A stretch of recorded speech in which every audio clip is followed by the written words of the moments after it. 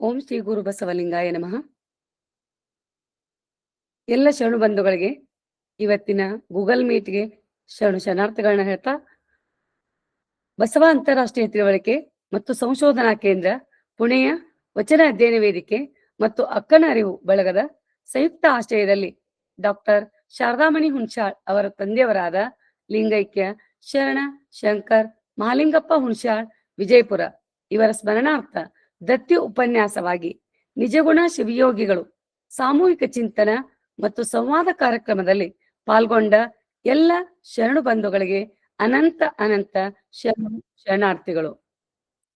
ಅರಿವೇ ಗುರು ಆಚಾರವೇ ಲಿಂಗ ಅನುಭವವೇ ಜಂಗಮ ಶರಣ ಮಾರ್ಗದ ತತ್ವ ಸಿದ್ಧಾಂತದಡಿಯಲ್ಲಿ ಈ ವೇದಿಕೆಯ ಮಾರ್ಗದರ್ಶಕರು, ಸಂಸ್ಥಾಪಕರು, ಬಸವ ತತ್ವದ ಅಪ್ಪಟ ಬಸವಾಭಿಮಾನಿಗಳು ಆಗಿರುವಂತ ಡಾಕ್ಟರ್ ಶಶಿಕಾಂತ್ ಪಟ್ಟಣ್ ಸರ್ ಅವರಿಗೆ ವೇದಿಕೆ ಪರವಾಗಿ ಅನಂತ ಅನಂತ ಶರಣಾರ್ಥಿಗಳನ್ನ ತಿಳಿಸ್ತಾ ಇದ್ದೀನಿ.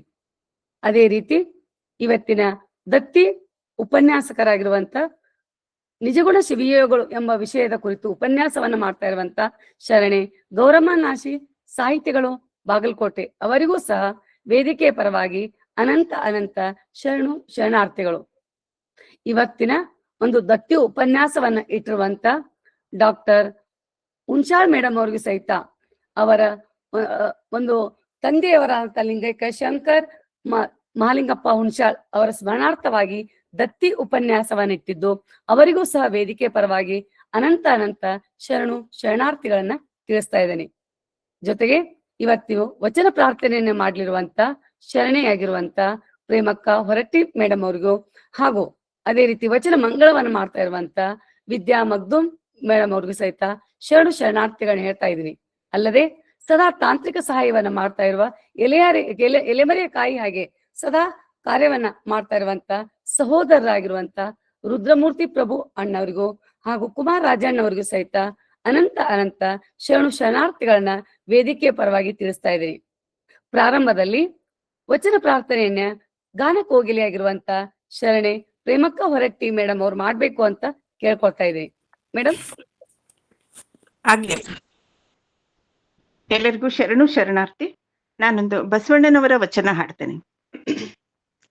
ಶರಣ ನಿದ್ರೆಗೈದರೆ ಜಪ ಕಾಣಿರೋ, ಶರಣ ನಿದ್ರೆಗೈದರೆ ಜಪ ಕಾಣಿರೋ, ಶರಣನೆದ್ದು ಕುಳಿತರೆ ಶಿವರಾತ್ರಿ ಕಾಣಿರೋ, ಶರಣನೆದ್ದು ಕುಳಿತರೆ ಶಿವರಾತ್ರಿ ಕಾಣಿರೋ, ಶಿವರಾತ್ರಿ ಕಾಣಿರೋ, ಶಿವರಾತ್ರಿ ಕಾಣಿರೋ, ಶರಣ ನಿದ್ರೆಗೈದರೆ ಜಪ ಕಾಣಿರೋ, ಶರಣ ನಿದ್ರೆಗೈದರೆ ಜಪ ಕಾಣಿರೋ, ಶರಣ ನಡೆದುದೇ ಪಾವನ ಕಾಣಿರೋ, ಶರಣ ನಡೆದುದೇ ಪಾವನ ಕಾಣಿರೋ, ಶರಣ ನುಡಿದುದೇ ಶಿವತತ್ವ ಕಾಣಿರೋ, ಶರಣ ನುಡಿದುದೇ ಶಿವತತ್ವ ಕಾಣಿರೋ, ಶರಣ ನುಡಿದುದೇ ಶಿವತತ್ವ ಕಾಣಿರೋ, ಶರಣ ನುಡಿದುದೇ ಶಿವತತ್ವ ಕಾಣಿರೋ, ಕೂಡಲ ಸಂಗನ ಶರಣರ ಕಾಯವೇ, ಕೂಡಲ ಸಂಗನ ಕೂಡಲ ಸಂಗನ ಕೂಡಲ ಸಂಗನ ಶರಣರ ಕಾಯವೇ, ಶರಣರ ಕಾಯವೇ, ಶರಣರ ಕಾಯವೇ, ಕೈಲಾಸ ಕಾಣಿರೋ, ಕೈಲಾಸ ಕಾಣಿರೋ, ಕೈಲಾಸ ಕಾಣಿರೋ, ಕೈಲಾಸ ಕಾಣಿರೋ, ಶರಣ ನಿದ್ರೆಗೈದರೆ ಜಪ ಕಾಣಿರೋ, ಶರಣ ನಿದ್ರೆಗೈದರೆ ಜಪ ಕಾಣಿರೋ, ಶರಣನೆದ್ದು ಕುಳಿತರೆ ಶಿವರಾತ್ರಿ ಕಾಣಿರೋ, ಶರಣನೆದ್ದು ಕುಳಿತರೆ ಶಿವರಾತ್ರಿ ಕಾಣಿರೋ ಶಿವರಾತ್ರಿ ಕಾಣಿರೋ ಶಿವರಾತ್ರಿ ಕಾಣಿರೋ ಶರಣ ನಿದ್ರೆಗೈದರೆ ಜಪ ಕಾಣಿರೋ ಶರಣ ನಿದ್ರೆಗೈದರೆ ಶರಣ ನಿದ್ರೆಗೈದರೆ ಶರಣ ನಿದ್ರೆಗೈದರೆ ಜಪ ಕಾಣಿರೋ. ಎಲ್ಲರಿಗೂ ಶರಣು ಶರಣಾರ್ಥಿ. ಶರಣು ಶರಣಾರ್ಥಿಗಳು ಮೇಡಮ್. ಅತ್ಯಂತ ಸುಷ್ಠಾವವಾಗಿ ವಚನ ಪ್ರಾರ್ಥನೆಯನ್ನು ಮಾಡಿರುವ ಸಹೋದರಿ ಪ್ರೇಮಕ್ಕ ಹೊರಟ್ಟಿ ಅವರಿಗೆ ಅನಂತ ಅನಂತ ಶರಣು ಶರಣಾರ್ಥಿಗಳು. ಇವತ್ತಿನ ಕಾರ್ಯಕ್ರಮದ ಉಪನ್ಯಾಸಕರ ಹಾಗೂ ದತ್ತಿ ದಾಸೋಹಿಗಳ ಪರಿಚಯವನ್ನ ಮಾಡಲಿಕ್ಕೆ ನನಗೆ ಅತೀವ ಸಂತೋಷ ಅನಿಸ್ತಾ ಇದೆ. ಪ್ರಾರಂಭದಲ್ಲಿ ದತ್ತಿ ದಾಸೋಹಿಗಳಾಗಿರುವಂತ ಡಾಕ್ಟರ್ ಶಾರದಾಮಣಿ ಶಂಕರ್ ಹುಂಚಾಳ್ ಅವರು ಅಕ್ಕನ ಅರಿವು ಬಸವ ತಿಳುವಳಿಕೆ ಮತ್ತು ಸಂಶೋಧನಾ ಕೇಂದ್ರ ಪುಣೆ ಅದರ ಅಜೀವ ಸದಸ್ಯರು ಮತ್ತು ದತ್ತಿ ದಾಸೋಹಿಗಳು ಆಗಿದ್ದು ಪ್ರಸ್ತುತ ಪ್ರಾಚಾರ್ಯರು ಅಂಜುಮನ್ ಶಿಕ್ಷಣ ಮಹಾವಿದ್ಯಾಲಯ ವಿಜಯಪುರದಲ್ಲಿ ಕಾರ್ಯನಿರ್ವಹಿಸುತ್ತಿದ್ದಾರೆ. ಅಷ್ಟೇ ಅಲ್ಲದೆ ರಾಣಿ ಚೆನ್ನಮ್ಮ ವಿಶ್ವವಿದ್ಯಾಲಯದಲ್ಲಿ ಸಿಂಡಿಕೇಟ್ ಮೆಂಬರ್ ಆಗಿ ಸಹ ಸಕ್ರಿಯವಾಗಿ ಕಾರ್ಯನಿರ್ವಹಿಸಿದ್ದನ್ನ ವೇದಿಕೆಗೆ ತಿಳಿಸ್ಲಿಕ್ಕೆ ಅತೀವ ಸಂತೋಷ ಮತ್ತು ಹೆಮ್ಮೆಯ ವಿಷಯ ಅನಿಸ್ತಾ ಇದೆ. ಡಾಕ್ಟರ್ ಶಾರದಾಮಣಿ ಶಂಕರ್ ಹುಂಚಾಳ್ ಅವರು ಕನ್ನಡ ಸಾಹಿತ್ಯ ಲೋಕದಲ್ಲಿ ಗುರುತಿಸಿಕೊಂಡಿರುವಂತಹ ಒಬ್ಬ ಬರಹಗಾರ್ತಿ, ಕವಿಯಿತ್ರಿ ಮತ್ತು ಕಾರ್ಯಕ್ರಮದ ನಿರ್ವಹಣೆಯಲ್ಲಿ ಪರಿಣಿತರಾಗಿದ್ದನ್ನ ಸ್ಮರಿಸಿಕೊಳ್ಬಹುದು. ವಿಶೇಷವಾಗಿ ವಚನ ಸಾಹಿತ್ಯ ಮತ್ತು ಲಿಂಗಾಯತ ಸಂಸ್ಕೃತಿ ಕುರಿತಾದ ಕಾರ್ಯಕ್ರಮಗಳಲ್ಲಿ ಸಕ್ರಿಯವಾಗಿ ಕಾರ್ಯವನ್ನ ಮಾಡ್ತಾ ಜೊತೆಗೆ ಅನೇಕ ಸಾಂಸ್ಕೃತಿಕ ಕಾರ್ಯಕ್ರಮಗಳನ್ನ ನಿರೂಪಿಸುವುದರಲ್ಲಿ ಪ್ರಸಿದ್ಧಿಯನ್ನ ಪಡೆದಿದ್ದಾರೆ. ಸಹೋದರಿ ಅತಿ ಮುಖ್ಯವಾಗಿ ನಮ್ಮ ಈ ವೇದಿಕೆಯ ಒಂದು ತಾಂತ್ರಿಕ ಸಹಾಯಕಾರಿಯಾಗಿಯೂ ಮತ್ತು ತಾಂತ್ರಿಕ ಅನೇಕ ಕಾರ್ಯಗಳ ಜೊತೆಗೆ ಸಾಕಷ್ಟು ಒಂದು ಅಕ್ಕನ ಅರಿವಿನ ವೇದಿಕೆಯ ಪ್ರಮುಖ ಕಾರ್ಯಗಳಲ್ಲಿ ಸಕ್ರಿಯವಾಗಿ ತಮ್ಮನ್ನು ತಾವು ತೊಡಗಿಸಿಕೊಂಡಿದ್ದನ್ನ ವೇದಿಕೆ ತಿಳಿಸ್ಲಿಕ್ಕೆ ಹೆಮ್ಮೆ ಅನಿಸ್ತಾ ಇದೆ. ಅತ್ಯಂತ ಸರಳ ಜೀವಿಗಳು ಆಗಿರುವಂತ ಮೇಡಮ್ ಅವರು ಪರಿಚಯವನ್ನ ಕೇಳಿದಾಗ ಅಷ್ಟೇ ಸರಳವಾಗಿ ವಿನಮ್ರವಾಗಿ ಪರಿಚಯವನ್ನ ಅಷ್ಟೇನು ಹೇಳದೆ ಕೇವಲ ಸದಸ್ಯೆ ಎಂಬ ಮಾತನ್ನ ಅವರು ಹೇಳಿದ್ದನ್ನ ಅವರ ಸಜ್ಜನಿಕೆಯ ಒಂದು ಸೂತ್ರವಾಗಿ ನಾನಿಲ್ಲಿ ಹೇಳಿಕೆ ಬಯಸ್ತಾ ಇದ್ದೀನಿ. ಮೇಡಮ್ ಅವರು ಸ್ನಾತಕೋತ್ತರ ಪದವಿಯನ್ನ ಡಾಕ್ಟರೇಟ್ ಅನ್ನ ವಿಜ್ಞಾನದಲ್ಲಿ ಪಡ್ಕೊಂಡು ಈಗ ಪ್ರಾಂಶುಪಾಲರಾಗಿ ಭವಿಷ್ಯದ ಶಿಕ್ಷಕರನ್ನ ರೂಪಿಸುವುದರಲ್ಲಿ ಕಾರ್ಯದಲ್ಲಿ ತೊಡಗಿದ್ದಾರೆ ಅಂತ ಹೇಳಿಕೆ ಅತೀವ ಸಂತೋಷ ಅನಿಸ್ತಾ ಇದೆ. ಈಗಾಗಲೇ ಗ್ರಂಥಗಳ ಬಿಡುಗಡೆ ಸಹಿತ ಮೇಡಮ್ ಅವರು ಗ್ರಂಥಗಳ ಬಿಡುಗಡೆ ಆಗಿದ್ದನ್ನ ಇಲ್ಲಿ ಸ್ಮರಿಸಿಕೊಳ್ತಾ ದತ್ತಿ ದಾಸೋಹದ ಮೂಲಕವಾಗಿ ಮಾದರಿಯಾಗಿ ಶರಣ ಜೀವನವನ್ನು ನಡೆಸ್ತಾ ಇರುವಂತ ಮೇಡಮ್ ಅವರಿಗೆ ವೇದಿಕೆ ಪರವಾಗಿ ಧನ್ಯವಾದಗಳನ್ನ ಹೇಳ್ತಾ ಅವರಿಗೆ ಅವರ ಈ ದತ್ತಿ ದಾಸೋಹದ ಮೂಲಕವಾಗಿ ಅನೇಕರಿಗೆ ಮಾದರಿಯಾಗಿದ್ದನ್ನ ಇಲ್ಲಿ ಸ್ಮರಿಸಿಕೊಳ್ತಾ ಇದ್ದೀನಿ. ತಮಗೆ ಧನ್ಯವಾದಗಳು ಮೇಡಮ್ ವೇದಿಕೆ ಪರವಾಗಿ. ಅದೇ ರೀತಿ ಇವತ್ತಿನ ಪ್ರಮುಖ ಉಪನ್ಯಾಸಕರಾಗಿರುವಂತ ಶರಣೆ ಗೌರಮ್ಮ ನಾಶಿ ಮೇಡಮ್ ಅವರ ಬಗ್ಗೆ ನನಗೆ ಹೇಳಿಕೆ ಸಹಿತ ಅತೀವ ಸಂತೋಷ ಅನಿಸ್ತಾ ಇದೆ. ಈಗಾಗಲೇ Kalaburgi foundation doctor M Kalaburgi foundation ದಲ್ಲಿ ವಚನ ಸಿರಿ ಎಂಬ ಒಂದು ಪ್ರಶಸ್ತಿಯನ್ನ ಪಡೆದಿರುವಂತ ಗೌರಮ್ಮ ನಾಶಿ ಮೇಡಮ್ ಅವರು ಮೂಲತಃ ಬಾಗಲಕೋಟೆ ಜಿಲ್ಲೆಯ ಗುಳೇದಗುಡ್ಡದವರು. ಅವರು ತಮ್ಮ ಸ್ನಾತಕೋತ್ತರ ಪದವಿಯನ್ನ ಕನ್ನಡದಲ್ಲಿ ಮುಗಿಸಿ ಅಲೋಕ ಇಂಗ್ಲಿಷ್ ಮಾಧ್ಯಮ ಸ್ಕೂಲಲ್ಲಿ ಶಿಕ್ಷಕಿಯಾಗಿ, ತದನಂತರ ಕಚೇರಿಯಲ್ಲಿ ಅಧೀಕ್ಷಕರಾಗಿ, ಉಪನ್ಯಾಸಕರಾಗಿ, ತದನಂತರ ಸ್ವಯಂ ನಿವೃತ್ತಿ ಪಡೆದು ಶರಣ ಸಾಹಿತ್ಯದಲ್ಲಿ ಸಕ್ರಿಯವಾಗಿ ತೊಡಗಿಸಿಕೊಂಡಿದ್ದಾರೆ. ಪ್ರಾಥಮಿಕ ಶಿಕ್ಷಣದಿಂದಲೂ ಅತ್ಯಂತ ಪ್ರತಿಭಾವಂತಳಾಗಿ ಹೈಸ್ಕೂಲ್ ಶಿಕ್ಷಣ, ಸರ್ಕಾರಿ ಹೆಣ್ಣು ಮಕ್ಕಳ ಶಾಲೆ ಬಾಗಲಕೋಟೆಯಲ್ಲಿ ಅವ್ಯಾಹತವಾಗಿ 3 ವರ್ಷ ಕ್ರೀಡೆಯಲ್ಲಿ ಚಾಂಪಿಯನ್ಶಿಪ್ ಹಾಗೂ SSLCಯಲ್ಲಿ ಪ್ರಥಮ ರ್ಯಾಂಕ್ ಪಡೆದ ಹೆಮ್ಮೆ ಮೇಡಮ್ ಅವ್ರದು. ಅಲ್ಲದೆ 1967ರಿಂದ ಶಿವಾನುಭವ ಪಾಠಶಾಲೆಯಲ್ಲಿ 3 ಪರೀಕ್ಷೆಯಲ್ಲಿ ಸಹ ರಜತ ಪದಕವನ್ನು ಪಡೆದು ವಚನ ರಚನೆ ಲೇಖನಗಳನ್ನ ಬರೆಯುವುದು, ಬಸವ ತತ್ವ ಕುರಿತು ಉಪನ್ಯಾಸಗಳನ್ನ ನೀಡುವುದು, ಹಳ್ಳಿಗಳಿಗೆ ಹೋಗಿ ಶಿವಾನುಭವ ಶಿಬಿರ ನಡೆಸುವುದು, ಗುಡಿ ಕೈಗಾರಿಕೆಯಲ್ಲಿ ಭಾಗಿಯಾಗುವುದು, ಯೋಗಾಭ್ಯಾಸ ಮತ್ತು ಬೇಸಿಗೆ ರಜೆಯಲ್ಲಿ ವಿದ್ಯಾರ್ಥಿಗಳಿಗಾಗಿ ಯೋಗಾಸನ ಶಿಬಿರ ನಡೆಸುವುದು, ಬರಹ ಒಂದು ಕವನ ಸಂಕಲನ ಹಾಗೂ ಒಂದು ವಚನ ಸಂಕಲನ ಪ್ರಕಟಣೆ ಅಂಚಿನಲ್ಲಿ ಇರೋದನ್ನ ಈಗಾಗಲೇ ಕವನ ಸಂಕಲನ ಅವ್ರದ್ದು ಈಗಾಗಲೇ ಪಬ್ಲಿಕೇಶನ್ ಆಗಿದೆ. ಅಷ್ಟೇ ಅಲ್ಲದೆ ವೀರಶೈವ ಲಿಂಗಾಯತ ಮಹಾಸಭೆ ಕಾರ್ಯಕಾರಿ ಸಮಿತಿ ಸದಸ್ಯರಾಗಿ ಕಾರ್ಯ ಮಾಡಿದ್ದಾರೆ. ಅಕ್ಕನ ಬಳಗದ ಸದಸ್ಯರಾಗಿ, ರಾಜರಾಜೇಶ್ವರಿ ಮಹಿಳಾ ಮಂಡಳದ ಕಾರ್ಯದರ್ಶಿಯಾಗಿ, ಪ್ರಸ್ತುತ ಅಕ್ಕನ ಅರಿವಿನ ಹಿರಿಯ ಸದಸ್ಯರು ಸಕ್ರಿಯ ಸೇವೆಯನ್ನು ಮಾಡ್ತಾ ನಮ್ಮೆಲ್ಲರಿಗೂ ಮಾರ್ಗದರ್ಶಕರಾಗಿ ಕಾರ್ಯವನ್ನು ಮಾಡ್ತಾ ಇದ್ದಾರೆ. ಅಲ್ಲದೆ ಅನೇಕ ಗ್ರಂಥಗಳ ಗೌರವ ಸಂಪಾದಕಿಯಾಗಿ, ಅಲ್ಲದೆ ವಚನ ಸಾಹಿತ್ಯದಲ್ಲಿ ಶರಣರ ಕುರಿತು ಅನೇಕ ಬಿಡಿ ಲೇಖನಗಳು ಸಹ ಪ್ರಕಟವಾಗಿವೆ. ಶರಣರು ಹಾಗೂ ವಚನ ಸಾಹಿತ್ಯದ ಕುರಿತು ಉಪನ್ಯಾಸಗಳನ್ನ ಈಗಾಗಲೇ ಆನ್ಲೈನ್ ಅಲ್ಲಿ ಹಾಗೂ ಆಫ್ಲೈನ್ ಅಲ್ಲಿ ನೀಡಿದ್ದಾರೆ. ಅನೇಕ ಗ್ರಂಥಗಳ ಎಡಿಟಿಂಗ್ ಕಾರ್ಯವನ್ನ ನಿರ್ವಹಿಸಿದ್ದು ಸಾವಿಲ್ಲದ ಶರಣರಾದ doctor Phagu Halakatti, doctor M Kalaburgi, Karnataka Gandhi Hardekar Manjappa ಹಾಗೂ SS ಬಸವನ ಹೀಗೆ ಒಂದು ಶರಣರ ಹೆಸರಿನಲ್ಲಿ 10,000ದಂತೆ ಸುಮಾರು 4-5 ದತ್ತಿ ದೇಣಿಗೆಯನ್ನು ನೀಡುವ ಮೂಲಕ ನಮ್ಮೆಲ್ಲರಿಗೂ ಮಾದರಿಯಾಗಿದ್ದಾರೆ. ಬಸವ ಅಧ್ಯಯನ ವೇದಿಕೆ ಸಂಶೋಧನಾ ಕೇಂದ್ರ ಪುಣೆ ಇವರಿಗೆ ಇವರ ಒಂದು ದತ್ತಿಯ ಮೂಲಕವಾಗಿ ಶರಣ ತತ್ವದ ದಾಸೋಹದ ಕಲ್ಪನೆಯನ್ನ ಮತ್ತಷ್ಟು ಗಟ್ಟಿಗೊಳಿಸಿದ್ದಾರೆ. 10/3/2024 ಕಲಬುರ್ಗಿ ಫೌಂಡೇಶನ್ ವತಿಯಿಂದ ಡಾಕ್ಟರ್ ಎಂ ಕಲಬುರ್ಗಿ ವಚನ ಸಿರಿ ಪುರಸ್ಕಾರ ಇವರ ಕಿರೀಟಕ್ಕೆ ಮತ್ತೊಂದು ಗರಿ ಅಂತ ಹೇಳ್ಬೋದು. ಮೇಡಮ್ ಅವರು ಅಕ್ಕನ ಅರಿವಿನ ಒಂದು ಅಜೀವ ಸದಸ್ಯರು, ದತ್ತಿ ದಾಸೋಹಿಗಳು, ಮಾರ್ಗದರ್ಶಕರು ಆಗಿ ಸತತವಾಗಿ ಶರಣ ಜೀವನದ ಮೂಲಕವಾಗಿ ಶರಣರ ತತ್ವಗಳನ್ನ ಎಲ್ಲೆಡೆ ಪಸರಿಸುವಲ್ಲಿ ಕಾರ್ಯವನ್ನ ಮಾಡ್ತಾ ಇರೋದು ಅತ್ಯಂತ ಹೆಮ್ಮೆಯ ವಿಷಯ. ಆಧ್ಯಾತ್ಮಿಕವಾಗಿ ತಮ್ಮನ್ನು ತಾವು ಗುರುತಿಸಿಕೊಂಡಿರುವಂತ ಗೌರಮ್ಮ ನಾಶಿ ಮೇಡಮ್ ಅವರು ಇವತ್ತು ಉಪನ್ಯಾಸಕರಾಗಿ ಬಂದದ್ದು ನಮಗೆ ಅತೀವ ಸಂತೋಷ ಅನಿಸ್ತಾ ಇದೆ. ಧನ್ಯವಾದಗಳು ಮೇಡಮ್. ತಮ್ಮ ಕಿರುಪರಿಚಯ ಮಾಡ್ಲಿಕ್ಕೆ, ನನಗೆ ವೇದಿಕೆಗೆ ತಮ್ಮ ಕಿರುಪರಿಚಯ ತಿಳಿಸ್ಲಿಕ್ಕೆ ಅತ್ಯಂತ ಸಂತೋಷ ಅನಿಸ್ತಾ ಇದೆ. ಸಹ ಧನ್ಯವಾದಗಳನ್ನ ಹೇಳ್ತಾ, ಈಗ ಮುಖ್ಯವಾಗಿರುವಂತದ್ದು ನಾವೆಲ್ಲರೂ ಒಂದು ಇವತ್ತಿನ ಉಪನ್ಯಾಸಕ್ಕಾಗಿ ಕಾತರಾಗಿದ್ದೀವಿ. ತಮಗಾಗಿ ವೇದಿಕೆಯನ್ನು ಬಿಟ್ಕೊಡ್ತಾ ಇದೀನಿ ಮೇಡಮ್. ದಯಮಾಡಿ ಇವತ್ತು ಉಪನ್ಯಾಸವನ್ನ ಪ್ರಾರಂಭ ಮಾಡ್ಬೇಕು ಅಂತ ಕೇಳ್ಕೊಳ್ತಾ ಇದೀನಿ. ಧನ್ಯವಾದಗಳು ಮೇಡಮ್. ಧನ್ಯವಾದಗಳು ಮೇಡಮ್. ಶ್ರೀ ಗುರು ಬಸವಲಿಂಗಾಯ ನಮಃ. ಎಲ್ಲರಿಗೂ ಶರಣಾರ್ಥಿಗಳು.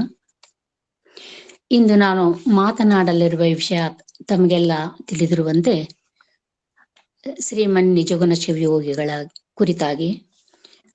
ಪ್ರಾರಂಭದಲ್ಲಿ ಅವರದೇ ಆದಂತಹ ಒಂದು ಶಿವಕಾರುಣ್ಯದ ಪದ್ಯದೊಂದಿಗೆ ಪ್ರಾರಂಭಿಸೋಣ. ಕೇಳಿಸ್ತದಲ್ರಿ ಮೇಡಮ್? ದಾನಮ್ಮ ಮೇಡಮ್ ಕೇಳಿಸ್ತದೆ.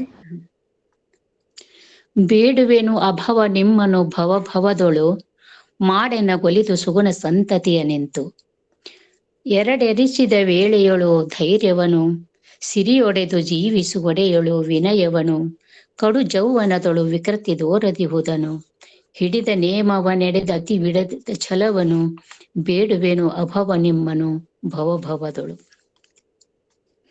ಬಸವಾದಿ ಶಿವಶರಣರನ್ನ ಸ್ಮರಿಸುತ್ತಾ ವಚನ ಅಧ್ಯಯನ ವೇದಿಕೆ ಹಾಗೂ ಅಕ್ಕನರಿವು ಸಂಘಟನೆಯೊಂದಿಗೆ ಹಮ್ಮಿಕೊಂಡಿರುವ ಈ ದತ್ತಿ ಉಪನ್ಯಾಸ ಮಾಲಿಕೆಯಲ್ಲಿ ಈಗಾಗಲೇ ಹೇಳಿದಂತೆ ನನಗೆ ಮಾತನಾಡಲು ಕೊಟ್ಟ ವಿಷಯ ಶ್ರೀ ನಿಜಗುಣ ಶಿವಯೋಗಿಗಳು.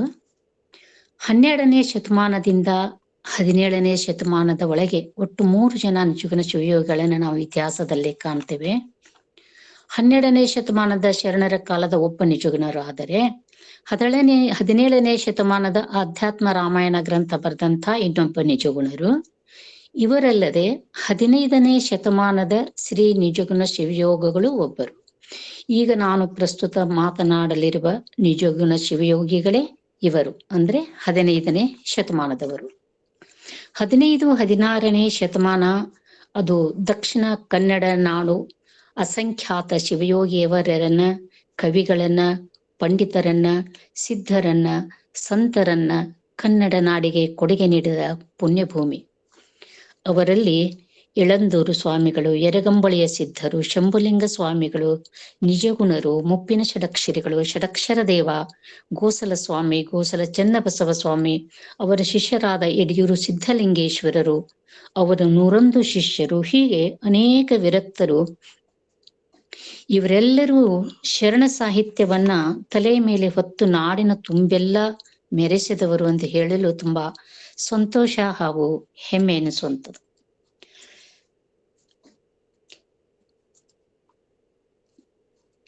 ಅಂತಹದ್ರಲ್ಲಿ ಇನ್ನು ಈ ನಿಜಗುಣರನ್ನೇ ಕುರಿತು ಹೇಳಬೇಕೆಂದರೆ, ಶಿವತತ್ವವನ್ನು ಅರಿತು ಅನುಭವಿಸಿ ಆಚರಿಸಿ ಮಾನವ ಕುಲಕ್ಕೆ ಮಾರ್ಗದರ್ಶಕರಾದ ಶ್ರೀ ನಿಜಗುಣ ಶಿವಯೋಗಿಗಳು ತಮ್ಮ ಅನುಭವವನ್ನು ಮುಂದಿನ ಪೀಳಿಗೆಯವರಿಗೆ ನಿಧಿಯನ್ನಾಗಿ ಇರಿಸಿದ್ದಾರೆ. ಅವರ ಅನುಭವ ಸಾಹಿತ್ಯವು ವಚನ, ರಗಳೆ, ತ್ರಿಪದಿ, ಷಟ್ಪದಿ, ಗೀತೆ ಹೀಗೆ ವಿವಿಧ ರೂಪದಲ್ಲಿ ಅಪಾರವಾಗಿವೆ. ಸಾಹಿತ್ಯವು ಜನಪ್ರಿಯವಾಗುವಂತೆ ಮಾಡಿ ಜನರಲ್ಲಿ ಜ್ಞಾನಾರ್ಜನೆಯನ್ನು ಉಂಟು ಮಾಡಿರುವಂತಹದ್ದು. ಅಂತಹದ್ರಲ್ಲಿ ವಿಶೇಷವಾಗಿ ಅಪಾರ ಪಾಂಡಿತ್ಯವನ್ನು ಹೊಂದಿದ ಶ್ರೀ ಮಲ್ಲಿಜಗುಣ ಶಿವಯೋಗಿಗಳವರ ಪ್ರಾಸಾದಿಕ ವಾಣಿಯಿಂದ ಹೊರಹೊಮ್ಮಿದ ಹಾಡುಗಬ್ಬ ಸಾಹಿತ್ಯವು ಸಂಗೀತ, ಸಾಹಿತ್ಯ ಮತ್ತು ತತ್ವಜ್ಞಾನಗಳಿಂದ ಪೂರ್ಣತೆಯನ್ನು ಪಡೆದು ಮಾನವನ ಸುಪ್ತ ಚೈತನ್ಯವನ್ನು ಜಾಗೃತಗೊಳಿಸಿ ನವಚೈತನ್ಯವನ್ನು ಉಂಟು ಮಾಡುವಂಥವುಗಳಾಗಿರುವಂಥವು. ವಿಶ್ವದ ಎಲ್ಲ ವಿಷಯಗಳನ್ನು ಗರ್ಭಿಸಿಕೊಂಡಿರುವಂತಹದ್ದು ನಮ್ಮ ನಿಜಗುಣರ ಸಾಹಿತ್ಯ. ಅವರ ಆ ಸಾಹಿತ್ಯ ಸಂಭ್ರಮವನ್ನ ತಿಳಿಯೋದಕ್ಕಿಂತ ಮೊದಲು ಅವರ ಬದುಕಿನ ಹಿನ್ನೆಲೆಯನ್ನ ಸ್ವಲ್ಪ ಅವಲೋಕಿಸೋಣ. ಇವರ ಕಾಲ ಈಗಾಗಲೇ ಹೇಳಿದಂತೆ ಸುಮಾರು 15ನೇ ಶತಮಾನವೆಂದು ಹೇಳಲಾಗುತ್ತಿದ್ದು, ಇವರು ವಿದ್ಯಾರಣ್ಯರ ನಂತರದವರೆಂದು, ಅದರಂತೆ 1650ರಲ್ಲಿದ್ದ ಷಡಕ್ಷರ ದೇವರು ತಮ್ಮ ರಾಜಶೇಖರ ವಿಳಾಸದಲ್ಲಿ ನಿಜಗುಣರನ್ನು ಸ್ಮರಿಸಿದ ಉಲ್ಲೇಖವನ್ನು ಅವಲೋಕಿಸಲಾಗಿ ಇವರು 15ನೇ ಶತಮಾನದಲ್ಲಿ ಇದ್ದವರೆಂದೇ ಪರಿಗಣಿಸಲಾಗಿರುವಂತಹದ್ದು. ಇವರು ಹಳೆ ಮೈಸೂರು ಜಿಲ್ಲೆ, ಅಂದರೆ ಸದ್ಯದಲ್ಲಿ ಅದು ಚಾಮರಾಜನಗರ ಜಿಲ್ಲೆ ಅಂತ ಕರೆಯಲ್ಪಡುತ್ತಿದ್ದು, ಆ ಜಿಲ್ಲೆಯ ಕೊಳ್ಳೇಗಾಲ ತಾಲೂಕಿನ ಚಿಲಕವಾಡಿ ಎನ್ನುವ ಹಳ್ಳಿ ಇವರು ಹುಟ್ಟಿದ ಊರು. ಆದರೆ ಅವರ ತಂದೆ ತಾಯಿಗಳ ಯಾವುದೇ ಮಾಹಿತಿ ಮಾತ್ರ ದೊರೆತಿಲ್ಲವಾಗಿ ತಿಳಿದು ಬರುವಂತಹದ್ದು. ಚಿಲಕವಾಡಿ ಸುತ್ತಮುತ್ತಲಿನ ಪ್ರದೇಶಕ್ಕೆ ಇವರು ಪಾಳೆಯಗಾರರು ಅಥವಾ ಆ ಪ್ರದೇಶದ ರಾಜರಾಗಿದ್ದರು ಅಂತಲೂ ಹೇಳುವಂತಹದ್ದು. ಅವರು ಮದುವೆಯಾಗಿದ್ದರೆಂದು ತಿಳಿದು ಬಂದರೂ ಕೂಡ ಹೆಂಡತಿ ಮಕ್ಕಳ ಬಗ್ಗೆ ಯಾವ ಮಾಹಿತಿಯೂ ಈವರೆಗೆ ದೊರೆತಿಲ್ಲ. ಅವರ ಯಾವುದೇ ಪದ್ಯಗಳಲ್ಲಿಯೂ ಕೂಡ ಆ ಮಾಹಿತಿ ದೊರೆತಿಲ್ಲವಾಗಿ ಹೇಳುವಂತಹದ್ದು. ನಿಜಗುಣರು ಆಧ್ಯಾತ್ಮದಲ್ಲಿ ಅತೀವ ಆಸಕ್ತಿ ಉಳ್ಳವರಾಗಿದ್ದು, ಅವರ ವೈರಾಗ್ಯದ ಕುರಿತಾದಂತಹ ಒಂದು ಸನ್ನಿವೇಶ ಬರ್ತಾ ಇದೆ, ಅದನ್ನ ನೋಡೋಣ. ಒಂದು ದಿನ ನಿಜಗುಣರು ಕ್ಷೌರ ಮಾಡಿಸಿಕೊಳ್ತಾ ಕುಳಿತಾಗ ಅವರ ಮನೆಗೆ ಒಬ್ಬ ಜಂಗಮ ಭಿಕ್ಷಕ್ಕೆ ಬರ್ತಾನೆ. ಭಿಕ್ಷಾಂದೇಹಿ ಅಂತ ಅನ್ನಲು ಅವರ ಪತ್ನಿ ಸ್ವಲ್ಪ ತಡೆಯಿರಿ ಸ್ವಾಮಿ, ಬಿಸಿ ಅಡಿಗೆ ಮಾಡ್ತಾ ಇದ್ದೇನೆ ಅಂತ ಹೇಳ್ತಾರೆ. ಅದಕ್ಕೆ ಆ ಜಂಗಮ, ನಮ್ಮ ಗುರುಗಳ ಅಪ್ಪನೇ ಇಲ್ಲದೆ ಎಲ್ಲಿಯೂ ನಿಲ್ಲುವಂತಿಲ್ಲ ತಾಯಿ, ಇದ್ದುದನ್ನೇ ನೀಡಿ ಬಿಡಿ ಅಂತ ಹೇಳಿದಾಗ ಆ ತಾಯಿ ಇದ್ದ ತಂಗಳ ಪದಾರ್ಥವನ್ನೇ ತಂದು ನೀಡ್ತಾಳೆ. ನಂತರದಲ್ಲಿ ನಿಜಗುಣರು ತಾವು ಊಟಕ್ಕೆ ಕುಳಿತಾಗ ಅವರ ಪತ್ನಿ ಬಿಸಿ ಬಿಸಿ ಅಡಿಗೆಯನ್ನು ತಂದು ನೀಡ್ತಾ ಇರ್ತಾರೆ. ಆಗ ನಿಜಗುಣರು ಹೇಳ್ತಾರೆ, ಇದೇನು ನನ್ನ ಯಜಮಾನಿಗೆ ತಂಗಳು ನೀಡಿದೆ, ನಿನ್ನ ಯಜಮಾನಿಗೆ ಬಿಸಿ ಬಿಸಿ ಅಡಿಗೆ ನೀಡುತ್ತೀಯಲ್ಲ ಅಂತ ಹೇಳಿ ಎದ್ದವರೇ ತಮಗೆ ಇದಾವ ಸುಖವೂ ಬೇಡ ಅಂತ ಹೇಳಿ ಮನೆಯನ್ನ ಅಂದ್ರೆ ಸಂಸಾರವನ್ನೇ ತೊರೆದು ಹೊರಟು ಹೋದ್ರು ಅಂತ ಹೇಳುವಂತ ಒಂದು ಪ್ರಸಂಗ ಪ್ರಸ್ತಾಪಿಸಲಾಗಿದೆ. ಒಬ್ಬ ಜವಾಬ್ದಾರಿಯುತ ರಾಜ ಅಥವಾ ಗೃಹಸ್ಥನು ಇದ್ದಕ್ಕಿದ್ದ ಹಾಗೆ ಈ ಎಲ್ಲವನ್ನು ತೊರೆದು ಹೋಗೋದು ಅಂದರೆ ಅದು ಸಾಮಾನ್ಯ ಮಾತೆ ಇಲ್ಲ. ಆದರೆ ಈ ಘಟನೆ ಅದೊಂದು ನೆಪ ಮಾತ್ರ ಅಂತ ಹೇಳಬಹುದು. ಅವರದು ಅಭಾವ ವೈರಾಗ್ಯವಾಗಿರದೆ ಅದು ಸ್ವಭಾವ ಅಂದ್ರೆ ಸಹಜ ವೈರಾಗ್ಯವಾಗಿತ್ತು ಅಂತ ಕಂಡು ಬರ್ತಾ ಇರೋದು. ಅವರಲ್ಲಿ ಆಧ್ಯಾತ್ಮಿಕತೆ ಆಗಲೇ ಪಕ್ವಗೊಂಡಿದ್ದು, ಮನಸ್ಸು ಸಂಸಾರದಿಂದ ವಿಮುಖಗೊಂಡಿತ್ತು. ಅದಕ್ಕೆ ಇದು ಅವರಿಂದ ಸಾಧ್ಯ ಆಯ್ತು, ಇದು ಕಾರಣ ಆಯಿತು. ಅದನ್ನೇ ಅವರು ಧರ್ಮಶಾಸ್ತ್ರದಲ್ಲಿ ಇದಕ್ಕೆ ಧರ್ಮ ಸೂಕ್ಷ್ಮತೆಗಳು ಅಂದ್ರೆ ಧರ್ಮ ಸೂಕ್ಷ್ಮತೆಗಳು ಅಂತ ಹೇಳುವಂಥದ್ದು. ಆ ಸಣ್ಣ ಕಾರಣಕ್ಕೆ ಇವರು ಹೊರಟು ಹೋಗೋದು ಅಂದರೆ ಅದು ಸಾಧ್ಯವೂ ಅಲ್ಲ, ಸಮಂಜಸವೂ ಅಲ್ಲ ಅಂತ. ಹೀಗೆ ಮುಂದೆ ಮನೆಯನ್ನು ಬಿಟ್ಟು ಅವರು ಏನ್ ಮಾಡ್ತಾರೆ, ಚಿಲಕವಾಡಿಗೆ ಹತ್ತಿರದಲ್ಲಿರುವಂತಹ ಶಂಭುಲಿಂಗ ಬೆಟ್ಟಕ್ಕೆ ಹೋಗ್ತಾರೆ. ಈ ಶಂಭುಲಿಂಗ ಬೆಟ್ಟ ಅಂದ್ರೆ ನಮಗೆ ನೆನಪಾಗ್ತಾ ಇರೋದು, ನಮ್ಮ ಮುಪ್ಪಿನ ಷಡಕ್ಷರಿಗಳು ಕೂಡ ಅಲ್ಲೇ ತಪಸ್ಸು ಮಾಡಿದರು. ನಮ್ಮ ಹಾನಗಲ್ಲ ಕುಮಾರಸ್ವಾಮಿಗಳು ಕೂಡ ಅದೇ ಬೆಟ್ಟದಲ್ಲಿ, ಅದೇ ಶಂಭುಲಿಂಗ ಬೆಟ್ಟದಲ್ಲಿ ತಪಸ್ಸನ್ನ ಮಾಡಿದ್ದನ್ನ ಕಂಡು ಬರುವಂತಹದ್ದು. ಅಲ್ಲಿ ನಿಜಗುಣರು ಏನ್ ಮಾಡ್ತಾರೆ, ಗುರು ಶಂಭುಲಿಂಗರಿಗೆ ಹೋಗಿ ಶರಣಾಗತರಾಗ್ತಾರೆ. ಶರಣಾಗತರಾಗಿ ಮುಂದೆ ಅವರ ಮಾರ್ಗದರ್ಶನದಂತೆ ಯೋಗ ಧ್ಯಾನ ಅಧ್ಯಯನ ಮಾಡ್ತಾ ಶಂಭುಲಿಂಗ ಬೆಟ್ಟದ ಹತ್ತಿರದ ಒಂದು ಗುಹೆಯೊಂದರಲ್ಲಿ ಕೆಲವು ವರ್ಷ ತಪಸ್ಸನ್ನ ಮಾಡ್ತಾ ವಾಸ ಮಾಡ್ತಾರೆ. ನಂತರದಲ್ಲಿ ಗುರುಗಳು ಏನ್ ಮಾಡ್ತಾರೆ, ನೋಡಪ್ಪ ಇಲ್ಲಿ ಎಲ್ಲ ವಿಷಯಗಳನ್ನು ನೀನು ಕರಗತ ಮಾಡಿಕೊಂಡಿದ್ದೀಯಾ, ನೀನು ಇನ್ನು ಮೇಲೆ ಲೋಕ ಕಲ್ಯಾಣಾರ್ಥವಾಗಿ ಏನಾದರೂ ಕಾರ್ಯವನ್ನು ಮಾಡು ಅಂತ ಆಶೀರ್ವಾದ ಮಾಡ್ತಾರೆ. ಈಗಾಗಲೇ ಸಂಸ್ಕೃತದಲ್ಲಿ ಪಾಂಡಿತ್ಯವನ್ನು ಪಡೆದಂತಹ ನಿಜಗುಣರು ವೇದ, ಆಗಮ, ಉಪನಿಷತ್ತು, ಇತಿಹಾಸ, ಸ್ಮೃತಿ, ಪುರಾಣಗಳನ್ನೆಲ್ಲ ಸಮಗ್ರವಾಗಿ ಅಧ್ಯಯನ ಮಾಡಿದ್ದು ಮುಂದೇನ್ ಮಾಡ್ತಾರೆ, ಲೋಕ ಕಲ್ಯಾಣಾರ್ಥವಾಗಿ ಕೆಲವು ಕೃತಿಗಳನ್ನ ಬರೆಯಲಿಕ್ಕೆ ಪ್ರಾರಂಭ ಮಾಡ್ತಾರೆ. ಈಗಾಗಲೇ ಕನ್ನಡ, ಸಂಸ್ಕೃತ, ತೆಲುಗು ಈ 3 ಭಾಷೆಗಳಲ್ಲಿ ಪಾಂಡಿತ್ಯವನ್ನು ಪಡೆದಂತಹ ನಿಜಗುಣರು 7 ಅದ್ಭುತ ಕೃತಿಗಳನ್ನ ರಚಿಸಿ ಕನ್ನಡ ಸಾಹಿತ್ಯವನ್ನ ಶ್ರೀಮಂತಗೊಳಿಸ್ತಾರೆ. ಅವುಗಳು ಯಾವುವು ಅಂತಂದ್ರೆ, 1 ಕೈವಲ್ಯ ಪದ್ಧತಿ, 2 ಪರಮಾನುಭವ ಬೋಧೆ, 3 ಅನುಭವ ಸಾರ, 4 ಪರಮಾರ್ಥ ಗೀತೆ, 5 ಪರಮಾರ್ಥ ಪ್ರಕಾಶಿಕೆ, 6 ವಿವೇಕ ಚಿಂತಾಮಣಿ ಹಾಗೂ ಕೊನೆಯದಾಗಿ 63 ಪುರಾತನರ ತ್ರಿವಿಧಿ. ಹೀಗೆ ಒಟ್ಟು 7 ಶ್ರೇಷ್ಠ ಕೃತಿಗಳನ್ನ ರಚಿಸ್ತಾರೆ. ಇವರ ಈ ಕೈವಲ್ಯ ಪದಗಳು ಭಾವಗೀತೆಯಂತೆ ಹೃದಯವಾಗಿದ್ದು ಪಂಡಿತ ಪಾಮರರಿಗೂ ಅರ್ಥವಾಗುವ, ಸಾಧು ಸಂತರು, ರೈತರು, ಭಿಕ್ಷುಕರು, ಹೆಣ್ಣು ಮಕ್ಕಳು ಹಾಡುವಂತಹ ಸುಂದರ ಪದಗಳಾಗಿರುವಂಥವು. ಸಾಹಿತ್ಯ ಸೌಂದರ್ಯದಿಂದ ತುಂಬಿ ಕನ್ನಡದ ತತ್ವ ಭಂಡಾರಕ್ಕೆ ಅಮೂಲ್ಯವಾದ ನಿಧಿಯಾಗಿರುವ ನಿಜಗುಣರ ಈ ಕೈವಲ್ಯ ಪದ್ಧತಿಯು ಉಜ್ವಲ ಕೈದೀವಿಗೆಯಾಗಿ ಬೆಳಗುತ್ತಿದೆ ಎಂದು ಹೇಳುವಂತಹದ್ದು. ಕನ್ನಡದಲ್ಲಿ ಕೈವಲ್ಯ ಸಾಹಿತ್ಯಕ್ಕೆ ವಿಶೇಷ ಚಾಲನೆಯನ್ನು ಇತ್ತು ಸಮೃದ್ಧವಾಗಿ ಬೆಳೆಸಿದವರೇ ನಿಜಗುಣ ಶಿವಯೋಗಿಗಳು ಎಂಬುದು ಚರಿತ್ರೆಯಲ್ಲಿಯೇ ಗಮನಾರ್ಹವಾದಂತಹ ವಿಷಯವಾಗಿದೆ. ಅಪೂರ್ವ ಪ್ರತಿಭೆ ಹಾಗೂ ಅಸಾಧಾರಣ ವ್ಯಕ್ತಿತ್ವವುಳ್ಳ ನಿಜಗುಣರಿಂದ ಕನ್ನಡ ಸಾಹಿತ್ಯಕ್ಕೆ ದೀಕ್ಷೆ ದೊರೆತುದು ಕನ್ನಡದ ಸೌಭಾಗ್ಯ ಅಂತ ಹೇಳ್ತಾರೆ ಶ್ರೇಷ್ಠ ಸಾಹಿತಿಗಳಾದಂತಹ ಚೆನ್ನವೀರ ಕಣಿವೆಯವರು. ಇನ್ನು ಈ ತತ್ವ ಪದಗಳ ಪರಂಪರೆಯನ್ನ ಅವಲೋಕಿಸಿದಾಗ ಕೈವಲ್ಯ ಪದಗಳು ಎಂದಾಗ ನಮಗೆ ತಕ್ಷಣವೇ ನೆನಪಿಗೆ ಬರುವಂಥವರು ನಿಜಗುಣ ಶಿವಯೋಗಿಗಳು. ಆದ್ರೆ 12ನೇ ಶತಮಾನದಲ್ಲಿ ಈ ಕೈವಲ್ಯ ಪದಗಳನ್ನ ಬರೆದವರಲ್ಲಿ ಸಕಲೇಶ ಮಾದರಸರು, ಬಸವಣ್ಣನವರು, ಚನ್ನಬಸವಣ್ಣನವರು, ಪ್ರಭುದೇವರು, ನೀಲಾಂಬಿಕೆ ಇವರೆಲ್ಲ ಪ್ರಮುಖರೆಂದು ಕಂಡು ಬರುವಂತಹದ್ದು. ನಂತರ 13ನೇ ಶತಮಾನದಲ್ಲಿ ತನ್ನ ಗುರು ಹರಿಹರನನ್ನು ಕುರಿತು ರಾಘವಾಂಕರು ಬರೆದ ಒಂದು ಪದ್ಯ ಶಿವದಾಸ ಗೀತಾಂಜಲಿಯಲ್ಲಿ ಪ್ರಕಟಿಸಿದ್ದಾಗಿ ತಿಳಿದು ಬರುವಂತಹದ್ದು. ಇವರ ನಂತರದಲ್ಲಿ ಈ ಪರಂಪರೆಯನ್ನ ಮುಂದುವರಿಸಿಕೊಂಡು ಬಂದವರಲ್ಲಿ ಪ್ರಮುಖರಾಗಿ ಗುರುಪುರದ ಮಲ್ಲ, ಗುರುಬಸವ, ಕರಸ್ಥಲದ ನಾಗಿದೇವ, ನಿರ್ವಾಣಿ ಬೋಳೇಶ, ಶಂಕರದೇವ ಮೊದಲಾದವರು. ಇವರೆಲ್ಲರ ನಂತರದಲ್ಲಿ ಬರುವವರೇ ಶ್ರೀಮನ್ ನಿಜಗುಣ ಶಿವಯೋಗಿಗಳು. ಇವರು ಈ ತತ್ವ ಪದಗಳ ಪರಂಪರೆಗೆ ಒಂದು ನಿರ್ದಿಷ್ಟವಾದ ಸ್ವರೂಪವನ್ನು ಕೊಟ್ಟು ಸುವ್ಯವಸ್ಥಿತಗೊಳಿಸಿದವರು ಅಂತ ತಿಳಿದು ಬರುವಂತಹದ್ದು.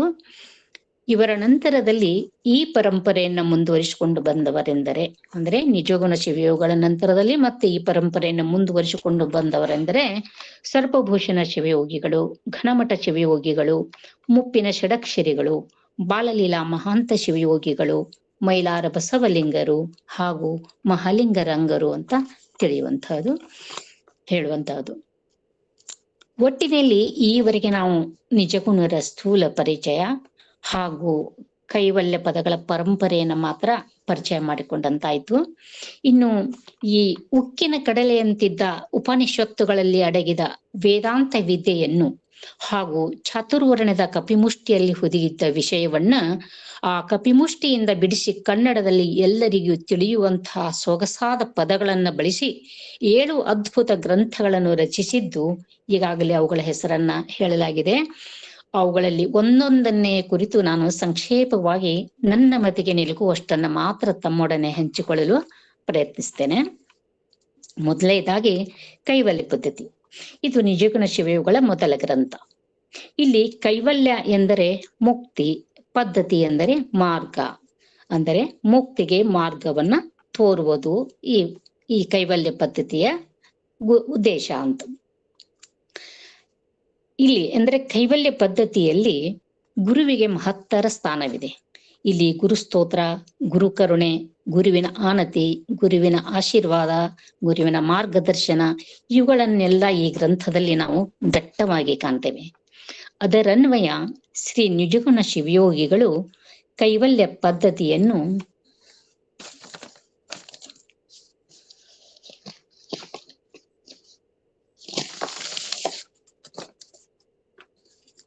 ಪ್ರಥಮವಾಗಿ ಗುರುಸ್ತುತಿಯಿಂದಲೇ ಪ್ರಾರಂಭ ಮಾಡ್ತಾರೆ. ಇಲ್ಲಿ ಇನ್ನೊಂದು ವಿಶೇಷವೆಂದರೆ ನಿಜಗುಣ ಶಿವಯೋಗಿಗಳು ಸಾಹಿತ್ಯದಂತೆ ಸಂಗೀತದಲ್ಲಿಯೂ ಕೂಡ ಪ್ರಾವೀಣ್ಯತೆಯನ್ನು ಪಡೆದವರಾಗಿದ್ದರು. ತಾವು ಬರೆದ ಎಲ್ಲ ತತ್ವಪದಗಳಿಗೆ ರಾಗ ಸಂಯೋಜನೆಯನ್ನು ಕೂಡ ಜೋಡಿಸಿದ್ದು ಅವು ಮಧುರವಾಗಿ ಹಾಡಲು ಬರುವಂಥವುಗಳು ಆಗಿವೆ. ಪ್ರಥಮವಾಗಿ ನಾವೆಲ್ಲ ಕೇಳಿರುವಂತಹ ಸುಂದರವಾದಂತಹ ಅವರದೇ ಆದ ಒಂದು ಗುರುಸ್ತುತಿಯನ್ನ ನೋಡೋಣ. ಶ್ರೀ ಗುರು ವಚನೋಪದೇಶವನ್ನಾಲಿಸಿದಾಗಳವುದು ನರರಿಗೆ ಮುಕುತಿ. ಇಲ್ಲಿ ಹೇಳಿರುವಂತೆ ಗುರುವಿನ ಉಪದೇಶವನ್ನು ಆಲಿಸಿ ಪಾಲಿಸವೆಗೆ ಮುಕ್ತಿ ದೊರೆಯುವುದು. ನಿಜಗುಣರು ಆ ಗುರುವಿನ ಉಪದೇಶಗಳ ಆಗುವುದನ್ನ ಮತ್ತೆ ಮುಂದೆ ಕೆಳಗೆ ಹೇಳ್ತಾರೆ. ದುರಿತ ಕರ್ಮವನ್ನು ಒಲ್ಲದಿರು ಪುಣ್ಯವನೇ ಮಾಡು, ನಿಂದಿಸಿ ನುಡಿಯದಿರು ಯಾರನು, ಮನಸ್ಸಿಗೆ ಬಂದಂತೆ ನಡೆಯದಿರು ಇಹದಲ್ಲಿ. ಹರನ ಅಡಿವಿಡಿ ಶಾಂತರೊಡನಾಡು, ಕರುಣವಿರಲಿ ಜೀವರೊಳು ನೀತಿವಿದನಾಗು. ಬಳಸದಿರು ಅದ್ವೈತವನು ಬಾಹ್ಯದೊಳು, ನಿನ್ನೊಳಗೆ ಕೋ ಭಾವನೆಯೊಡಗೂಡು. ಆರು ನಾನೆಂದು ವಿಚಾರಿಸು, ವಿಷಮ ಸಂಸಾರವಿದನು ಕನಸೆಂದರಿ. ಮಾರಮರ್ಧನ ಶಂಭುಲಿಂಗವನ್ನೊಲಿಸಿ ಗಂಭೀರ ಸುಖದೊಳೆಂದು ಇರೆಂದು ಅರುಪುವ ಎಂದು ಸುಲಭವಾಗಿ ಹೇಳ್ಬಿಡ್ತಾ ಇದ್ದಾರೆ. ಶ್ರೀ ಗುರುವಿನ ಉಪದೇಶ ಪಾಲನೆಯಿಂದ ಮುಕ್ತಿಯನ್ನು ಪಡೆಯುವ ಮಾರ್ಗವನ್ನ ನಿಜಗುಣರು ಈ ಪದ್ಯದಲ್ಲಿ ಹೇಳಿದ ಬಗ್ಗೆ ಹೇಗಿದೆ ಅಂದ್ರೆ ಎಲ್ಲಾ ಧರ್ಮಗಳ ಸಾರವನ್ನ ಈ ಒಂದೇ ಒಂದು ಗುರುಸ್ತುತಿಯಲ್ಲಿ ಸೂತ್ರ ರೂಪದಲ್ಲಿ ಹಿಡಿದು ಇಟ್ಟಿರುವಂತಾಗಿದೆ. ಒಟ್ಟಿನಲ್ಲಿ ಹೇಳುವ ಈ ಶಿವನಿಗೆ ಶಿಷ್ಯ ಶಿವನಿಗೆ ಅಥವಾ ಗುರುವಿಗೆ ಶರಣು ಹೋಗು, ಒಳ್ಳೆಯವರ ಒಡನಾಡು, ನೀತಿ ಮಾರ್ಗದಲ್ಲಿ ನಡೆ, ಅಹಂಕಾರ ಬೇಡ, ಜೀವರಾಶಿಗಳಲ್ಲಿ ದಯ ಕರುಣೆ ಇರಲಿ, ಸಮಯ ನಿಷ್ಠೆ ಇರಲಿ, ತಾನಾರಂಬುದನ್ನು ವಿಚಾರಿಸಿ ತಿಳಿ. ಈ ಎಲ್ಲ ಗುಣಗಳನ್ನು ಅಳವಡಿಸಿಕೊಂಡು ಅದರಂತೆ ನಡೆದು ಶಂಭುಲಿಂಗನನ್ನ ಒಲಿಸಿ ಗಂಭೀರ ಸುಖದಲ್ಲಿ ಇರು ಎಂಬುದನ್ನು ನಿಜಗುಣರು ಶಿಷ್ಯನಾದವನಿಗೆ ಅಥವಾ ಭಕ್ತನಾದವನಿಗೆ ಹೇಳುವ ಉಪದೇಶಗಳಾಗಿರುವಂಥವು ಅಂತ ಹೇಳ್ತಾ, ಇನ್ನು ಮುಂದೆ ಅವರ ಮೊದಲ ಕೃತಿಯಾದ ಈ ಕೈವಲ್ಯ ಪದ್ಧತಿ ಏನು ಹೇಳ್ತಾರೆ ಇದರಲ್ಲಿ. ಈ ಕೈವಲ್ಯ ಪದ್ಧತಿಯಲ್ಲಿ ಆ ಸ್ಥಳಕಟ್ಟಿನ ಪದ್ಧತಿಯನ್ನು ಅನುಸರಿಸಿ ನಿಜಗುಣರು ಅವುಗಳನ್ನ 5 ಸ್ಥಳಗಳಾಗಿ ವಿಂಗಡಿಸಿ ಹೇಳ್ತಾರೆ. ಅವುಗಳು ಯಾವುವು ಅಂತಂದ್ರೆ, 1 ಶಿವಕಾರುಣ್ಯ ಸ್ಥಳ, 2 ಜೀವ ಸಂಬೋಧನ ಸ್ಥಳ, 3 ನೀತಿ ಕ್ರಿಯಾ ಸ್ಥಳ, 4 ಯೋಗ ಪ್ರತಿಪಾದನ ಸ್ಥಳ, 5 ಜ್ಞಾನ ಪ್ರತಿಪಾದನ ಸ್ಥಳ. ಹೀಗೆ 5 ಸ್ಥಳಗಳಲ್ಲಿ ವಿವರಿಸ್ತಾ ಹೋಗ್ತಾರೆ. ಇನ್ನು ಒಂದೊಂದನ್ನೇ ಸಂಕ್ಷಿಪ್ತವಾಗಿ ನಾನು ಸ್ಥಳಗಳ ಗುಣಲಕ್ಷಣಗಳನ್ನ ಹೇಳ್ತಾ ಹೋಗ್ತೇನೆ. ಮೊದಲನೇದಾಗಿ ಶಿವಕಾರುಣ್ಯ ಸ್ಥಳ. ಅಗದಿ ಶಾರ್ಟ್ ಆಗಿ ಹೇಳ್ಬಿಡ್ತೇನೆ ಅದನ್ನ. ಇಲ್ಲಿ ಶಿಷ್ಯ ಅಥವಾ ಭಕ್ತನು ಆದವನು ತನ್ನ ಆಚಾರ ವಿಚಾರ ನೀತಿ ನಿಷ್ಠೆ ಪ್ರಾರ್ಥನೆ ಪೂಜಾ ಫಲವಾಗಿ ಅನುಗ್ರಹ ಪಡೆದವನಾಗಿರುವುದೇ ಈ ಶಿವಕಾರುಣ್ಯ ಸ್ಥಳದ ಲಕ್ಷಣ ಅಂತ ಹೇಳುವಂತಹದ್ದು. ಇನ್ನು 2ನೇದಾದ ಜೀವ ಸಂಬೋಧನಾ ಸ್ಥಳ. ಇಲ್ಲಿ ಭಕ್ತನು ನಿತ್ಯಾನಿತ್ಯ ವಿವೇಕ ಉಳ್ಳವನಾಗಿ ಮಲತ್ರಯಗಳ ಸುಳಿಗೆ ಸಿಲುಕದೆ, ಮಲತ್ರಯಗಳಂದ್ರೆ ಆಣವ ಮಾಯ ಮತ್ತು ಕಾರ್ಮಿಕ ಮಲತ್ರಯಗಳು, ನಾನು ನನಗೆ ನನ್ನದು ಎನ್ನುವ ಸಂಕುಚಿತ ಮೋಹಕ್ಕೆ ಒಳಗಾಗದೆ ಮೂಲ ಸತ್ಯವನ್ನರಿತು ಶುದ್ಧ ಭಕ್ತಿಯುಳ್ಳವನಾಗ್ತಾನೆ ಇಲ್ಲಿ ಈ ಸ್ಥಳದಲ್ಲಿ. ನಂತರದಲ್ಲಿ ಬರೋದೇ 3ನೇ ಸ್ಥಳ, ನೀತಿ ಕ್ರಿಯಾಚಾರ್ಯ ಸ್ಥಳ. ಇಲ್ಲಿ ನಿಜ ಮುಕ್ತಿಗಾಗಿ ಹಂಬಲಿಸುವ ಭಕ್ತನಾದವನು ಹೇಗಿರ್ಬೇಕು ಅನ್ನೋದನ್ನ ಹೇಳುವಂತಹದ್ದು. ಹಿತವರಿತು ನಡೆಯುವುದು, ಕ್ಷಮೆ ದಮೆ ಶಾಂತಿ ಸದ್ವಿವೇಕದಿಂದಿರುವುದು, ಯಾರೊಡನೆಯೂ ವೈರ ಇಲ್ಲದಿರುವುದು, ಅದರಂತೆ ನಿತ್ಯ ವಿಧಿಗಳನ್ನಗಲ್ಲದೆ ಗುರುಪಾದ ಸೇವೆ, ನಿಜ ಸಮಯ ನಿಷ್ಠೆಯೊಂದಿಗೆ ಶರಣ ಸಂಘದೊಳೊಳ್ಳೆಡೆ ಶಂಭುಲಿಂಗನನ್ನು ಒಲಿಸಲು ಸಾಧ್ಯ ಅಂತ ಹೇಳುವಂಥದ್ದು. ಜಾನನಾದವನು ಪ್ರಪಂಚ ಮತ್ತು ಪಾರಮಾರ್ಥವೆರಡನ್ನೂ ಬಿಡದೆ ಕೂಡಿ ನಡೆಸಬಲ್ಲವ ಎನ್ನುವ ಅನುಭವದ ನುಡಿಯನ್ನು ಹೇಳ್ತಾರೆ ನಿಜಗುಣ ಶಿವಯೋಗಿಗಳು ಈ ಸ್ಥಳದಲ್ಲಿ.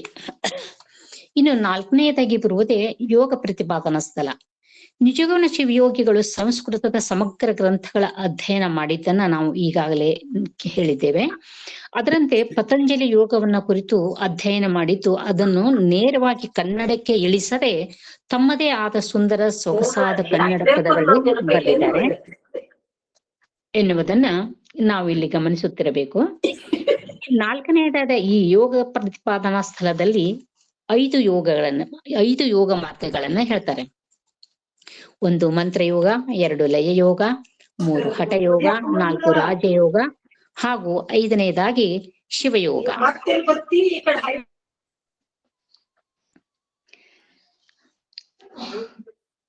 ಮೊದಲನೇದಾಗಿ ಮಂತ್ರಯೋಗ.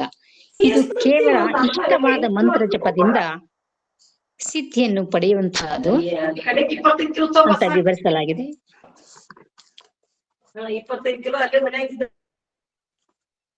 ದನಮ್ಮ ಯಾರ್ದು ಮೈಕ್ ಇಡೋದು ನೋಡ್ರಿ, ಮಾಡ್ರಿ ಮೇಡಮ್, ಮ್ಯೂಟ್ ಮಾಡಿರಿ ಮೇಡಮ್. 2ನೇದಾದ ಲಯೋಗ. ನಿಜಗುಣರು ಎಲ್ಲ ಯೋಗ ಮಾರ್ಗಗಳ ಕುರಿತ ಸುಮಾರು 20ರಿಂದ 50ರವರೆಗೆ ಪದ್ಯ ರೂಪಗಳಲ್ಲೇ ಹೇಳ್ತಾ ಹೋಗ್ತಾರೆ. ಇಲ್ಲಿ ಲಯೋಗವನ್ನು ಕುರಿತು ಬರೆದ ಒಂದೇ ಒಂದು ಪದ್ಯವನ್ನ ಓದ್ಬಿಡ್ತೇನೆ. ಲಯೋಗ ಏನು ಅಂತ ನಮ್ಗೆ ಅರ್ಥವಾಗ್ತದೆ. ನಿಮಿಷವಾಗಲಿ ನಿಮ್ಮ ನೆನಹು ನಿಂದಡೆ, ಮುಕ್ತಿ ಸಮನಿಸದಹುದೇ ಶಂಕರ ಯೋಗಿ ಜನವಂದ್ಯ. 3 ಪೊಳೆಗಳ ಸಂಗಮದ ತಾನದೊಳು ಮಿಂದು. 3 ಪೊಳೆಗಳು ಅಂದ್ರೆ ಈರೆ, ಪಿಂಗಳೆ, ಸುಷುಮ್ನೆ ನಾಡಿಗಳು. ಇವು 3ಗಳ ಸಂಗಮದ ತಾನದೊಳು ಮಿಂದು 3 ತಾಪದಾದಿ ಮಲತ್ರಯಗಳ ತೊಳೆದು. ನಮ್ಗೆ ತಾಪದಾದಿ ಮಲತ್ರಯಗಳಂದ್ರೆ ಆನಮ, ಮಾಯ ಹಾಗೂ ಕಾರ್ಮಿಕ ಮಲಗಳು. ಇವುಗಳನ್ನ ತೊಳೆದು ಅಂದ್ರೆ ಶುದ್ಧೀಕರಿಸಿ 3 ಗುಣವನೆ ಮೀರಿ ತೋರುವ ಸುತೇಜದಳು. ತಾಮಸ, ರಾಜಸ ಹಾಗೂ ಈ ಸಾತ್ವಿಕ ಅನ್ನುವಂಥ 3 ಗುಣಗಳನ್ನು ಮೀರಿ ತೋರುವ ಆ ಸುತೇಜದಳು 3 ಮನೋವಾಯು ದೃಷ್ಟಿಗಳು ಕರಿಗೊಂಡು, ಮನಸ್ಸು, ವಾಯು ಹಾಗೂ ದೃಷ್ಟಿಗಳು ಕರಿಗೊಂಡು ಆ ಪರಂಜ್ಯೋತಿಯ ಮನ ಬೆರೆಯುವುದೇ, ಮನಸ್ಸು ಆ ಪರಂಜ್ಯೋತಿಯಲ್ಲಿ ಕೂಡುವುದೇ ಲಯಯೋಗ ಅಂತ ಹೇಳ್ತಾರೆ.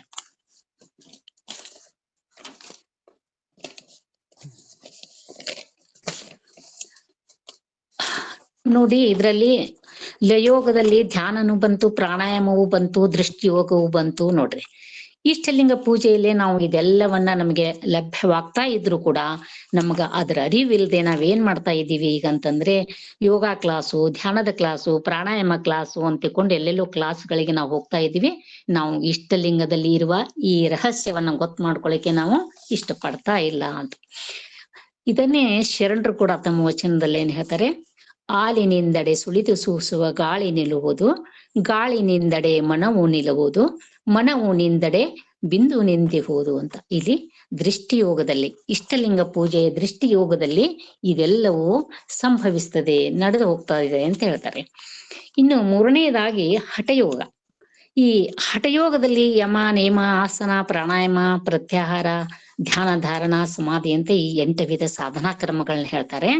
ಈ ಸಾಧನೆಯಲ್ಲಿ ಹೆಸರೇ ಹೇಳುವಂತೆ ಹಠದಿಂದ ಸಾಧಿಸೋದು ಅಥವಾ ಪರಿಶ್ರಮದಿಂದ, ದೇಹ ದಂಡನೆಯಿಂದ ಯೋಗವನ್ನ ಸಾಧಿಸುವಂತಹದ್ದು ಇದಕ್ಕೆ ಹಠಯೋಗ ಅಂತಿಕೊಂಡು ಹೇಳ್ತಾರೆ. ಇನ್ನು 4ನೇದಾಗಿ ರಾಜಯೋಗ. ಇಲ್ಲಿ ಹೆಸರೇ ಸೂಚಿಸುವಂತೆ ಇದು ಸಹಜ ಹಾಗೂ ಸುಲಭ ಯೋಗ ಅಂತ ಹೇಳುವಂತಹದ್ದು. ಸಾಂಖ್ಯಯೋಗ ತತ್ವಜ್ಞಾನದಲ್ಲಿ ಸಾಧಕನು ಚಿತ್ತವೃತ್ತಿ ರಹಿತನಾಗಿ ಸತ್ಯವನ್ನ ಸಾಕ್ಷಾತ್ಕಾರಗೊಳಿಸಿಕೊಳ್ಳುವಂತಹ ಯೋಗವೇ ರಾಜಯೋಗ. ಆತನೇ ರಾಜಯೋಗಿ ಅಂತನೂ ಕರೆಯಿಸಿಕೊಳ್ಳುವಂತಹದ್ದು. ಈ ರಾಜಯೋಗ ಮತ್ತು ನಮ್ಮ ಶರಣರು ಹೇಳುವಂತ ಶಿವಯೋಗ ಈ 2 ಸಾಮ್ಯವಾಗಿದ್ದು, ಅದರಲ್ಲಿ ನಿಜಗುಣ ಶಿವಯೋಗಗಳು ಏನ್ ಮಾಡ್ತಾರೆ, ಶಿವಯೋಗವನ್ನೇ ಎತ್ತಿ ಹಿಡಿತಾರೆ. ಶಿವಯೋಗ ಅಂದ್ರೆ ಈ ಲಿಂಗಾಂಗ ಯೋಗವನ್ನೇ ಎತ್ತಿ ಹಿಡಿದಿದ್ದಾರೆ ಎಂಬುದು ಕಂಡು ಬರುವಂತಹದ್ದು.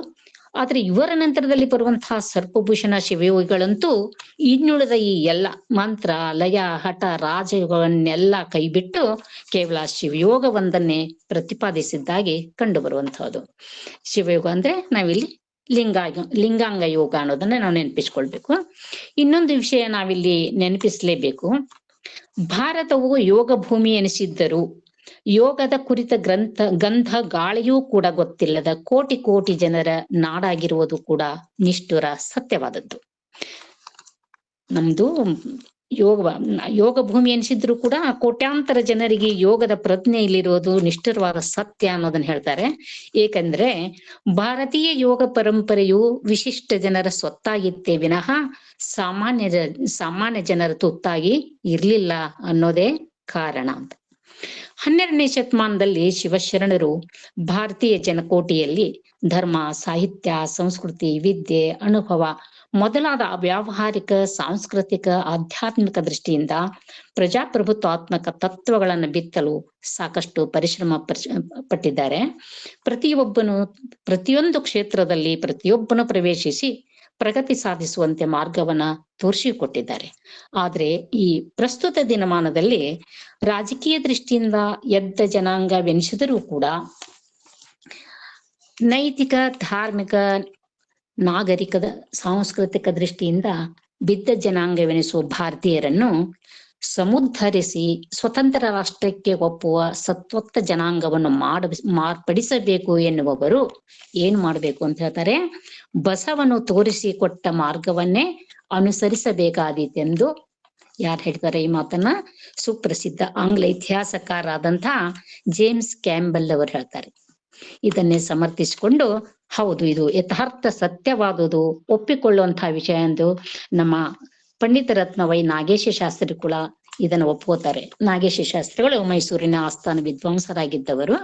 ಧಾರವಾಡದ ಮುರುಘಾ ಮಠದ ಶಿವಾನುಭವ ಪಾಠಶಾಲೆ ಎಲ್ಲ ಪಠ್ಯ ಪುಸ್ತಕಗಳನ್ನು ಕೂಡ ಬರೆದವರೇ ಈ ವೈ ನಾಗೇಶ ಶಾಸ್ತ್ರಿಗಳು ಅನ್ನೋದನ್ನು ನಾನು ಇಲ್ಲಿ ಸ್ಮರಿಸಿಕೊಳ್ತೇನೆ.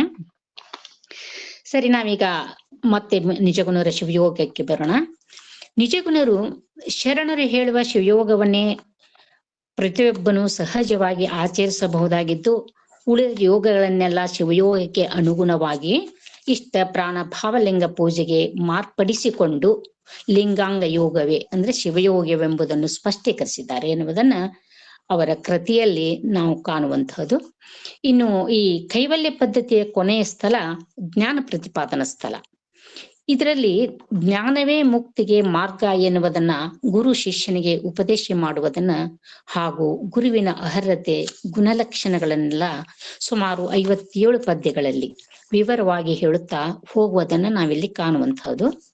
ನಾವಿಲ್ಲಿ ಯಾವತ್ತೂ ಒಂದು ಮಾತನ್ನ ಗಮನಿಸಬೇಕಾದ್ದು ಅಂದ್ರೆ, ನಿಜಗುಣರ ಎಲ್ಲ ಕೃತಿಗಳಲ್ಲಿ ವೇದ ಉಪನಿಷತ್ತುಗಳ ಸಾರವಿದ್ದರೂ ಕೂಡ ಅವು ಅನುವಾದ ಕೃತಿಗಳು ಅಲ್ಲ, ಸ್ವರಚಿತ ಕೃತಿಗಳೆಂಬುದನ್ನ ಹೇಳುವಂತಹದ್ದು. ಇಲ್ಲಿಗೆ ಈ ಕೈವಲ್ಯ ಪದ್ಧತಿಯನ್ನ ಸಂಕ್ಷಿಪ್ತವಾಗಿ ಹೇಳಿ ಮುಗಿಸ್ತಾ, ಇನ್ನು ನಿಜಗುಣರ ಶಿವಯೋಗಿಗಳ 2ನೇ ಕೃತಿಯಾದಂತಹ ಪರಮಾನುಭವ ಬೋಧೆಗೆ ಬರೋಣ. ಈ ಕೃತಿ ಪರಮಶ್ರೇಷ್ಠವಾದಂತಹ ಅನುಭವವನ್ನು ಒಳಗೊಂಡ ಗ್ರಂಥ. ಇದರಲ್ಲಿ ಬ್ರಹ್ಮಾಂಡ, ಪಿಂಡಾಂಡಗಳ ಉತ್ಪತ್ತಿ, ಸ್ಥಿತಿ, ಲಯ, ಜೀವ, ಜಗತ್ತು, ಅವುಗಳ ಗುಣಲಕ್ಷಣಗಳು, ಆತ್ಮ ಪರಮಾತ್ಮರ ಕರ್ಮ, ಬಂಧ, ಮೋಕ್ಷ, ಗುರು ಶಿಷ್ಯ ಲಕ್ಷಣ, ಸಗುಣ ಯೋಗ, ನಿರ್ಗುಣ ಯೋಗ, ಹೀಗೆ ಇವೆಲ್ಲವುಗಳ ಸಮಗ್ರವಾದ ಪರಿಚಯವನ್ನ ನಮಗೆ ಈ ಪರಮಾನುಭವ ಬೋಧೆಯಲ್ಲಿ ಲಭ್ಯವಾಗುವಂಥವು. ಅದರಲ್ಲಿ ನಿಜಗುಣರು ಹೇಳುವಂತೆ ಉಪನಿಷತ್ತುಗಳಲ್ಲಿ ಬೃಹದಾರಣ್ಯಕೋಪನಿಷತ್ತು ಒಂದು. ಅದರ 2ನೇ ಅಧ್ಯಾಯದಲ್ಲಿ ಒಂದು ಕತೆ ಬರ್ತಾ ಇದೆ. ಮಹರ್ಷಿಗಳಾದಂತಹ ಯಾಜ್ಞವಲ್ಕ್ಯರು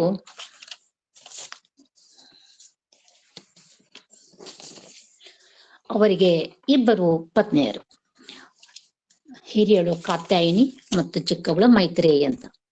ಯಾಜ್ಞವಲ್ಕ್ಯರು ಸಂಸಾರ ಬಿಟ್ಟು ಇನ್ನು ಸನ್ಯಾಸವನ್ನ ತೆಗೆದುಕೊಳ್ಬೇಕು ಅಂತ ಇಚ್ಛೆಗಳರಾಗಿ ಏನ್ ಮಾಡ್ತಾರೆ, 2 ಪತ್ನಿಯರನ್ನ ಕರೆದು ತಮ್ಮ ಇಂಗಿತವನ್ನ ತಿಳಿಸಿ ಆಮೇಲೆ ಅವರಿಗೆ ಯಾಜ್ಞವಲ್ಕ್ಯರಿಗೆ ರಾಜ ಮಹಾರಾಜರಿಂದ ಸ್ವೀಕರಿಸಿದಂತ ಎಲ್ಲ ಸಂಪತ್ತನ್ನು ಅವರು 2 ಭಾಗ ಮಾಡಿ 2 ಹೆಂಡಂದರಿಗೆ ಹಂಚಿಕೊಡ್ತಾರೆ.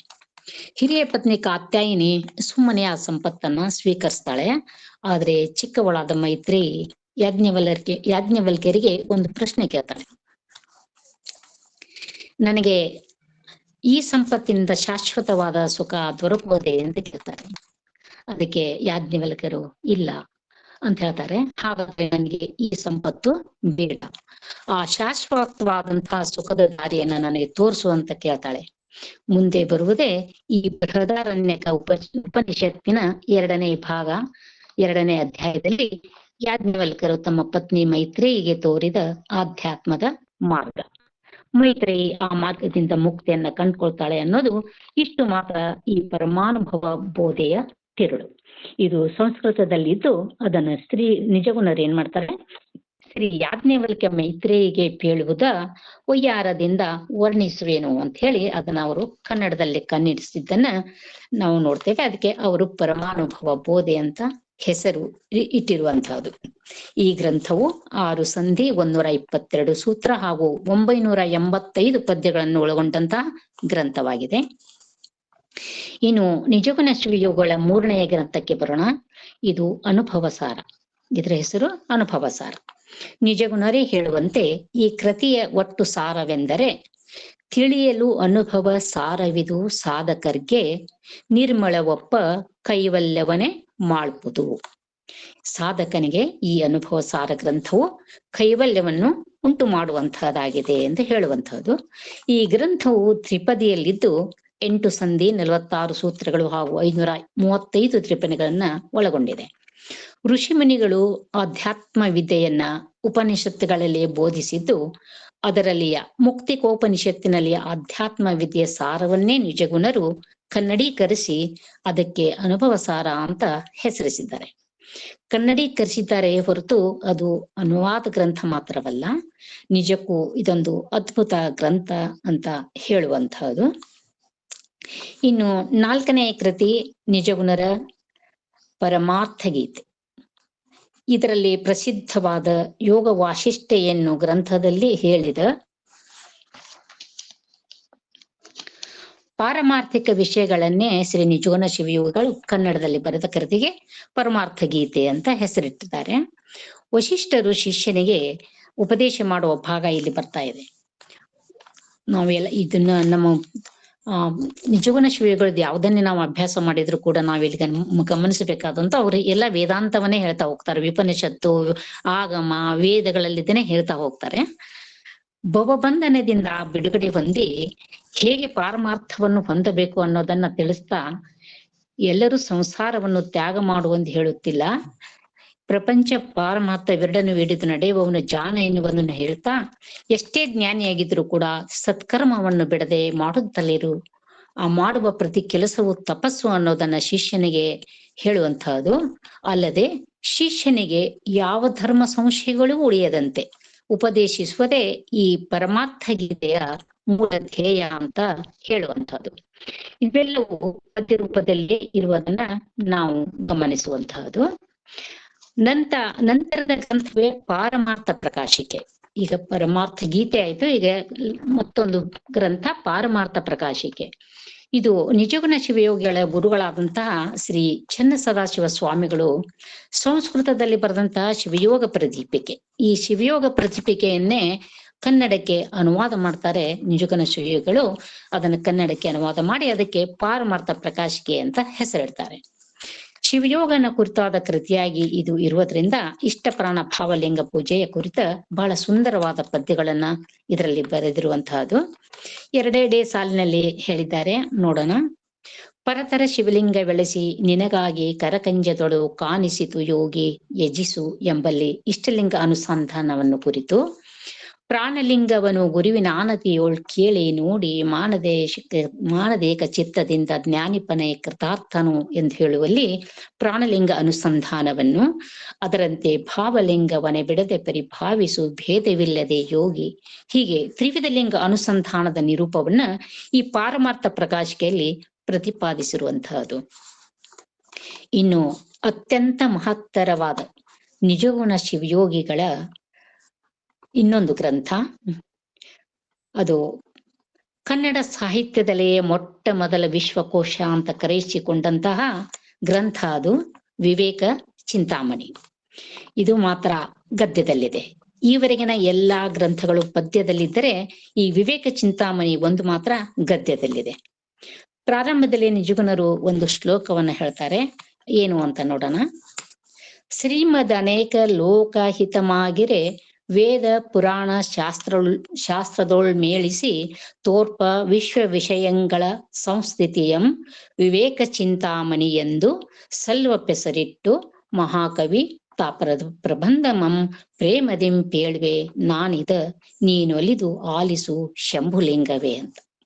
ಇಲ್ಲಿ ನಿಜಗುಣ ಶಿವಯೋಗಿಗಳು ಏನ್ ಹೇಳ್ತಾರೆ, ಇಲ್ಲಿ ಇತಿಹಾಸ, ವೇದ, ಆಗಮ, ಪುರಾಣ, ಸ್ಮೃತಿ, ಪುರಾತನರ ಹೇಳಿಕೆ ಇವೆಲ್ಲರಲ್ಲಿರುವಂತಹ ವಿಷಯಗಳನ್ನ ಅದರೊಳಗಿರುವ ಸಾರವನ್ನ ತೆಗೆದು ಅದರ ಒಳಗಿನ ತಿರುಳನ್ನ ಆಯ್ದು ಸಂಸ್ಥಿತಿಯಂ ಒಟ್ಟುಗೂಡಿಸಿ ಅದರಲ್ಲಿಯ ಸತ್ವವನ್ನ ತೆಗೆದು ನಾನು ಪ್ರಬಂಧವನ್ನು ಬರೆದು ಅದಕ್ಕೆ ಏನಂತ ಹೆಸರಿಟ್ಟಿದ್ದೇನೆ, ಅದಕ್ಕೆ ಒಪ್ಪುವಂತಹ ವಿವೇಕ ಚಿಂತಾಮಣಿ ಎಂದು ಸಲ್ಲುವಂತ ಹೆಸರನ್ನ ಇಟ್ಟಿದ್ದೇನೆ ಅಂತ ಹೇಳ್ತಾರೆ.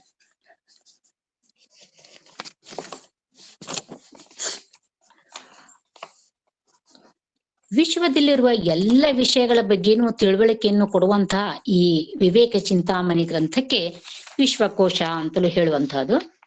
ಆಳವಾದ ಜ್ಞಾನವನ್ನು ಪಡೆಯ ಬಯಸುವ ಜಿಜ್ಞಾಸುಗಳಿಗೆ ಈ ಗ್ರಂಥವು ಕೇಳಿದ್ದನ್ನು ಕೊಡುವಂತಹ ಚಿಂತಾಮಣಿ ಆಗಿದೆ ಅಂತ ಹೇಳಲಾಗಿದೆ.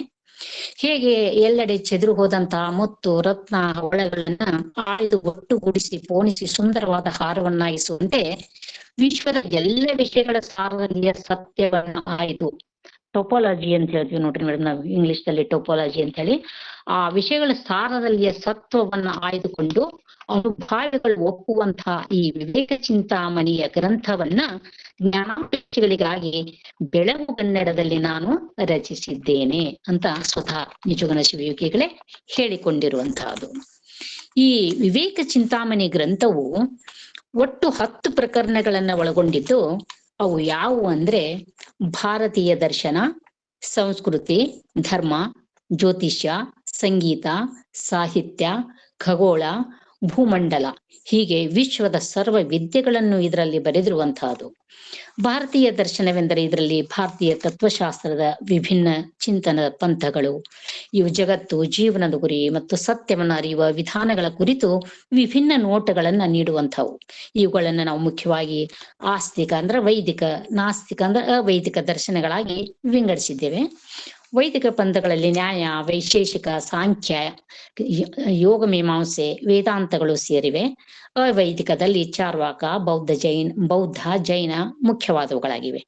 ಈ ದರ್ಶನಗಳು ಭಾರತೀಯ ಸಂಸ್ಕೃತಿ ಮತ್ತು ತತ್ವಶಾಸ್ತ್ರದ ಆಳವಾದ ಅಧ್ಯಯನಕ್ಕೆ ಅಡಿಪಾಯವಾಗಿದ್ದು ಇವನ್ನೆಲ್ಲ ಕನ್ನಡೀಕರಿಸಿ ಶ್ರೀ ನಿಜಗುಣ ಶಿವಯೋಗಿಗಳು ಒಂದು ಮಾತನ್ನು ಉಲ್ಲೇಖಿಸ್ತಾರೆ. ಇದನ್ನು ಯಾವುದೇ ಜಾತಿ, ವರ್ಗ, ವರ್ಣ ಭೇದವಿಲ್ಲದೆ ಎಲ್ಲರೂ ಅಧ್ಯಯನ ಮಾಡಲು ಅರ್ಹರೆಂಬುದನ್ನ ಹೇಳಿರುವುದು ವಿಶಿಷ್ಟವಾದದ್ದು. ನಂತರ ಈ ಗ್ರಂಥದ ಕೊನೆಯಲ್ಲಿ ಆತ್ಮತ್ರಯಗಳಾದಂಥ ಜೀವಾತ್ಮ, ಪರಮಾತ್ಮ, ಅಂತರಾತ್ಮ ಕುರಿತ ಚಿಂತನೆಯೊಂದಿಗೆ ಜೀವನ್ಮುಕ್ತಿಯ ಬಗೆಯನ್ನ ವಿವರಿಸ್ತಾ ವಿವೇಕ ಚಿಂತಾಮಣಿಯನ್ನ ಮಂಗಲಗೊಳಿಸ್ತಾರೆ. ಇಲ್ಲಿ ಮಂಗಲಗೊಳಿಸ್ತಾರೆ ಎನ್ನುವ ಏಕೆ ನಾನು ಬಳಸ್ತಾ ಇದ್ದೇನೆ ಅಂತಂದ್ರೆ, ನಿಜಗುಣರು ಗ್ರಂಥದ ಕೊನೆಯಲ್ಲಿ ಒಂದು ಮಂಗಳ ಪದ್ಯವನ್ನ ಬರೆದು ಇದನ್ನ ಮುಕ್ತಾಯಗೊಳಿಸ್ತಾರೆ. ಶ್ರೀಮನ್ ನಿಜಗುಣ ಶಿವಯೋಗಿಗಳು ಕೈವಲ್ಯ ಪದ್ಧತಿ ಗ್ರಂಥವನ್ನು ಗುರುಸ್ಥಿತಿಯೊಂದಿಗೆ ಪ್ರಾರಂಭ ಮಾಡಿದಂತೆ ವಿವೇಕ ಚಿಂತಾಮಣಿಯನ್ನು ಏನ್ ಮಾಡ್ತಾರೆ, ಮಂಗಳ ಪದ್ಯದೊಂದಿಗೆ ಮುಕ್ತಾಯಗೊಳಿಸ್ತಾ ಇದ್ದಾರೆ.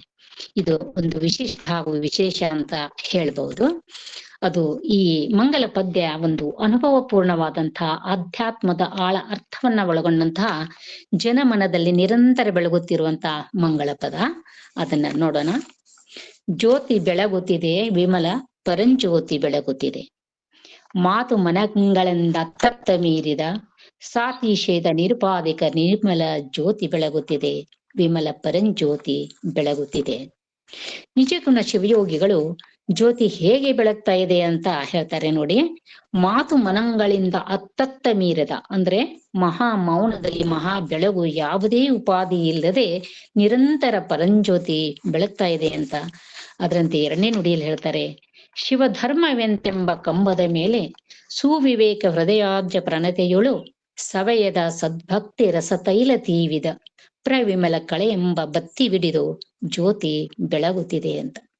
ಇಲ್ಲಿ ಶಿವಧರ್ಮವೇ ಆಧಾರವಾಗಿದ್ದು ಆ ನಿಜದ ನೆಲೆಯ ಮೇಲೆ ಸುಜ್ಞಾನ ಸುವಿವೇಕದಿಂದ ಒಡಗೂಡಿದ ಈ ಹೃದಯ ಕಮಲವೆಂಬ ಪ್ರಣತೆಯೊಳು ಎಂದೆಂದೂ ತೀರದ ಆಳವಾದ ಸದ್ಭಕ್ತಿ ಎಂಬ ತೈಲವನ್ನ ನೀಡಿ ನಿರಂತರ ತೊಳಗಿ ಬೆಳಗುವ ಕಾಂತಿಯುಳ್ಳ ಬತ್ತಿಯೊಂದಿಗೆ ಯಾವುದೇ ಸೊಡರು ಸೋಂಕಿಲ್ಲದೆ ಪವಿತ್ರವಾದ ಪ್ರವಿಮಲವಾದ ಜ್ಯೋತಿ ಬೆಳಗುತ್ತಿದೆ ಅಂತ ಹೇಳ್ತಾ ಇದ್ದಾರೆ ನಿಜಗುಣರು. ಇನ್ನೊಂದು ಕೊನೆಯ ನುಡಿ, ಪ್ರಣವಾಕಾರದ ಗುಣಮೂರು ಮುಟ್ಟದ ಗಣನೆಗೆ ಅತಿತಾರ್ಥವನೆ ತೋರುವ ಅಣು ಮಾತ್ರ ಚಲನೆ ಇಲ್ಲದ ಅಣು ಮಾತ್ರ ಚಲನೆ ಇಲ್ಲದ ಮೋಕ್ಷ ಚಿಂತಾಮಣಿ ಎನಿಪ ಶಂಭುಲಿಂಗವೇ ತಾನಾದ ಜ್ಯೋತಿ ಬೆಳಗುತ್ತಿದೆ.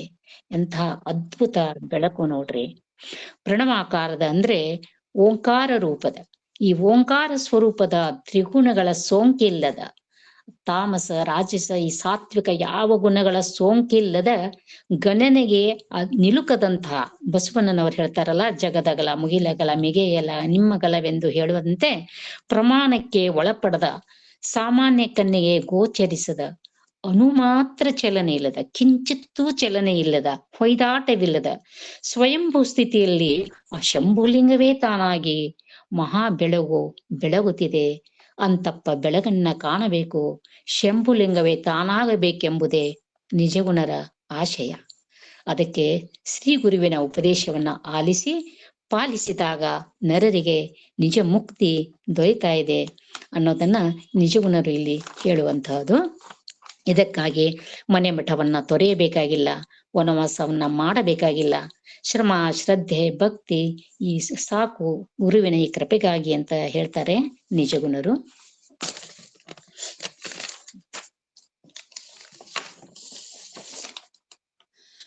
ಶ್ರೀ ನಿಜಗುಣ ಶ್ರೀಗಳ ಈ ವಿವೇಕ ಚಿಂತಾಮಣಿ ಗ್ರಂಥವನ್ನ ಜೀವನದಲ್ಲಿ ನಾವು ಒಮ್ಮೆಯಾದರೂ ಓದ್ಲೇಬೇಕಾದಂತ ಅದ್ಭುತವಾದ ಕೃತಿ ಅಂತ ನನ್ನ ಅನಿಸಿಕೆ, ಅನುಭವಕ್ಕೆ ಬಂದಂತ ವಿಷಯ.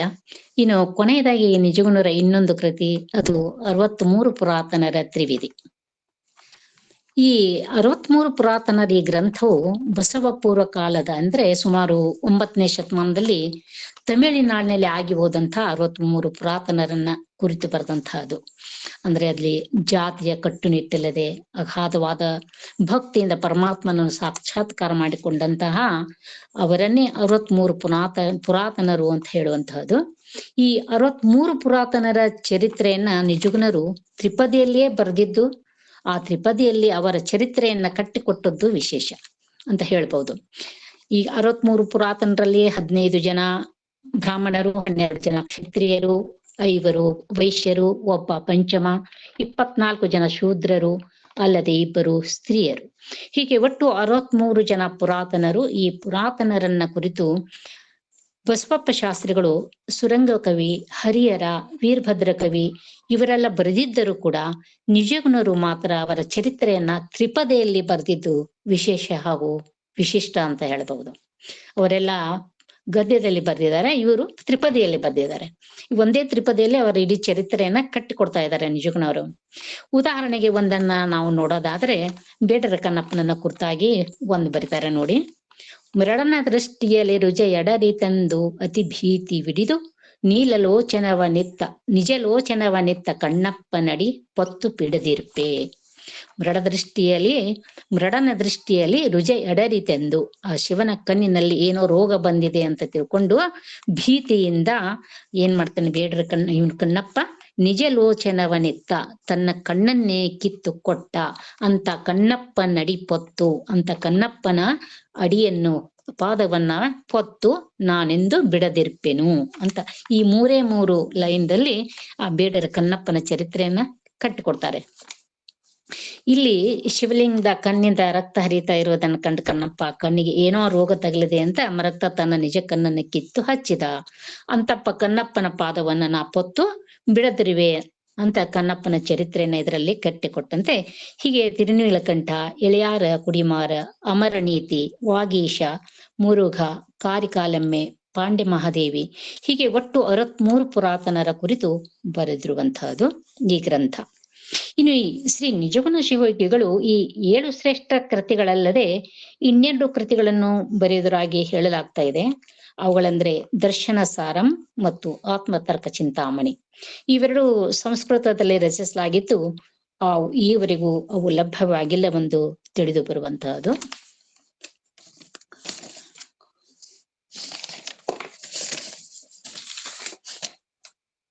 ಒಟ್ಟಿನಲ್ಲಿ ನಿಜಗುಣ ಶಿವಯೋಗಿಗಳ ಸ್ವತಂತ್ರ ಗ್ರಂಥವಾದ ಈ ಕೈವಲ್ಯ ಪದ್ಧತಿಯ ವಿಶಿಷ್ಟವೆಂದರೆ ಅದು ಯಾವುದೇ ಮತ, ಸಿದ್ಧಾಂತ, ಧರ್ಮವನ್ನ ದೂಷಿಸಲು ಬರೆದದ್ದಲ್ಲ. ಶಿವಾದ್ವೈತಕ್ಕೆ ಸೇರಿದ ನಿಜಗುಣರು ಶರಣ ತತ್ವಗಳನ್ನು ಕೂಡ ಅದರಲ್ಲಿ ಪ್ರತಿಪಾದಿಸಿರುವುದನ್ನ ಕಾಣುವಂತಹದ್ದು. ಅವರೇ ಹೇಳಿರುವಂತೆ ಯೋಗಿ ನಿಜಾನಂದದೊಳು ನುಡಿಸುವ ವೀಣೆ ರಾಗರಸದ ತರಂಗಿಣಿಯಾಗಿತ್ತು ಅಂತ ತಾವೇ ಹೇಳಿಕೊಂಡಿರುವಂತಹದ್ದು. ಇನ್ನು ಕೊನೆಯದಾಗಿ ಶ್ರೀ ನಿಜಗುಣ ಶಿವಯೋಗಿಗಳು 15ನೇ ಶತಮಾನದಲ್ಲಿ ಬರೆದ ಈ 7 ಕೃತಿಗಳು ಪ್ರಕಟಗೊಂಡಿದ್ದವೋ ಹೇಗೆ ಎನ್ನುವ ಒಂದು ಪ್ರಶ್ನೆ. ಇಲ್ಲಿ ಅವೆಲ್ಲ ಕೃತಿಗಳು 19ನೇ ಶತಮಾನದವರೆಗೆ ಬೆಳಕಿಗೆ ಬಾರದೆ ಕತ್ತಲೆಯಲ್ಲಿ ಉಳಿದು ಬಿಟ್ಟಿದ್ದವು ಅಂತ. ನಾವಿಲ್ಲಿ ಹುಬ್ಬಳ್ಳಿಯ ಶ್ರೀ ಸಿದ್ಧಾರೂಢ ಶಿವಯೋಗಿಗಳನ್ನ ಸ್ಮರಿಸಲೇಬೇಕು. ಸಿದ್ಧಾರೂಢರು ತಮ್ಮೂರಾದ ಬಿದೈಕೋಟೆಯಲ್ಲಿ ಮನೆ ಗುರುಗಳಾದಂತಹ ವೀರಭದ್ರ ಸ್ವಾಮಿಗಳ ಹತ್ರ ಶೂನ್ಯ ಸಂಪಾದನೆಯನ್ನ ಅಧ್ಯಯನ ಮಾಡ್ತಿರ್ತಾರೆ. ಅವರಿಗೆ ಹೆಚ್ಚಿನ ಅಧ್ಯಯನದ ಲವಲವಿಕೆಯಿಂದ ಮತ್ತೆ ಏನ್ ಮಾಡ್ತಾರೆ, ಗುರುವನ್ನ ಹುಡುಕ್ತಾ ಹೋಗ್ತಾರೆ. ಆಗ ಅವರಿಗೆ ದೊರೆತವರು ಗಜದಂಡ ಸ್ವಾಮಿಗಳು ಅಂತ. ಆ ಗಜದಂಡ ಸ್ವಾಮಿಗಳ ಸೇವೆಯಲ್ಲಿ ನಿರತರಾಗಿ ಅಧ್ಯಯನ ಮಾಡ್ತಾ ಇರ್ಬೇಕಾದ್ರೆ ಆ ಗಜದಂಡ ಸ್ವಾಮಿಗಳು ಸಿದ್ಧಾರೂಢರಿಗೆ ಒಂದ್ ದಿವಸ ಹೇಳ್ತಾರೆ, ನೋಡಪ್ಪ ನಿಜಗುಣ, ಮೈಸೂರಿನ ಓರಿಯೆಂಟಲ್ ರಿಸರ್ಚ್ ಇನ್ಸ್ಟಿಟ್ಯೂಟ್ ನಲ್ಲಿ ಶ್ರೀ ನಿಜಗುಣ ಶಿವಯೋಗಿಗಳ ಕೃತಿಗಳ ತಾಡೋಲಿಗಳಿವೆ, ಅವುಗಳನ್ನ ತಂದು ಪ್ರಕಟಗೊಳಿಸಬೇಕು ಅಂತ ಅಪ್ಪಣೆ ಕೊಡ್ತಾರೆ. ಮುಂದೆ ಯಾವಾಗ ಶ್ರೀ ಸಿದ್ಧಾರೂಢರು ಹುಬ್ಬಳ್ಳಿಗೆ ಬಂದು ನೆಲೆ ನಿಲ್ತಾರೋ ಆ ನಂತರದಲ್ಲಿ ಅವರು ಅವರ ಆಪ್ತ ಶಿಷ್ಯರಾದಂತಹ ಶಿವಪುತ್ರ ಸ್ವಾಮಿಗಳಿಂದ ಮೈಸೂರಿನ ಓರಿಯೆಂಟಲ್ ರಿಸರ್ಚ್ ಇನ್ಸ್ಟಿಟ್ಯೂಟ್ ನಲ್ಲಿದ್ದಂತಹ ನಿಜಗುಣರ ಎಲ್ಲ ಕೃತಿಗಳ ತಾಳೆಗರಿ ಗ್ರಂಥಗಳನ್ನು ತರಿಸಿ ಅವುಗಳನ್ನ ಪರಿಶೋಧಿಸಿ ಮೊಟ್ಟ ಮೊದಲು ಪ್ರಕಟಗೊಳಿಸ್ತಾರೆ. ಅದರಲ್ಲಿ ಕೈವಲ್ಯ ಪದ್ಧತಿಯಲ್ಲಿ ಬರುವಂತಹ ಜ್ಞಾನ ಪ್ರತಿಪಾದನಾ ಸ್ಥಳಕ್ಕೆ ಮಾತ್ರ ಶಿವಪುತ್ರ ಸ್ವಾಮಿಗಳು ಟೀಕೆ ಮತ್ತು ತಾತ್ಪರ್ಯವನ್ನ ಬರೀತಾರೆ. ಇನ್ನುಳಿದ 4 ಸ್ಥಳಕ್ಕೆ ಚಿಕ್ಕ ರಾಮಾರೂಢರು ಟೀಕೆ ಮತ್ತು ತಾತ್ಪರ್ಯವನ್ನ ಬರೀತಾರೆ. ನಿಜಗುಣರ ಈ ಪಾರಮಾರ್ಥ ಪ್ರಕಾಶಿಕೆಯನ್ನ ಸಂಶೋಧಿಸಿ ಟೀಕೆ ತಾತ್ಪರ್ಯವನ್ನು ಬರೆದು ಬಸವಪ್ಪ ಶಾಸ್ತ್ರಿಗಳು ಪ್ರಕಟಿಸಿರುವಂತಹದ್ದು. ನಂತರ ವಿವೇಕ ಚಿಂತಾಮಣಿಯೊಂದನ್ನು ಹೊರತುಪಡಿಸಿ, ವಿವೇಕ ಚಿಂತಾಮಣಿ ಈ ಗ್ರಂಥವೊಂದನ್ನು ಹೊರತುಪಡಿಸಿ ಇನ್ನುಳಿದ ಎಲ್ಲ ಕೃತಿಗಳಿಗೂ ಶಿವಪುತ್ರ ಸ್ವಾಮಿಗಳೇ ಟೀಕೆ ಹಾಗೂ ತಾತ್ಪರ್ಯವನ್ನ ಬರೆದು ಎಲ್ಲಾ ಕೃತಿಗಳನ್ನ ಪ್ರಕಟಗೊಳಿಸುವಂತಹದ್ದು.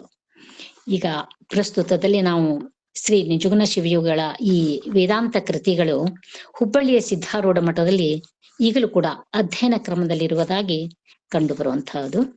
ಹೀಗೆ ಶ್ರೀ ನಿಜಗುಣ ಶಿವಯೋಗಿಗಳು ಶ್ರೇಷ್ಠ ಸಂಸ್ಕೃತ ಪಾಂಡಿತ್ಯವುಳ್ಳವರು, ವೇದಾಂತಿಗಳೆಂದು ಹೇಳಿದ್ದರೂ ಲಿಂಗಾಂಗ ಯೋಗ ಶಿವಯೋಗವನ್ನು ಎತ್ತಿ ಹಿಡಿದಿದ್ದಾರೆಂಬುದನ್ನು ಮರೆಯುವಂತಿಲ್ಲ.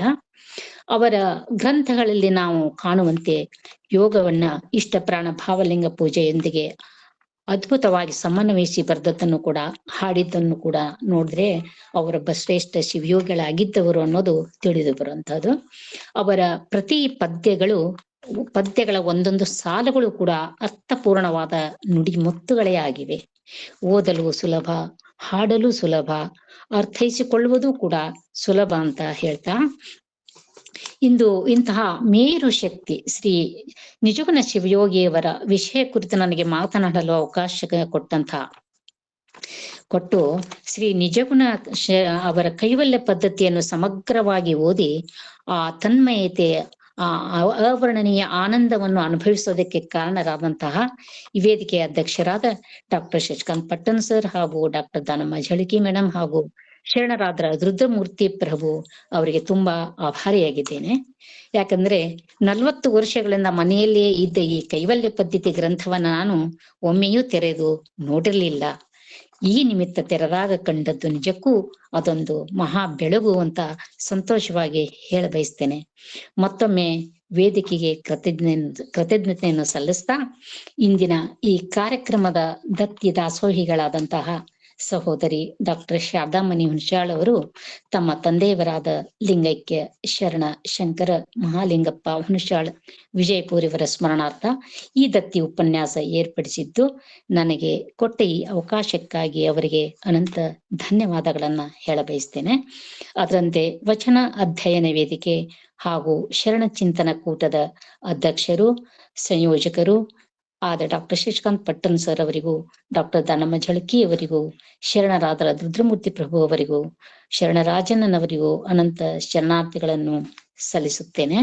ಅದರಂತೆ ಕಾರ್ಯಕ್ರಮದ ಪ್ರಾರಂಭದಲ್ಲಿ ಸುಮಧುರವಾಗಿ ವಚನ ಪ್ರಾರ್ಥನೆಯನ್ನು ನಡೆಸಿಕೊಟ್ಟಂತಹ ಶರಣ ಪ್ರೇಮಕ್ಕ ಹೊರಟ್ಟಿಯವರಿಗೂ, ಅದರಂತೆ ವಚನ ಮಂಗಳ ಮಾಡಲಿರುವ ಶರಣ ವಿದ್ಯಾ ಮಗ್ದುಮ್ ಅವರಿಗೂ ಹಾಗೂ ಈವರೆಗೆ ಕಾರ್ಯಕ್ರಮದಲ್ಲಿ ಉಪಸ್ಥಿತರಿದ್ದು ನನ್ನ ಮಧ್ಯೆ ನಿಲುಕಿದ ಈ ಮನ್ನಿಜಗುಣ ಶಿವಯೋಗಿಗಳ ಅನುಭವಾಮೃತದ ನುಡಿಗಳನ್ನ ಆಲಿಸಿದ ಎಲ್ಲ ಶರಣ ಬಂಧುಗಳಿಗೂ ನನ್ನ ಅನಂತ ಅನಂತ ಶರಣಾರ್ಥಿಗಳನ್ನ ಸಲ್ಲಿಸ್ತಾ ನಿನ್ನೆ ತಾನೇ ಸಂಗಮಸಿರಿ ಪ್ರಶಸ್ತಿ ಸನ್ಮಾನವನ್ನು ಸ್ವೀಕರಿಸಿದ ಡಾಕ್ಟರ್ ಶಶಿಕಾಂತ್ ಪಟ್ಟಣ್ ಸರ್ ಅವರಿಗೆ ಅಭಿನಂದನೆಗಳನ್ನು ಹೇಳುತ್ತಾ ಇಂದು ರಾಷ್ಟ್ರಕವಿ ಕುವೆಂಪು ಅವರ ಜನ್ಮದಿನ ಅವರ ಕುರಿತ ನನ್ನ ಕವನದೊಂದಿಗೆ ನನ್ನ ನಮನ ಸಲ್ಲಿಸಿ ನನ್ನೆರಡು ಮಾತನ್ನ ಮುಗಿಸುತ್ತೇನೆ. ಕುವೆಂಪು ಅವರನ್ನು ಕುರಿತು ಬರೆದ ನನ್ನದೊಂದು ಕವನ. ಕುವೆಂಪು ಕವಿಶೈಲ. ಪ್ರಕೃತಿಯೇ ದೇವರು, ಮೌನವೇ ಮಹಾಮಂತ್ರ. ಪ್ರಕೃತಿಯೇ ದೇವರು, ಮೌನವೇ ಮಹಾಮಂತ್ರ. ಆನಂದವೇ ಶಿವಪೂಜೆ. ಕನ್ನಡದ ಕವಿವರೆಗೆ ಕವಿಶೈಲವೇ ಸ್ವರ್ಗ. ಕನ್ನಡದ ಕವಿವರೆಗೆ ಕವಿಶೈಲವೇ ಸ್ವರ್ಗ. ಅರಮನೆಯೂ ಬೇಡ, ಸಿರಿಮನೆಯೂ ಬೇಡ, ತೀರ್ಥ ಸ್ನಾನವೂ ಬೇಡ, ಪುಣ್ಯಕ್ಷೇತ್ರವೂ ಬೇಡ. ತೀರ್ಥ ಸ್ನಾನವೂ ಬೇಡ, ಪುಣ್ಯಕ್ಷೇತ್ರವೂ ಬೇಡ, ನರ ನಿರ್ಮಿತ ದೇಗುಲವೂ ಮೊದಲು ಬೇಡ. ಸಾಕವಗೆ ಮೌನ ಧ್ಯಾನದ ನಿಸರ್ಗದ ನೆಲೆ ಕವಿಶೈಲ ಮಾತ್ರ. ನಿಸರ್ಗದ ನೆಲೆ ಕವಿಶೈಲ ಮಾತ್ರ. ನಮಿಸೋಣ ಬನ್ನಿ ಸರ್ವಕಾಲಕ್ಕೂ ಸರ್ವರಿಗೂ ಸಲ್ಲುತಿಹ ಜಗ ಹೃದಯಕ್ಕೆ. ತಲೆಬಾಗ ಬನ್ನಿ ಧೀಶಕ್ತಿ ನೀಡಿದ ಕವಿಶೈಲಕ್ಕೆ. ತಲೆಬಾಗಿ ಬನ್ನಿ ಧೀಶಕ್ತಿ ನೀಡಿದ ಕವಿಶೈಲಕ್ಕೆ. ಕವಿಶೈಲದ ನಡುನೆತ್ತಿಯಲ್ಲಿ ತನ್ಮಯತೆಯಳು ಪವಡಿಸಿದ ರಸ ಋಷಿ ಕನ್ನಡದ ತೇರು ರಾಷ್ಟ್ರಕವಿ ಕುವೆಂಪುವಿಗೆ ನಮಿಸೋಣ ಬನ್ನಿ ಧೀಶಕ್ತಿ ನೀಡಿದ ಕವಿಶೈಲಕ್ಕೆ. ಧನ್ಯವಾದಗಳು. ಧನ್ಯವಾದಗಳು ಮೇಡಮ್. ಅತ್ಯಂತ ಅರ್ಥಪೂರ್ಣವಾಗಿ, ಮೌಲಿಕವಾಗಿ, ಬಹಳ ಸರಳ ರೀತಿಯಿಂದ ನಿಜಗುಣ ಶಿವಯೋಗಿಗಳ ಒಂದು ಸಪ್ತ ಋಷಿ, ಸಪ್ತಸಾಗರ, ಸಪ್ತ ಸ್ವರಗಳಂತೆ ನಿಜಗುಣರು ಕನ್ನಡದಲ್ಲಿ ಸಪ್ತ ಅಂದರೆ 7 ಗ್ರಂಥಗಳನ್ನ ರಚಿಸಿದ್ದು, ಅವು ಎಲ್ಲವುಗಳನ್ನ ಕೈವಲ್ಯ ಪದ್ಧತಿ, ಪರಮಾನುಭವ ಬೋಧೆ, ಅನುಭವ ಸಾರ, ಪರಮಾರ್ಥ ಗೀತೆ, ಪರಮಾರ್ಥ ಪ್ರಕಾಶಿಕೆ, ವಿವೇಕ ಚಿಂತಾಮಣಿ, 63 ಪುರಾತನ ತ್ರಿವಿಧಿಗಳನ್ನ ಸೂಕ್ಷ್ಮವಾಗಿ, ಸರಳವಾಗಿ, ಅರ್ಥಪೂರ್ಣವಾಗಿ ವಿವರಿಸಿದಂತಹ ಶರಣೆ ಗೌರಮ್ಮ ನಾಶಿ ಮೇಡಮ್ ಅವರಿಗೆ ವೇದಿಕೆಯ ಪರವಾಗಿ ಅನಂತ ಅನಂತ ಶರಣಾರ್ಥಿಗಳನ್ನು ತಿಳಿಸ್ತಾ, ಜ್ಯೋತಿ ಬೆಳಗುತ್ತಿದೆ ವಿಮಲ ಪರಂ ಜ್ಯೋತಿ ಬೆಳಗುತ್ತಿದೆ. ಮಾತು ಮನಂಗಳಿಂದ ತತ್ತ ಮೀರಿದ ಸಾತಿಶಯದ ನಿರುಪಾಧಿಕ ನಿರ್ಮಲ ನಮ್ಮ ನಾಡಿನ ಜನರ ಮನದಲ್ಲಿ ನಿಜಗುಣ ಶಿವಯೋಗಿಗಳ ನಿರ್ಮಲ ಪರಂ ಜ್ಯೋತಿ ಸದಾ ಕಾಲವು ಬೆಳಗುತ್ತಲೇ ಇದೆ ಎನ್ನುವ ವಾಕ್ಯಗಳನ್ನ ಅತ್ಯದ್ಭುತವಾಗಿ ವಿವರಣೆ ಮಾಡಿದಂತ ಮೇಡಮ್ ಅವ್ರಿಗೆ ವೇದಿಕೆ ಪರವಾಗಿ ಮತ್ತೊಮ್ಮೆ ಶರಣಾರ್ಥಿಗಳನ್ನ ಹೇಳ್ತಾ, ಈಗ ಮಾರ್ಗದರ್ಶನ ನುಡಿಗಳನ್ನ ಡಾಕ್ಟರ್ ಶಶಿಕಾಂತ್ ಪಟ್ಟಣ್ ಸರ್ ಅವರು ಹೇಳ್ಬೇಕು ಅಂತ ವಿನಂತಿಸ್ಕೊಳ್ತಾ ಇದ್ದೀನಿ. ಓಂ ಶ್ರೀ ಗುರು ಬಸವಲಿಂಗಯ್ಯನಮ. ರಾಷ್ಟ್ರಕವಿ ಮಹಾಮಾನವತವಾದಿ ಕುವೆಂಪುರವರ ಇವತ್ತು ಹುಟ್ಟುಹಬ್ಬ ಮತ್ತು ನಿಜಗುಣರ ಮಾತು ಮತ್ತು ನನ್ನ ಗುರುಗಳಾದಂಥ ಶ್ರೀ ಶಂಕರ್ ಮಾಲಿಂಗಪ್ಪ ಹುಣಸಾಳ್ ಅವರ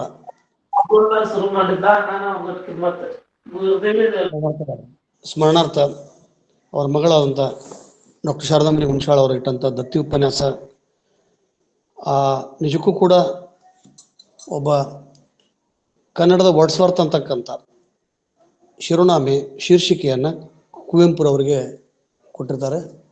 ಕುವೆಂಪುರವರ ಆರಾಧಕರಾದಂಥವ್ರು ನನ್ನ ಗುರುಗಳಾದಂಥ professor S M Hunasal sir.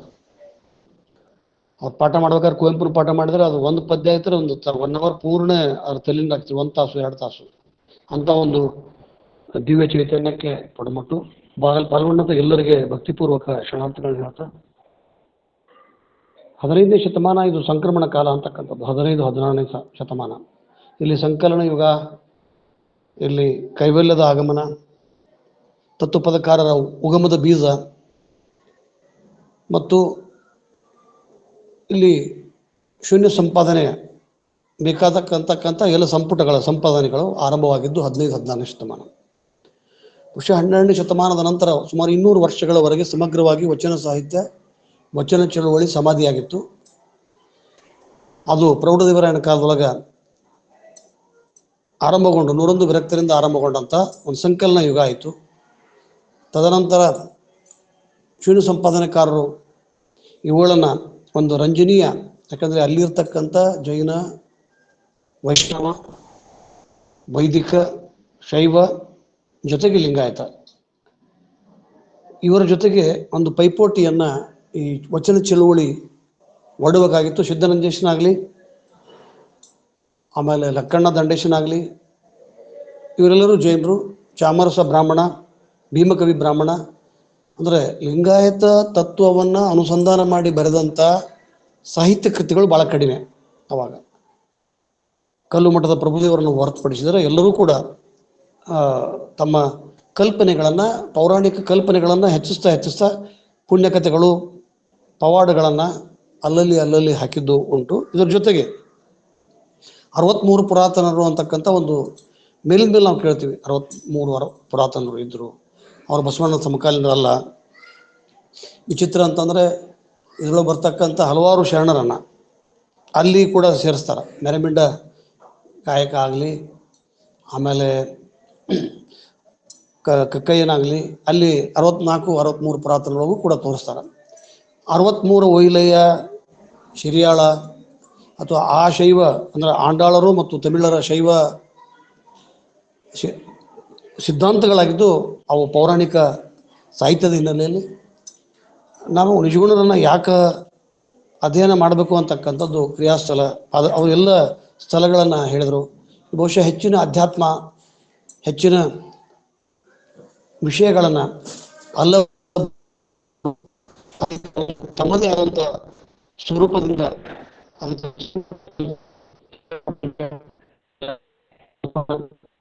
ಒಂದು ಸರ್ಪಭೂಷಣ ಶಿವಗಳು, ಬಾಲ ಮಾಂತ್ರ ಶಿವಗಳು ಇದೇ ಹಾದಿಯೊಳಗೆ ಹೋದರು ಅಂತಕ್ಕಂಥದ್ದು.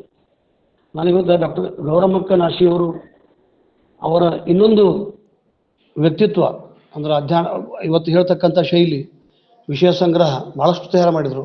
ಮತ್ತು ಅದರ ಸಮಯಕ್ಕೆ ತಕ್ಕ ಹಾಗೆ ಮುಗಿಸ್ತಕ್ಕಂಥ ರೀತಿ. ಬಹುಶಃ ಮಹಿಳೆ, ಪ್ರತಿಯೊಬ್ಬ ಒಂದು ಕುಟುಂಬದ ಮಹಿಳೆ ಈ ರೀತಿಯಾಗಿ ತೆಗೆದುಕೊಂಡೋಗಿ ಅವುಗಳನ್ನು ವಚನ ಸಾಹಿತ್ಯದಕ್ಕೆ ಪ್ರಭಾವಕ್ಕೆ ಒಳಪಟ್ಟಂಥವು ಇವೆಲ್ಲ. ಕೈವಲ್ಯ ದರ್ಪಣ ಸಂಪೂರ್ಣ ನಿಜಗುಣ ಶಿವಗಳ ಸಾಹಿತ್ಯ. ಆದರೆ ಕಾಲಾನಂತರದೊಳಗೆ ಅವು ಶೈವ, ವೀರಶೈವ ಈ ರೀತಿಯಾಗಿ ಓದೋದು ಕೂಡ ನಾವು ಕಾಣ್ತೀವಿ. ಕಾರಣ ಅಧ್ಯಾತ್ಮದ ಯೋಗ ಸಾಧನೆಯೊಳಗೆ ಇವೆಲ್ಲವೂ ಕೂಡ ಸಾಮಾನ್ಯ. ಹೀಗಾಗಿ ಪ್ರತ್ಯಾಹಾರ ಇವೆಲ್ಲವೊಳಗೆ ಎಲ್ಲ ಇದನ್ನು ಭಾಳಷ್ಟು ಬಿಡಿಯಾಗಿ ಕಲಬೆರಕೆ ಮಾಡಲಾರ್ದೆ ಕಂಪಾರ್ಟ್ಮೆಂಟಲ್ ಸಿಲೆಬಸ್ ಹಾಗೆ ಡಾಕ್ಟರ್ ಗೌರಮ್ಮಕ್ಕ, ಡಾಕ್ಟರ್ ಅಂದ್ರೆ ತಪ್ಪಾಗಲಿಕ್ಕಿಲ್ಲ, ಅಷ್ಟೊಂದು ಸುಂದರವಾಗಿ ಸೊಗಸಾಗಿ ನಿಜಗುಣ ಶಿವಗಳ ಬಗ್ಗೆ ಹೇಳಿದರು. ಇನ್ನೊಂದು ವಿಶೇಷ ಅಂತಂದ್ರೆ ನಿಜಗುಣ ಶಿವಗಳು, ಸರ್ಪಭೂಷಣ ಶಿವಗಳು, ಯಡಿಯೂರು ಸಿದ್ಧಲಿಂಗೇಶ್ವರರು, ಯಳಂದೂರು ಶಿವಗಳು, ಯಳಂದೂರು ಬಸವಲಿಂಗ ಸ್ವಾಮಿಗಳು ಇವರೆಲ್ಲರೂ ಭಕ್ತವರ್ಗದಿಂದ ಬಂದವರು. ನಾನು ಈ ಮಾತನ್ನು ಹೇಳ್ತಾ ಇದ್ದೀನಿ, ಭಕ್ತ ವರ್ಗದಿಂದ ಬಂದವರು. ಅವ್ರು ಯಾರೂ ಕೂಡ ಜಂಗಮರಾಗಿರಲಿಲ್ಲ. ನಾವು ಅದ್ರ ಬಗ್ಗೆ ಮಾಂತ್ರ ಶಿವಗಳ ಬಗ್ಗೆ ಕೂಡ ಭಕ್ತ ವರ್ಗದವರು, ಯಾಕಂದ್ರೆ ಎಲ್ಲರಿಂದ ಬಂದಾಗ ಅವರು ಶ್ರೀಡಂದವರು ತಿಳ್ಕೊಂಡು ನೋಡಿದಾಗ ಅದು ಪೂರ್ವಾಶ್ರಮದ ಬಗ್ಗೆ ಪೂರ್ಣ ಮಾಹಿತಿ ಇಲ್ಲ. ಅದ್ರ ಸರ್ಪಭೂಷಣ ಶಿವಗಳು, ಯಳಂದೂರು ಶಿವಗಳು, ಯಳಂದೂರು ಬಸವಲಿಂಗ ಸ್ವಾಮಿಗಳು, ನಿಜಗುಣ ಶಿವಗಳು ಇವರು ಭಕ್ತವರ್ಗದಿಂದ ಬಂದವರು. ಇವರ ಸಾಹಿತ್ಯವನ್ನು ಜಂಗಮೀಕರಣಕ್ಕಾಗಿಸ್ತಕ್ಕಂಥದ್ದು ಅಥವಾ ಆಚರಣೆ ರಿಚುವಲ್ಸ್ ನಾವು ಹೇಳ್ತೀವಲ್ಲ, ಇದನ್ನು ಮಾಡ್ತಕ್ಕಂಥ ಸಂದರ್ಭದೊಳಗೆ ಇವುಗಳನ್ನ ಅಲ್ಲಲ್ಲಿ ಅವ್ರು ಹೇಳ್ತಾರಲ್ಲ, ಮಾತು ಮನಗಳಿಂದ ತತ್ತ ಮೀರಿದ ಸಾತಿಶಯ ನಿರುಪಾದಿಕ ಇದು ಉಪಾದಿಕ ಅಲ್ಲ, ನಿರ್ಮಲ ಜ್ಯೋತಿ ಬೆಳಗುತ್ತಿದೆ. ಈ ಒಳಗಿರ್ತಕ್ಕಂಥ ಚೈತನ್ಯ ಇದು ನಿರುಪಾದಿಕ, ಇದು ನಿತ್ಯ ಜಂಗಮ, ಇದುವೇ ದೇವರು, ಇದುವೇ ಕೂಡಲ ಸಂಗಮ, ಇದುವೇ ಗುಹೇಶ್ವರ ಅಂತಕ್ಕಂಥ ಒಂದು ಪ್ರಜ್ಞೆಯನ್ನು ಕೊಡ್ಲಿಕ್ಕೆ ಪ್ರಯತ್ನ ಪಟ್ಟವರು ಅವರು. ಮುಂದೆ ಸಿದ್ಧಾಂತಗಳು ಬೇರೆ ಸಿದ್ಧಾರೂಢರು ಬಂದರು, ಗಜಾನಂದ ಸ್ವಾಮಿಗಳು, ಇವರೆಲ್ಲರೂ ಕೂಡ ಭಕ್ತರಿಂದ ಬಂದವರು. ಅವರು ಅವುಗಳನ್ನು ಬಳಸಿಕೊಂಡು ಆಧ್ಯಾತ್ಮಿಕ ಸಾಧನೆ, ಯೋಗ ಸಾಧನೆಗೆ ಮಾತ್ರ ತಮ್ಮನ್ನು ಸೀಮಿತಗೊಳಿಸಿದರು. ಹೀಗಾಗಿ ಅದು ಅಥಣಿ ಶ್ರೀಗಳು, ಸಿದ್ಧಾರೂಢರು ಏಕಕಾಲಕ್ಕೆ ಬಂದರು, ಒಂದೇ ದಿವಸ ಹುಟ್ಟಿದ್ರು ಕೂಡ ಅವರು ಕೇವಲ ಯೋಗ ಸಾಧನೆ ಇಟ್ಟರು. ಅಥಣಿ ಶ್ರೀಗಳು ಇಲ್ಲಿ ಯೋಗದ ಜೊತೆಗೆ ಕಾಯಕ ಯೋಗ ಸಿದ್ಧಾಂತ, ಈ ವಚನ ಚಳುವಳಿ, ಅಪ್ಪ ಬಸವಣ್ಣನವರ ವಚನಗಳನ್ನು, ವಿಶೇಷವಾಗಿ ಬಸವ ಪುರಾಣವನ್ನು ತಮ್ಮ ಹಾಸ್ಯದಿಂದ ಬರೆದರು. ಸೊ ಇಂಥ ಕಾರ್ಯವನ್ನು ಭಾಳಷ್ಟು ಸೊಗಸಾಗಿ ಎಲ್ಲ ವಿವರಣೆಗಳನ್ನು, ಭಾಳಷ್ಟು ವಿವರಣೆಗಳನ್ನು ಒಂದು 45 ನಿಮಿಷ 50 ನಿಮಿಷದೊಳಗೆ ಕಟ್ಟಿಕೊಟ್ಟಂಥ ಗೌರಮ್ಮಕ್ಕ ಅವರಿಗೆ ಅನಂತ ಧನ್ಯವಾದಗಳು. ದತ್ತಿ ದಾಸೋಹಿಗಳಾದಂಥ ಡಾಕ್ಟರ್ ಶಾರದಾಂಬಿ ಹುಣಸಾಳ್ ಅವರು, ಅವರ ಕುಟುಂಬ, ಅವ್ರ ತಾಯಿಯವರು ಮತ್ತು ತಂಗಿ ಅವರ ಕುಟುಂಬದ ಸದಸ್ಯರಿಗೆ ನನ್ನ ಭಕ್ತಿಪೂರ್ವಕ ಶರಣಾರ್ಥಿಗಳು. ಈ ಕಾರ್ಯಕ್ರಮವನ್ನು ವ್ಯವಸ್ಥಿತವಾಗಿ ನಾವು ನಿನ್ನೆ ಯಾಕೆ ಬೇಡ ಅಂತಂದ್ರೆ ಇಂಥ ಒಂದು ಒಳ್ಳೆಯ ಸಿಲೆಬಸ್ ನಾವು ಕೇಳಬೇಕಾಗಿತ್ತು.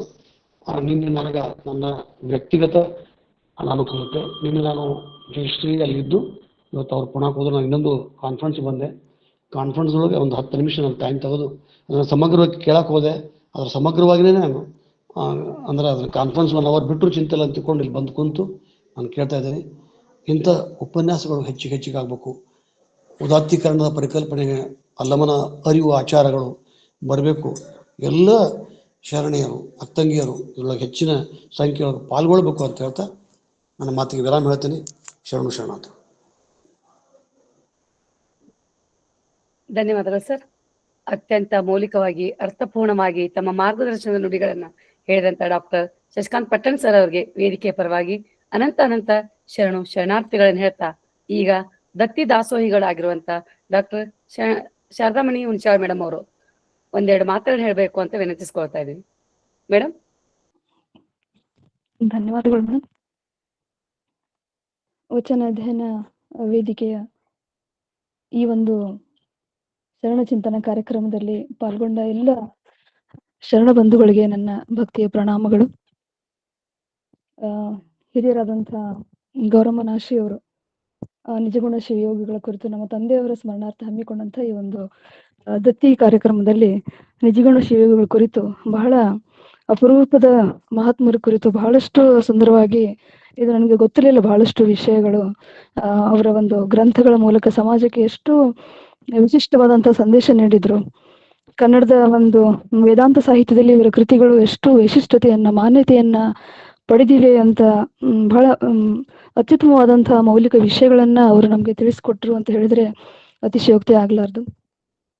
ಜಾತಿ ಮತಗಳೆಂಬ ಒಂದು ಕಂದಕ ಬಿಟ್ಟು ಸರ್ವರಲ್ಲಿ ಒಗ್ಗಟ್ಟು, ಸಮಾನತೆಯ ಒಂದು ಮನೋಭಾವ ಮೂಡಬೇಕಿದೆ. ಅಂತಹ ಚಿಂತನೆ ಪ್ರತಿಯೊಬ್ಬರಲ್ಲಿ ಮಾಡಬೇಕು. ಜವಾಬ್ದಾರಿ ಮತ್ತು ಕರ್ತವ್ಯ ನಿಭಾಯಿಸುವಂತ ಸಾಮರ್ಥ್ಯ ಬೆಳೆಸ್ಕೊಳ್ಬೇಕು. ಅದರಿಂದ ಸದೃಢ ಸಮಾಜ ನಿರ್ಮಾಣ ಸಾಧ್ಯ ಇದೆ. ಸಾಮರಸ್ಯದ ವಾತಾವರಣಕ್ಕಾಗಿ ಎಲ್ಲರೊಂದಿಗೆ ಬೆರೆತು ಅವರಲ್ಲಿ ಒಂದು ಕಲ್ಮಶವನ್ನ ದೂರ ಮಾಡಿದ್ದಾರೆ. ಅವರ ಗ್ರಂಥಗಳ ಬಹಳಷ್ಟು ಅಧ್ಯಯನ ಇಂದಿನ ಯುವಜನತೆ ಅಧ್ಯಯನ ಮಾಡಬೇಕಾಗಿದೆ. ಬಹಳಷ್ಟು ಸುಂದರವಾಗಿ ತಮ್ಮ ವಿಚಾರಗಳನ್ನ ನಮ್ಮೊಂದಿಗೆ ಹಂಚಿಕೊಂಡ್ರಿ. ಹಿರಿಯರಾದ ಗೌರಮ್ಮ ನಾಶಿ ಅವರಿಗೆ ಅನಂತ ಧನ್ಯವಾದಗಳು.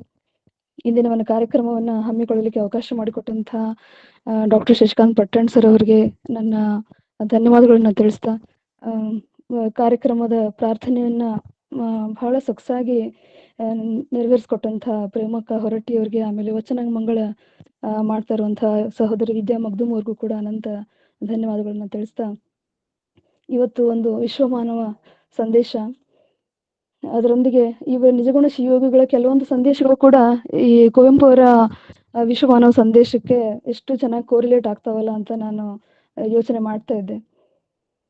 ನಮ್ಮ ತಂದೆಯವರು ಕಳ್ಕೊಂಡು ನಾನು 8 ವರ್ಷ ಆಯ್ತು. ಅವರು ಕುವೆಂಪು ಅವರು ಕೇವಲ ಅವ್ರಿಗೆ ಕವಿಗಳಾಗಿರ್ಲಿಲ್ಲ, ಅವ್ರಿಗೆ ಆರಾಧನೆ ಮಾಡ್ತಾ ಇದ್ರು, ಆರಾಧಕರಾಗಿದ್ರು. ಇಂಥ ಒಬ್ಬ ವ್ಯಕ್ತಿ, ಒಬ್ಬ ಕವಿಗಳನ್ನ ಈ ಮಟ್ಟಕ್ಕೆ ಆರಾಧನೆ ಮಾಡ್ತಾರಲ್ಲ ಅನ್ನೋದನ್ನು ಕೇಳಿ ನೋಡಿ ಬಹಳಷ್ಟು ಆಶ್ಚರ್ಯ ಆಗಿತ್ತು ನನಗೆ. ಅವರ ಒಂದು ಜಗತ್ತನ್ನು ಆಳುವುದೇ ವಿಚಾರಗಳೇ ಹೊರತು ವ್ಯಕ್ತಿಗಳಲ್ಲ ಎಂಬ ಮಾತಿನಂತೆ, ವ್ಯಕ್ತಿಗಳು ಭೌತಿಕವಾಗಿ ಇಂದು ಜಗತ್ತಿನಲ್ಲಿ ಇಲ್ಲದೆ ಇದ್ರೂ ಅವರ ವಿಚಾರಧಾರೆಗಳು ಇಂದಿಗೂ ಪ್ರಸ್ತುತವಾಗಿರ್ತವೆ. ಬುದ್ಧ, ಬಸವ, ವಿವೇಕಾನಂದ, ಪರಮಹಂಸ ಇಂಥ ಹಲವಾರು ಮಹನೀಯರು ಇದಕ್ಕೆ ಸಾಕ್ಷಿಯಾಗಿದ್ದಾರೆ ಅಂತ ಹೇಳ್ಬೋದು. ಇಂಥ ವಿಚಾರವಂತ ಜೊತೆಗೆ ವಿಶ್ವ ಮಾನವ ಸಂದೇಶ ಸಾರಿದ ಮಹಾನ್ ಮಾನವತಾವಾದಿ ರಾಷ್ಟ್ರಕವಿ ಕುವೆಂಪು ಅವರ ವಿಚಾರಧಾರೆಗಳು ಇಂದಿಗೂ ಜನರ ಒಂದು ಜೀವಸಲೆಯಾಗಿವೆ ಅಂತ ಹೇಳ್ಬೋದು. ನನಗೆ ಇವತ್ತಿಗೂ ನೆನಪಿದೆ, ನವೆಂಬರ್ 11 ಈ ಶ್ರೇಷ್ಠ ದಿವ್ಯ ಆತ್ಮ ಅವತ್ತು ಕುವೆಂಪು ಅವರು ತೀರ್ಕೊಂಡಿದ್ರು. ನಮ್ಮ ತಂದೆಯವರು ಹಾಲ್ ಬಿಟ್ಟು ಹೊರಗೆ ಬರ್ಲೇ ಇಲ್ಲ. ಎಷ್ಟು ಅವ್ರು ದುಃಖಿತರಾಗಿದ್ರು ಅಂತಂದ್ರೆ, ಅವ್ರ ತಾಯಿ ತೀರ್ಕೊಂಡಾಗೂ ಅಷ್ಟು ದುಃಖ ಪಟ್ಟಿದ್ದು ನಾನು ನೋಡಿದ್ದಿಲ್ಲ. ಕುವೆಂಪು ಅವ್ರು ತೀರ್ಕೊಂಡಾಗ ಅವ್ರು ಅಷ್ಟೊಂದು ದುಃಖ ಪಟ್ಟಿದ್ರು.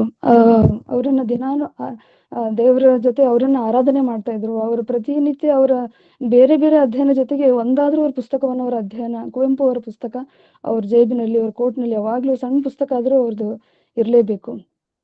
ಅವರ ವಿಶ್ವಮಾನವ ಸಂದೇಶ ಮೇಲಿಂದ ಮೇಲೆ ನನ್ಗೆ ತಿಳಿಸ್ಕೊಡ್ತಾ ಇದ್ರು.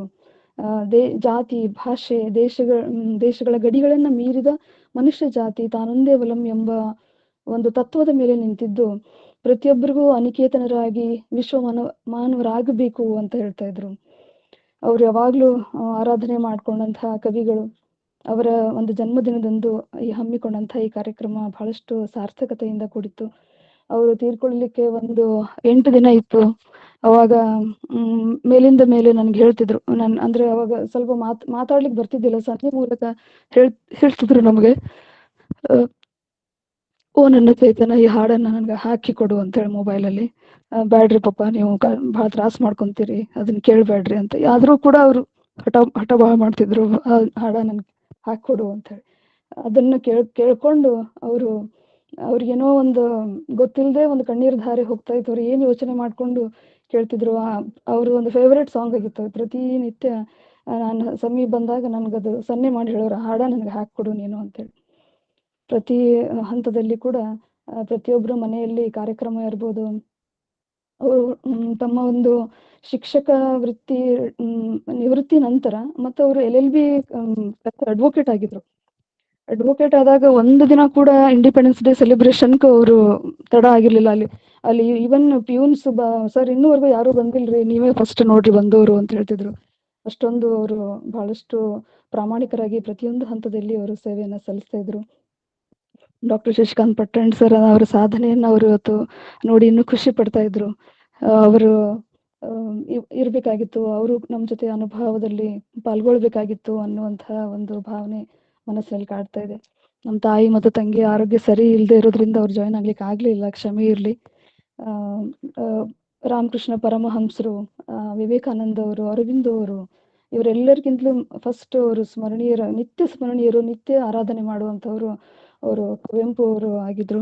ಅವರ ಜನ್ಮದಿನದಂದು ಈ ಒಂದು ದತ್ತಿ ಕಾರ್ಯಕ್ರಮವನ್ನು ಹಮ್ಮಿಕೊಳ್ಳಲಿಕ್ಕೆ ನನಗೆ ಅವಕಾಶ ಒದಗಿಸಿಕೊಟ್ಟಂತಹ ನಮ್ಮ ವೇದಿಕೆಯ ಸಂಸ್ಥಾಪಕರು, ನಮ್ಮೆಲ್ಲರಿಗೂ ಒಂದು ಶಕ್ತಿ, ನನಗೆ ಮಾರ್ಗದರ್ಶಕರು. ನಾನು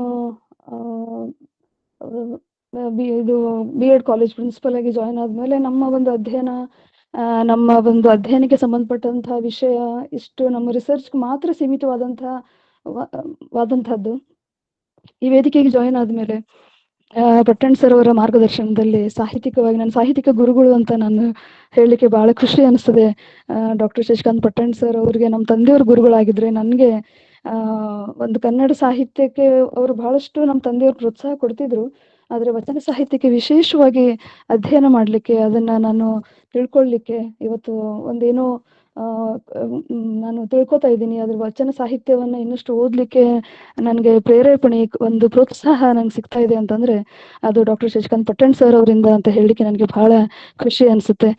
ಅವರ ಒಂದು ನನ್ನ ಅಂಬೆಗಾಲದಲ್ಲಿ ಇರುವಂತಹ ಒಂದು ಸಾಹಿತ್ಯವನ್ನ ಕೈ ಹಿಡಿದು ನಡೆಸ್ತಾ ಇದ್ದಾರೆ ಸರ್ ಬಹಳಷ್ಟು ನಮ್ಮಂತಹ ಜನರಿಗೆ. ಯಾಕಂದ್ರೆ ನನಗೆ ಸ್ವಲ್ಪ ಮುಜುಗರ ಆಗ್ತಾ ಇತ್ತು, ನಾನು ಇಂಗ್ಲಿಷ್ ಮೀಡಿಯಂನಲ್ಲಿ ಕಲಿತು ನಾನು ಯಾವ ರೀತಿಯಾಗಿ ಸಾಹಿತ್ಯಕ್ಕೆ ಒಂದು ನ್ಯಾಯವನ್ನು ಒದಗಿಸಿಕೊಡಬಲ್ಲೆ ಅಂತ ಹೇಳಿ.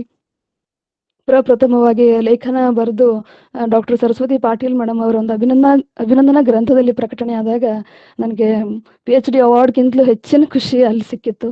ಲಿಂಗಮ್ಮ ಅವರ ಬಗ್ಗೆ ಬರೀಲಿಕ್ಕೆ ಸರ್ ಅವರು ನನಗೆ ಪ್ರೋತ್ಸಾಹ ಕೊಟ್ಟಿದ್ರು. ಸರ್ ಅವರ ಪ್ರೇರಣೆ ಪ್ರೋತ್ಸಾಹದಿಂದ ಸಾಹಿತ್ಯಿಕವಾಗಿ ಒಂದು ಸಾಹಿತ್ಯದಲ್ಲಿ ಒಂದು ನನ್ನನ್ನು ತೊಡಗಿಸ್ಕೋಬೇಕು ಅನ್ನುವಂಥ ಭಾವನೆ ಮನಸ್ಸಲ್ಲಿ ಮೂಡ್ತಾ ಇದೆ. ಈ ಒಂದು ವೇದಿಕೆಯಲ್ಲಿ ಸಹೋದರಿಯರು, ಬಹಳಷ್ಟು ಜನರು ಪ್ರೋತ್ಸಾಹ, ಹಿರಿಯರ ಒಂದು ಹೊಸ ಕುಟುಂಬಕ್ಕೆ ನನ್ನನ್ನು ಪರಿಚಯಿಸಿಕೊಟ್ಟಂತ doctor Shashikant Pattan sir, doctor Jayashree Pattan madam ಅವರಿಗೆ ನನ್ನ ಅನಂತ ಧನ್ಯವಾದಗಳನ್ನ ತಿಳಿಸ್ತಾ, ಕಾರ್ಯಕ್ರಮವನ್ನು ಅತ್ಯಂತ ಸಮರ್ಥವಾಗಿ ನಿಭಾಯಿಸ್ತಾ, ತುಂಬಾ ಅಭಿಮಾನದಿಂದ ಡಾಕ್ಟರ್ ದಾನಮ್ಮ ಚಳಕಿ ಅವರು ನನ್ನ ಪರಿಚಯವನ್ನ ಮಾಡಿಕೊಟ್ರು. ಅವ್ರಿಗೂ ಕೂಡ ನನ್ನ ಅತ್ಯಂತ ಪ್ರೀತಿಯ ಧನ್ಯವಾದಗಳನ್ನ ತಿಳಿಸ್ತಾ, ಇಂದಿನ ಒಂದು ಅತ್ಯಂತ ಕುವೆಂಪು ಅವರ ಒಂದು ಜನ್ಮದಿನದಂದು ಕೋಇನ್ಸಿಡೆಂಟ್ಲಿ ನಮ್ಮ ತಂದೆಯವರು ತೀರ್ಕೊಂಡು ಇವತ್ತು 8 ವರ್ಷ ಆಯ್ತು.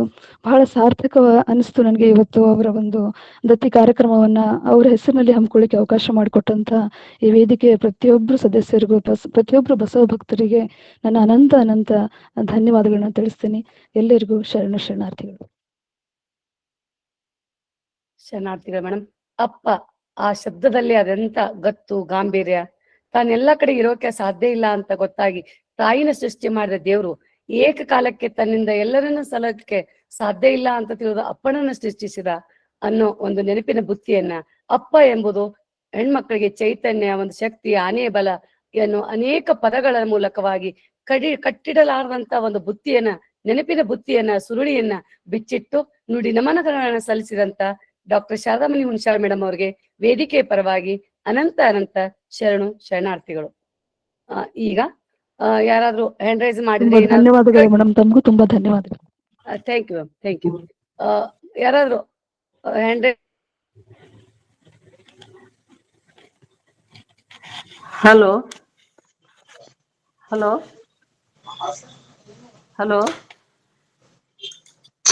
ಮಾತಾಡ್ರಿ ಮೇಡಮ್, ಮಾತಾಡ್ರಿ. ಮಾತಾಡಿ madam, ಮಾತಾಡಿ. ಕೇಳ್ತಾ ಇದೆ ಮೇಡಮ್. ಕೇಳಿಸ್ತಾ ಇದೆ ಮೇಡಮ್, ಮಾತಾಡಿ. ಸರ್ವ ಸಂಘ ಪರಿತ್ಯಾಗ ಮಾಡಿರ್ತಕ್ಕಂತ ಸನ್ಯಾಸಿ ಆದ್ರೂ ಕೂಡ ಲೋಕ ಕಲ್ಯಾಣ ತತ್ಪರ ಆಗಿರ್ತಕ್ಕಂತ ಕವಿಯಾಗಿ, ದಾರ್ಶನಿಕರಾಗಿ, ನಾಡು ನುಡಿಗಳಿಗೆ ಅಪಾರ ಸೇವೆಯನ್ನ ಸಲ್ಲಿಸಿರ್ತಕ್ಕಂತ ಹಿರಿಯ ಚೇತನ ನಿಜಗುಣ ಶಿವಯೋಗಿ ಬಗ್ಗೆ ಗೌರಮ್ಮಕ್ಕಾಜಿ ಬಹಳ ಸೊಗಸಾಗಿ ಮನ ಒಳಗ ಆಳಕ್ಕೆ ಹಿಡಿಯುವ ಹಾಗೆ ಅಧ್ಯಯನ ಪೂರ್ಣವಾದಂತಹ ವಿಚಾರಗಳನ್ನ ಹರಿಸಿದ್ದಕ್ಕಾಗಿ ತುಂಬಾ ಖುಷಿ ಆಯ್ತು. ಕನ್ನಡ ಸಾಹಿತ್ಯ ಚರಿತ್ರೆಯೊಳಗ ನಿಜಗುಣ ಶಿವಯೋಗಿ ಅವರಿಗೆ ಬಹಳ ಉನ್ನತವಾದಂತ ಮೀಸಲಾದಂತ ಸ್ಥಾನಮಾನ ಲಭಿಸಿದ್ದು ಅದು ನಮಗೆಲ್ಲ ಹೆಮ್ಮೆ ಸಂಗತಿ. ಕನ್ನಡ ವಾಗ್ಮಯ ಆಕಾಶದೊಳಗ ಬೆಳಗ್ತಾ ಇರ್ತಕ್ಕಂತ ನಕ್ಷತ್ರ ಮಾಲಿಕೆಯೊಳಗ ಶಿವಯೋಗಿಯವರು ಧ್ರುವತಾರೆಯಂಗಿ ತ್ರಿಪದಿಯನ್ನ, ಚೌಪದಿಯನ್ನ, ಕಂದ, ರಗಳೆ, ಛಂದೋಬಂಧದಲ್ಲಿ ಅಷ್ಟೇ ಅಲ್ಲದೆ ಹೃದಯ ಗದ್ಯದೊಳಗೂ ಕೂಡ ಕೃತಿರತ್ನಗಳನ್ನ ರಚಿಸಿ ಕನ್ನಡ ಸಾಹಿತ್ಯಕ್ಕೆ ಅಮೂಲ್ಯವಾದಂತಹ ಕಾಣಿಕೆಯನ್ನ ಸಲ್ಲಿಸಿದ್ದಾರೆ. ಅವರೊಬ್ಬ ಬಹುಶ್ರುತ ವರಕವಿ, ಮೇಧಾವಿ, ತತ್ವದರ್ಶಿ, ತಪಸ್ವಿ ಆಗಿದ್ರು. ಅವರ ಕೃತಿಗಳಿರ್ತಕ್ಕಂಥ ದಾರ್ಶನಿಕತೆ, ಕವಿತ್ವಗಳ ಒಂದು ಮಧುರವಾದಂತ ಸಂಗಮ, ಅನುಪಮವಾದಂತ ಅನುಭವವನ್ನ ಅಕ್ಕ ಅವರು ನೀಡಿದ್ರು. ತತ್ವ ಚಿಂತನೆಯಿಂದ ಪರಿಪ್ಲುತವಾದಂತಹ ಸಿದ್ಧಾಂತ ಪ್ರತಿಪಾದನೆಯಂತಹ ಗಡುಸಾದ ವಿಷಯವನ್ನ ಬಹಳ ಸರಳ ಭಾಷೆಯೊಳಗ ಸುಲಲಿತವಾಗಿ ಪ್ರವಚಿಸುವಂತಹ ಅಪ್ರತಿಮ ಪ್ರತಿಭೆ ಉಳ್ಳವರು ನಿಜಗುಣ ಶಿವಯೋಗಿಯವರು. ಅವರ ವಿಚಾರ ಸರಣಿ ನಿತ್ಯ ನವೀನವಾದದ್ದು, ಚಿರ ಸುಂದರವಾದದ್ದು, ಪಂಡಿತರನ್ನೂ ಕೂಡ ತಲೆದೂಗಿಸುವಂತಹದ್ದು, ಪಾಮರರನ್ನೂ ಕೂಡ ಸಂತೈಸುವಂತಹದ್ದು, ಕಾಂತಾ ಸಂಹಿತ ಅಂತ ಹೇಳ್ತಾ ಇದ್ದಾರೆ. ಅಲ್ಲದೆ ಶ್ವೇತ ಕಕ್ಷತೀಯ ಅನ್ನುವಂಥ ಒಂದು ಕಾವ್ಯ ಶಕ್ತಿಯಿಂದಾಗಿ ನಿಜಗುಣ ಶಿವಯೋಗಿಯವರ ಕೃತಿಗಳಿಗೆ ಒಂದು ವಿಶೇಷ ಕಳೆ ಕೂಡ ಬಂದೈತಿ. ಅವರು ಜ್ಞಾನದ ತುದಿಯನ್ನೇರಿ ಕೆಳಗಿಳಿದು ಬಂದು ತರತರದ ಗದ್ಯ ಪದ್ಯದೊಳಗ ಕನ್ನಡ ಜನಕ್ಕೆ ತಮ್ಮ ಅರಿವನ್ನ ಹಂಚಿಕೊಟ್ಟಂತ ಕೀರ್ತಿಶಾಲಿಗಳು. ಅವರೊಬ್ಬ ಮಹಾವಿದ್ವಾಂಸರು, ಬಹುವಿಧ ರಚನಾಕಾರರು ಅನ್ನೋದ್ರೊಳಗ ಅತಿಶಯೋಕ್ತಿ ಏನು ಇಲ್ಲ ಅನ್ನೋದನ್ನ ಅಕ್ಕ ಅವ್ರು ಬಹಳ ಚಂದಾಗಿ, ಬಹಳ ಅಗದಿ ಸರಳವಾದ ಭಾಷೆಯೊಳಗ ಹೇಳಿದ್ದು ಕೇಳಿ ಬಹಳ ಖುಷಿ ಆಯ್ತು. ಅದಕ್ಕಾಗಿ ನಾನು ಅವರನ್ನ ಅಭಿನಂದಿಸ್ತಾ ಇದ್ದೇನೆ. ನಿಜಗುಣ ಶಿವಯೋಗಿಯರನ್ನ ನಾವು ಮೆಚ್ಚುವುದು ಅವರ ಅಪಾರವಾದ ಆತ್ಮಜ್ಞಾನಕ್ಕಾಗಿ, ಅದನ್ನ ಕನ್ನಡಕ್ಕೆ ತಂದು ಕೊಡುವುದಕ್ಕ ಅವರು ತೋರಿರುವಂತಹ ಕಳಕಳಿಗಾಗಿ. ಅವರ ವಿವೇಕ ಚಿಂತಾಮಣಿ ಮೇರು ಕೃತಿ ಅದನ್ನ ಸಂಸ್ಕೃತಕ್ಕೂ ಮತ್ತು ಮರಾಠಿಗೂ ಭಾಷಾಂತರ ಕೂಡ ಮಾಡಿದ್ದಾರೆ. ಕನ್ನಡ ಅಧ್ಯಾತ್ಮ ಸಾಹಿತ್ಯದ ಇತಿಹಾಸದೊಳಗ ನಿಜಗುಣ ಶಿವಯೋಗಿ ಅವರು ಚಿರಂಜೀವಿ ಅವರು, ಅಜರಾಮರರು, ಆ ಚಂದ್ರಾರ್ಕರು ಅನ್ನೋದ್ರೊಳಗ ಇಲ್ಲಿ ಎಳ್ಳಷ್ಟು ಸಂದೇಹ ಇಲ್ಲ ಅಂತ ಹೇಳ್ತಾ ನನ್ನ ಕೆಲವು ಅನಿಸಿಕೆಗಳನ್ನ ಹಂಚಿಕೊಳ್ಳೋದಕ್ಕ ಅವಕಾಶ ಮಾಡಿಕೊಟ್ಟಿರ್ತಕ್ಕಂತ ಸರ್ವರಿಗೂ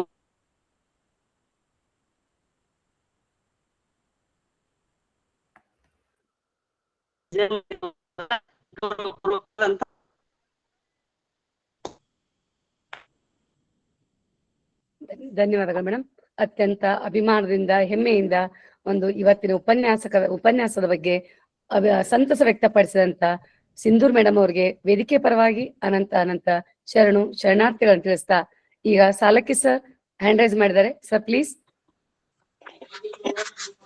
ಜ್ಯೋತಿ ಬೆಳಗುತ್ತಿದೆ, ನಿರ್ಮಲ ಜ್ಯೋತಿ ಬೆಳಗುತ್ತಿದೆ. ನಿಜಗುಣರ ಒಂದು ಉಪನ್ಯಾಸ ಬಹಳ ಮೌಲಿಕವಾದ ಉಪನ್ಯಾಸ. ವಿಷಯಗಳು ಬಹಳ ಗಂಭೀರವಾಗಿದ್ದು, ಅದರೊಂದಿಗೆ ನಮ್ಮ ವಿಜಯಪುರದ ಹಿರಿಯ ಗುರು ಶಂಕರ್ ಹುಣಸಾಳ್ ಸರ್, ಕುವೆಂಪುರವರು ಮತ್ತು ನಿಜಗುಣರ ಎಲ್ಲರ ಒಂದು ಅವರ ಚಿತ್ರಣವನ್ನು, ಬದುಕಿನ ಚಿತ್ರಣ, ಅವರ ಸ್ಮರಣೆಯನ್ನು ಮಾಡಿದಂತ ಸಹೋದರಿ ಗೌರಮ್ಮ ನಾಶಿಯವರು ಅಭಿನಂದನೆಗಳು. ಗೌರಮ್ಮ ನಾಶಿಯವರು ಇಷ್ಟು ಅದ್ಭುತವಾದಂತ ಜ್ಞಾನ ಏನೋ ನನಗೆ ಇವತ್ತು ಅನಿಸ್ಲಾಯ್ತದ. ಬಹುಶಃ ಶಶಿಕಾಂತ್ ಪಟ್ಟಣ ಅವರು ತಮ್ಮ ಪಾರಂಪರಿಕವಾಗಿ ಎಲ್ಲಾ ಜ್ಞಾನವನ್ನು ನಮ್ಮೆಲ್ಲಾ ಸದಸ್ಯರಿಗೆ ಬಿಟ್ಟು ಕೊಟ್ಟಾರ ಅನ್ನುವಂತಹದ್ದು ಇವತ್ತು ನನ್ನ ಅನಿಸಿಕೆ ಐತಿ. ಆ ನೆಲೆಯಲ್ಲಿ ಇವತ್ತು ವಿಷಯ ದಿನ ಸಂಡೇ ಆಗ್ಬೇಕಾಯ್ತು ಇವತ್ತು, ಆದ್ರೂ ಕೂಡ ಸುಮಾರು 50 ಜನರು ಇವತ್ತು ಪಾರ್ಟಿಸಿಪೇಟ್ ಮಾಡಿದ್ದು ಈ ಒಂದು ನಮ್ಮ ವೇದಿಕೆಯ ಬಗ್ಗೆ ಹೆಚ್ಚಿನ ಆಸಕ್ತಿ ವಹಿಸಿದ್ದು ಬಹಳ ಹೆಮ್ಮೆ ಅನಿಸ್ತದೆ. ಈ ನೆಲೆಯಲ್ಲಿ ನಿಜಗುಣ 3 ಜನ ನಿಜಗುಣರ ಬಗ್ಗೆ ಸಂಕ್ಷಿಪ್ತವಾಗಿ 3 ಜನ ನಿಜಗುಣರ ಕೈವಲ್ಯ ಪದ್ಧತಿ ಬಹಳ ಅಧ್ಯಾತ್ಮ, ಬಹಳ ದೊಡ್ಡ ತುದಿಗೆ ಹೋದಂತ ನಮ್ಮ ಹಿರಿಯ ಚೇತನಗಳು. ಈ ನೆಲೆಯಲ್ಲಿ ಇಂತ ಶಾರದಾಮಣಿ ಅವರು ತಮ್ಮ ತಂದೆ ಅಪ್ಪ ಅನ್ನುವಂತ ಇದರಲ್ಲಿ ಇವತ್ತು ಸಹೋದರಿ ಹೇಳಿದ್ದು ಬಹಳ ಸ್ತುತ್ಯಾರ್ಹ. ಈ ನೆಲೆಯಲ್ಲಿ ಅವರ ಅಪ್ಪನನ್ನು, ತಂದೆಯವರನ್ನು ಸ್ಮರಿಸಿದಂತ ಶಾರದಾಮಣಿ ಹುಣಸ್ಯಾಳ್ ವೇದಿಕೆ ಮತ್ತು ನಮ್ಮ ವಿಜಯಪುರದ ಶ್ರೀ ಶಂಕರ್ ಹುಣಸ್ಯಾಳ್ ಗುರುಗಳಿಗೆ ನನ್ನ ವಂದನೆಗಳು. ಅವರ ಸ್ಮರಣೆಗೆ ಮತ್ತೊಮ್ಮೆ ಎಲ್ಲ ಶಾರದಾಮಣಿಯವರ ಮುಖಾಂತರ ಹಿರಿಯ ಚೇತನಗಳನ್ನು ವಿಶೇಷವಾಗಿ ಕುವೆಂಪುರವರು, ರಾಷ್ಟ್ರ ಕುವೆಂಪುರವರ ಸ್ಮರಣೆಯನ್ನು ನಾವು ಸಾರ್ವತ್ರಿಕವಾಗಿ ಮಾಡಿದ್ದು ಬಹಳ ಸ್ತುತ್ಯಾರ್ಹ. ಈ ನೆಲೆಯಲ್ಲಿ ಮತ್ತೊಮ್ಮೆ ನನ್ನ ವೇದಿಕೆಗೆ ನನ್ನ ಅಭಿನಂದನೆಗಳು, ಶರಣಾರ್ಥಿ. ಧನ್ಯವಾದಗಳು ಸರ್. ತಮಗೂ ಸಹ ಶರಣಾರ್ಥಿ ತಿಳಿಸ್ತಾ ಅತ್ಯಂತ ಒಂದು ಅರ್ಥಪೂರ್ಣವಾಗಿರುವಂತ ಉಪನ್ಯಾಸವನ್ನ ಅತ್ಯಂತ ಹೆಮ್ಮೆಯಿಂದ ಅಭಿಮಾನದಿಂದ ಮೆಚ್ಚಿಕೊಂಡಂತ ಸಾಲಕಿ ಸರ್ ಅವರು ಸಹಿತ ಶರಣಾರ್ಥಿಗಳನ್ನ ಹೇಳ್ತಾ ಈಗ ಮತ್ತೆ ಯಾರಾದ್ರೂ ಮಾತನಾಡೋರಿದ್ರೆ ಹ್ಯಾಂಡ್ ರೈಸ್ ಮಾಡ್ಬೋದು.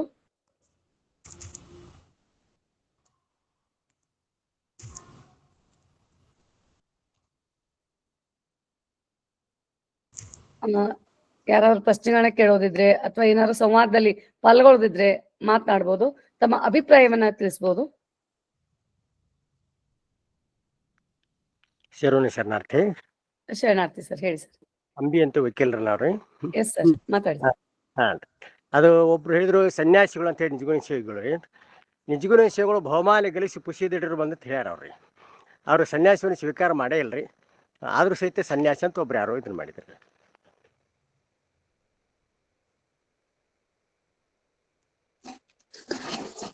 ಸರ್, ಅವರು ಸನ್ಯಾಸಿಗಳನ್ನ ತಿಳ್ಕೊಂಡು ನಾವು ಯಾವ ಗ್ರಂಥಗಳಲ್ಲಿ ನೋಡಿಲ್ಲಲ್ಲ ಸರ್.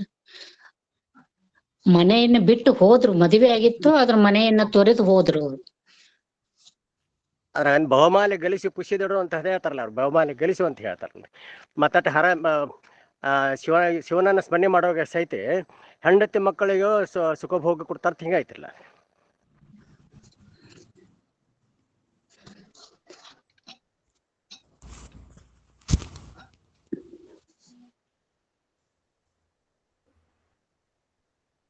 ಎಸ್ ಸರ್, ಮಾತಾಡಿ ಸರ್. ತಾವು ಅದು ಉತ್ತರ ಕೊಡ್ಬೇಕಂತ. ಯಾಕಂದ್ರೆ ಸನ್ಯಾಸಿವನ್ನ ಸ್ವೀಕಾರ ಮಾಡೇ ಇಲ್ಲ ಅವ್ರು. ಆದ್ರೂ ಸಹಿತ ಒಬ್ರು ಯಾರು ಅಂದ್ರೆ ಸನ್ಯಾಸಿವನ್ನ ಸ್ವೀಕಾರ ಮಾಡ್ಯಾರು ಅಂತ ಹೇಳಿದ್ರಿ. ಆದ್ರೆ ಅವ್ರ ವಚನಗಳನ್ನು ಓದಿದ್ರೆ ಸನ್ಯಾಸಿ ಸ್ವೀಕಾರ ಬೈದ್ರಲ್ಲಿ ಎಲ್ಲಿ ಉಲ್ಲೇಖ ಬರಂಗೇ ಇಲ್ರ. ಅದಕ್ಕೆ ತಮ್ಮ ಅಭಿಪ್ರಾಯವನ್ನು ಹೇಳ್ಬೇಕ್ರಿ. ಎಲ್ಲರಿಗೂ ಶರಣಾರ್ಥಿಗಳು. ನಾನು ಒಂದೆರಡು ವಿಷಯ ಪ್ರಸ್ತಾಪಿಸಬಹುದಾ ಇಲ್ಲಿ? ಅಲ್ಲೇ ಇವರು ನಿಜಗುಣ ಶಿವಯೋಗಿಗಳು ಒಂದು ಕೈವಲ್ಯ ಸಾಹಿತ್ಯದ ಒಂದು ಪರಂಪರೆಗೆ ಹರಿಕಾರರಾದರು.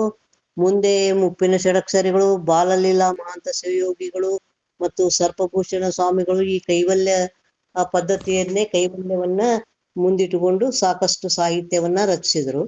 ಆದರೆ ನಿಜಗುಣ ಶಿವಯೋಗಿಗಳ ಬಗ್ಗೆ ಈಗ ನಡೀತಾ ಇರುವಂತಹ ಚರ್ಚೆಯನ್ನ ಕುರಿತು ನಾನು ಒಂದೆರಡು ಅನಿಸಿಕೆಗಳನ್ನ ಹಂಚಿಕೊಳ್ತೀನಿ. ಅವರ ಎದುರಿಗೆ ಇವರು 15ನೇ ಶತಮಾನಕ್ಕೆ ಸಂಬಂಧಪಟ್ಟವರು ಅಂತ ಹೇಳಿದ್ರು ಗೌರಮ್ಮಕ್ಕರು. ಅದು ಇರಬಹುದು. ಆದ್ರೆ 12ನೇ ಶತಮಾನದಲ್ಲಿಯೇ ಬಸವಾದಿ ಶರಣರು ಹೆಣ್ಣಿಗೆ ಕೊಟ್ಟ ಗೌರವದ ಸ್ಥಾನಮಾನಗಳು ನಿಜಗುಣರ ಲಕ್ಷ್ಯಕ್ಕೆ ಬಾರದಿರುವುದು ಒಂದು ಅಚ್ಚರಿಯ ಸಂಗತಿ ಅಂತ ಹೇಳ್ಬೇಕು. ಯಾಕಂದ್ರೆ ಅವರು ಹೆಣ್ಣು ಕಾಮದ ಸಂಕೇತ, ಚಂಚಲೆ, ಒಲಿದವನನ್ನು ಅಗಲಿ ಬೇರೊಬ್ಬನಲ್ಲಿ ಮನವಿಡುವವಳು, ಮಾಯೆ, ಹೀಗೆ ಮೊದಲೇನು ಪರಂಪರಾಗತವಾಗಿ ಹೆಣ್ಣನ್ನ ಹೀನಾಯವಾಗಿ ಕಂಡು ಬಂದಿರುವಂತಹ ದರ್ಶನಗಳು, ಆ ದರ್ಶನಗಳನ್ನ ಅವರು ಮುಂದುವರಿಸಿಕೊಂಡು ನಿಜಗುಣರಂತಹ ವಿರಕ್ತರ ಮನದಲ್ಲೂ ಅವು ಬೇರು ಬಿಟ್ಟಿದ್ದು ಏನೋ. ಹೀಗಾಗಿ ಅಥವಾ ತಮ್ಮ ವೈಯಕ್ತಿಕ ಬದುಕಿನೆಲ್ಲ ಆಗಿರಬಹುದಂತ ಒಂದು ಕಹಿ ನೆನಪು ಹೆಣ್ಣಿನ ಬಗೆಗೆ ಅವರು ಒಟ್ಟಾರೆಯಾಗಿ ಈ ನಿಲುವನ್ನ ತಾಳಿರಬಹುದೇನೋ ಅಂತ ಒಂದೆರಡು ಅವರು ಸರವಚನಗಳಲ್ಲಿ ಅವ್ರು ಹೇಳ್ತಾರೆ. ಹೆಣ್ಣನ್ನ ವಿರೋಧಿಸಲು ಹೆಣ್ಣಿನ ಋಣಾತ್ಮಕ ಒಂದು ಏನು ಒಂದು ಎಟಿಟ್ಯೂಡ್ ಏನೈತಿ ಅದು. ಮನುಜ ನೀ ನೆಡೆ ವಿಡದ ನುಡಿದ ನವಸುವ ವನಿತೆಯೊಳಗಿಸುವ ಲೇಸಿಹುದೇ. ಅಂದ್ರೆ ವನಿತೆಯೊಳಗೆ ನೀನು ಒಳ್ಳೆಯ ಗುಣವನ್ನ ಹರಿಸುವುದು ಅದು ಲೇಸ ಅಲ್ಲ. ಆಮೇಲೆ ಇನ್ನೊಂದು ವನಿತೆಯರೊಳಗಾವ ನೆಲೆಯಂದು ಮೋಹವನ್ನು ಮಾಡುವರು ಮುಕ್ತಿ ಪಡೆಯದೆ ನರರು. ಅಂದ್ರೆ ಮುಕ್ತಿಯನ್ನ ಪಡಿಬೇಕು. ವನಿತೆಯರ ಒಲವಿಗೆ ಅವರು ಒಲವಿನ ನೆಲೆಯಂದು ಅವರನ್ನ ಮೋಹ ಮಾಡಬಾರ್ದು ಅನ್ನುವಂತ ಇಂಥ ಒಂದು 11ನೇ ಸರ್ವಚನದೊಳಗ ಬರ್ತದ. ಇನ್ನೊಂದು 2ನೇ ಸರ್ವಚನದೊಳಗ ಬರ್ತದ. ಹೆಣ್ಣಿನ ಬಗೆಗೆ ಅವ್ರಿಗೆ ತೀವ್ರವಾದ ಖಂಡನೆಯನ್ನ ಲಘು ಭಾವನೆಯನ್ನ ನಾವು ಅವರಲ್ಲಿ ಕಾಣ್ತೀವಿ. ಬಹುಶಃ ಅವರ ವೈಯಕ್ತಿಕ ಜೀವನದಲ್ಲಿ ಏನಾದ್ರೂ ಅಂತ ಘಟನೆ ನಡೆದಿರ್ಬೇಕು. ಅದಕ್ಕ ಅವರು ಸ್ತ್ರೀ ದ್ವೇಷಿ ಆಗಿರಬಹುದು ಅನ್ನುವಂತಹದ್ದನ್ನ ಇಲ್ಲಿ ತಮ್ಮ ಗಮನಕ್ಕೆ ತರ್ತಾ ಇದ್ದೀರಿ. ಆಮೇಲೆ ಇನ್ನೊಂದು ವಿಷಯ ಹೇಳ್ಬೇಕು ಅಂತಂದ್ರೆ 1935 ಮುಂಬೈ ಮಹಾನಗರದಲ್ಲಿ ಅವಾಗ ಏನು ಸಿದ್ದಪ್ಪ ಕಂಬಳಿಯವರು 7 ಖಾತೆಗಳನ್ನ ವಹಿಸ್ಕೊಂಡಿದ್ರು. ಮುಂಬೈ ಸರ್ಕಾರದ ಮಂತ್ರಿಗಳಾಗಿದ್ರು ಸಿದ್ದಪ್ಪ ಕಂಬಳಿಯವರು. ಅವರು ತಮ್ಮ ಒಂದು ಆಧ್ಯಾತ್ಮ ಸಮಾವೇಶ ಇರ್ತದ 1935 ಮುಂಬೈಯೊಳಗ. ಆ ಭಾಷಣದೊಳಗ ಉದ್ಘಾಟನಾ ಭಾಷಣದೊಳಗ ಅವರ ಆಡಿದ ಮಾತು ಬಹಳಷ್ಟು ಮನನೀಯವಾಗಿದೆ ಅಂತ ಹೇಳ್ಬೋದು. ಇಲ್ಲಿ ಅವರು ಭಾರತದ ಯಾವ ಭಾಷೆಗಳಲ್ಲಿಯೂ ವೇದಾಂತ ಎಲ್ಲವನ್ನ ಒಟ್ಟುಗೂಡಿಸಿಕೊಂಡು ಒಂದ್ 2-3 ಅಧ್ಯಾತ್ಮದ ಒಂದು ಇದ್ರೊಳಗ ಒಂದು ನೈಪುಣ್ಯವನ್ನ ಪಡೆದಿರ್ತಾರೆ, ಒಂದು ಪ್ರೌಢಿಮೆಯನ್ನ ಪಡೆದಿರ್ತಾರೆ, ಒಂದು ಬಹಳಷ್ಟು ಔನ್ನತ್ಯವನ್ನ ಸಾಧಿಸಿರ್ತಾರೆ. ಆದರೆ ನಿಜಗುಣ ಶಿವಯೋಗಿಗಳು ಭಾರತದ ಯಾವ ಭಾಷೆಗಳಲ್ಲಿಯೂ ವೇದಾಂತ, ಶಿವಾದ್ವೈತ, ಶಾಸ್ತ್ರ, ಸಾಹಿತ್ಯ, ಲೌಕಿಕ, ಪಾರಮಾರ್ಥ, ಕಾವ್ಯ, ಸಂಗೀತ, ವ್ಯಷ್ಟಿ, ಸಮಷ್ಟಿ ಒಂದೆಡೆ ಸಂಗಮವಾಗಿರುವ ಚೇತನ ದೊರೆಯುವುದು ಬಹಳ ವಿರಳ. ಹಾಗೂ ಶ್ರೀ ನಿಜಗುಣರು ಈ ಎಲ್ಲ ಪ್ರಕಾರದ ಸಾಹಿತ್ಯಗಳನ್ನು ರಚಿಸಿ ಸರಳವಾಗಿ ಕನ್ನಡೀಕರಣಗೊಳಿಸಿದ್ದಾರೆ. ಅದ್ವೈತ ಮತ ಸ್ಥಾಪಕರಾದ ಇಲ್ಲಿ ಇದನ್ನ ನಾವು ಬಹಳಷ್ಟು ಗಮನಿಸಬಹುದು. ಅದ್ವೈತ ಮತ ಸಂಸ್ಥಾಪಕರಾದ ಶ್ರೀ ಜಗದ್ಗುರು ಶಂಕರಾಚಾರ್ಯರಿಗಿಂತಲೂ ಯಾವುದರಲ್ಲಿಯೂ ನಿಜಗುಣ ಶಿವಯೋಗಿಗಳು ಕಡಿಮೆ ಇಲ್ಲ ಎಂದು ಅಭಿಮಾನದಿಂದ ಹೇಳುತ್ತೇನೆ ಎಂದು ತಮ್ಮ ಅಪರೂಪದ ಹಾಗೂ ಮೌಲಿಕ ಅಭಿಪ್ರಾಯವನ್ನ ಆ ಮುಂಬೈ ಅಧ್ಯಾತ್ಮ ಸಮಾವೇಶದಲ್ಲಿ ಸರ್ ಸಿದ್ದಪ್ಪ ಕಂಬಳಿಯವರು ಹಂಚಿಕೊಂಡ್ರು ಅನ್ನುವಂತಹದ್ದನ್ನ ಇದು ಒಂದು ಹೆಮ್ಮೆಯ ಸಂಗತಿ. ಅದು ಮೊದಲಿದ್ದು ಮಾತ್ರ ಸ್ತ್ರೀ ವಿರೋಧಿ ನಿಲುವು ಯಾಕ ಅವರು ಪಡೆದ್ರು ಅಂತ ಬಹುಶಃ ಅವರ ಜೀವನದಲ್ಲಿ ಆಗಿರುವ ಕೈ ಅನುಭವ ಅಂತ ಹೇಳ್ತೀನಿ. ಇದೀಗ ಅವರು ಇರ್ಲಿಲ್ಲ, ಏನು ಸನ್ಯಾಸವನ್ನ ಸ್ವೀಕರಿಸಲಿಲ್ಲ, ಅವರು ಬಿಟ್ಟು ಹೋದ್ರು. ರೋಷಿ ಸನ್ಯಾಸ ಈ ಸಂಸಾರಕ್ಕ ನೆಲೆಯನ್ನ ಅದಕ್ಕೆ ರೋಸಿ ಹೋಗಿ ಅವರು ಅಧ್ಯಾತ್ಮದ ಮಾರ್ಗವನ್ನ ಹಿಡಿದ್ರು ಅಂತ ಹೇಳ್ಬಹುದು. ಧನ್ಯವಾದಗಳು. ಧನ್ಯವಾದಗಳು ಮೇಡಮ್. ಅವರು ಉಪನಿಷತ್ತು, ವೇದಾಗಮ, ಪುರಾಣ, ಸ್ಮೃತಿಗಳನ್ನೇ ಅಭ್ಯಾಸ ಮಾಡಿದಂತ ನಿಜಗುಣರು ನೀವು ಪ್ರಾರಂಭದಲ್ಲಿ ಎಲ್ಲೂ ಅದನ್ನ ನೋಡಿದ್ರು ಕೂಡ ಅವ್ರ ಮುಂದೆ ಹೋಗಿ ಹೇಳ್ತಾರೆ, ಪ್ರಪಂಚ ಬಾರ ಮಾತವೆರಡನ್ನು ಹಿಡಿದು ನಡೆಯುವವನು ಬಲು ಜಾಣ ಅನ್ನುವಂಥ ಮಾತು ಹೇಳಿದವರೇ ನಿಜಗುಣರು. ಅದಲ್ಲದೆ ಅವ್ರ ಕೊನೆಯ ಗ್ರಂಥವಾದಂತ ವಿವೇಕ ಚಿಂತಾಮಣಿ, ಅವ್ರ ಲಾಸ್ಟ್ ಗ್ರಂಥ, ಅದು 7ನೇ ಗ್ರಂಥ. 7ನೇ ಗ್ರಂಥದಲ್ಲಿ ಏನ್ ಹೇಳ್ತಾರೆ, ಈ ಎಲ್ಲ ಜ್ಞಾನಾರ್ಜನೆಯನ್ನು ಮಾಡಲಿಕ್ಕೆ, ಇದನ್ನ ಆಚರಣೆಯಲ್ಲಿ ತರಲಿಕ್ಕೆ ಪ್ರತಿಯೊಬ್ಬರು ವರ್ಣ, ವರ್ಗ, ಲಿಂಗ ಭೇದವಿಲ್ಲದೆ ಎಲ್ಲರೂ ಇದನ್ನ ಅಧ್ಯಯನ ಮಾಡ್ಲಿಕ್ಕೆ ಅರ್ಹರು ಅಂತ ಹೇಳ್ತಾರೆ. ಅವರು ಅಭಿಪ್ರಾಯವನ್ನ ಬದಲಿಸಿಕೊಂಡಿರಬಹುದು, ಆದ್ರೆ ಸ್ವವಚನ ಇದೆ ಹಾಗೆ ಬದಲಿಸಿಕೊಂಡಿದ್ದಿರಬಹುದು ಅನ್ನೋಕ್ಕಿಂತ ಅವ್ರಿಗೆ ಪ್ರಾರಂಭದ ಅಧ್ಯಯನಕ್ಕೂ ಈಗ ನಾವು ಕೆಲವೊಂದು ವಚನಗಳನ್ನ ನೋಡ್ತೀವಿ. ಪ್ರಾರಂಭದ ವಚನಗಳಿಗೂ ಕ್ರಮೇಣ ಪಕ್ವತೆ ಬಂದಾಗ ಬರೆದ ವಚನಗಳಿಗೂ ಹೆಂಗೆ ವ್ಯತ್ಯಾಸ ಕಾಣ್ತಾವಲ್ಲ, ಅರ್ಥಗಳು ಬೇರೆ ಬೇರೆ ಆಗ್ತಾ ಹೋಗ್ತಾವಲ್ಲ, ಅದು ಹಂಗೂ ಆಗಿರಬಹುದಲ್ಲೇ. ಆ ಸ್ವರವಚನಗಳಲ್ಲಿ ಇದೆ ಅವರು ಧನಾತ್ಮಕ ಗುಣವನ್ನ, ಹೆಣ್ಣಿನ ಅಸ್ತಿತ್ವತೆಯನ್ನ, ಹೆಣ್ಣಿನ ಅಸ್ಮಿತೆಯನ್ನ ಖಂಡಿಸಿರುವುದು. ಆಮೇಲೆ ಕೆಲವು ಕಡೆ ಸ್ತುತಿ ಮಾಡ್ತಾರೆ, ಕೆಲವು ಕಡೆ ದೇವತೆಯನ್ನ ಸ್ತುತಿ ಮಾಡ್ತಾರೆ ಅವರು, ಯಾಕಂದ್ರೆ ಅವರು ವೇದಾಂತಿಗಳು. ದೇವಿಯನ್ನ ಸ್ತುತಿ ಮಾಡ್ತಾರೆ. ಪಾರ್ವತಿ ಪರಮೇಶ್ವರನನ್ನ ಆರಾಧನೆ ಮಾಡ್ತಾರೆ. ಪ್ರಾರಂಭದಲ್ಲಿ ಅವರನ್ನ ನಾವ್ ಹೆಂಗ ಈ ಪೂಜೆ ಮಾಡಿ ಇದನ್ ಮಾಡ್ತೀವಲ್ರಿ ಪ್ರಾರಂಭದಲ್ಲಿ ಸ್ತುತಿಯನ್ನ, ಹಂಗ ಪಾರ್ವತಿ ಪರಮೇಶ್ವರನ್ನು ಸ್ತುತಿ ಮಾಡ್ತಾರ ಅವರು. ಮುಂದೆ ಕ್ರಮೇಣ ನೀವು ವೇದಾಂತ ಕೊನೆಯ ಗ್ರಂಥಕ್ಕೆ ಏನ್ ಹೋಗ್ತೀವಲ್ಲ ನಾವು ವಿವೇಕ ಚಿಂತಾಮಣಿಗೆ, ಅಲ್ಲಿ ಅವರು ಬರೀ ವಿಷಯಗಳೇ ಬೇರೆ ಆಗ್ತಾವ. ಇರ್ಬೋದು ಗೌರಮ್ಮ, ಆದ್ರೂ ಅವರ 7 ಕೃತಿಗಳನ್ನ ಸಮಗ್ರವಾಗಿ ತಾವು ಬಹಳಷ್ಟು ಉಚಿತವಾಗಿ ಪರಿಚಯಿಸಿದ್ರಿ. ಇದು ಬಹಳ ಕಷ್ಟ ಸಾಧ್ಯವಾದ ಕೆಲಸ, ನಿಮ್ಮಿಂದೇ ಸಾಧ್ಯ ಆಯ್ತು ಅಂತ ಹೇಳ್ತಾ ಅದು ನಿಮ್ಮ ಅದು ಎಲ್ಲರಿಗೂ ಸಾಧ್ಯ. ಅದನ್ನೇ ಹೇಳ್ತೀನಲ್ಲ, ಅದನ್ನೇ ಹೇಳಿದ್ರಲ್ಲ, ಪ್ರತಿಯೊಬ್ಬನಿಗೂ ಪ್ರತಿಯೊಂದು ಸಾಧ್ಯ.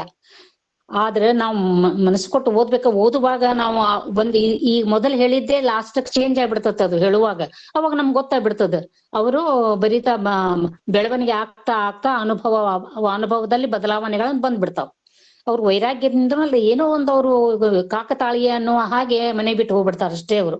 ಅದಕ್ಕ ಧರ್ಮ ಸೂಕ್ಷ್ಮತೆಗಳು.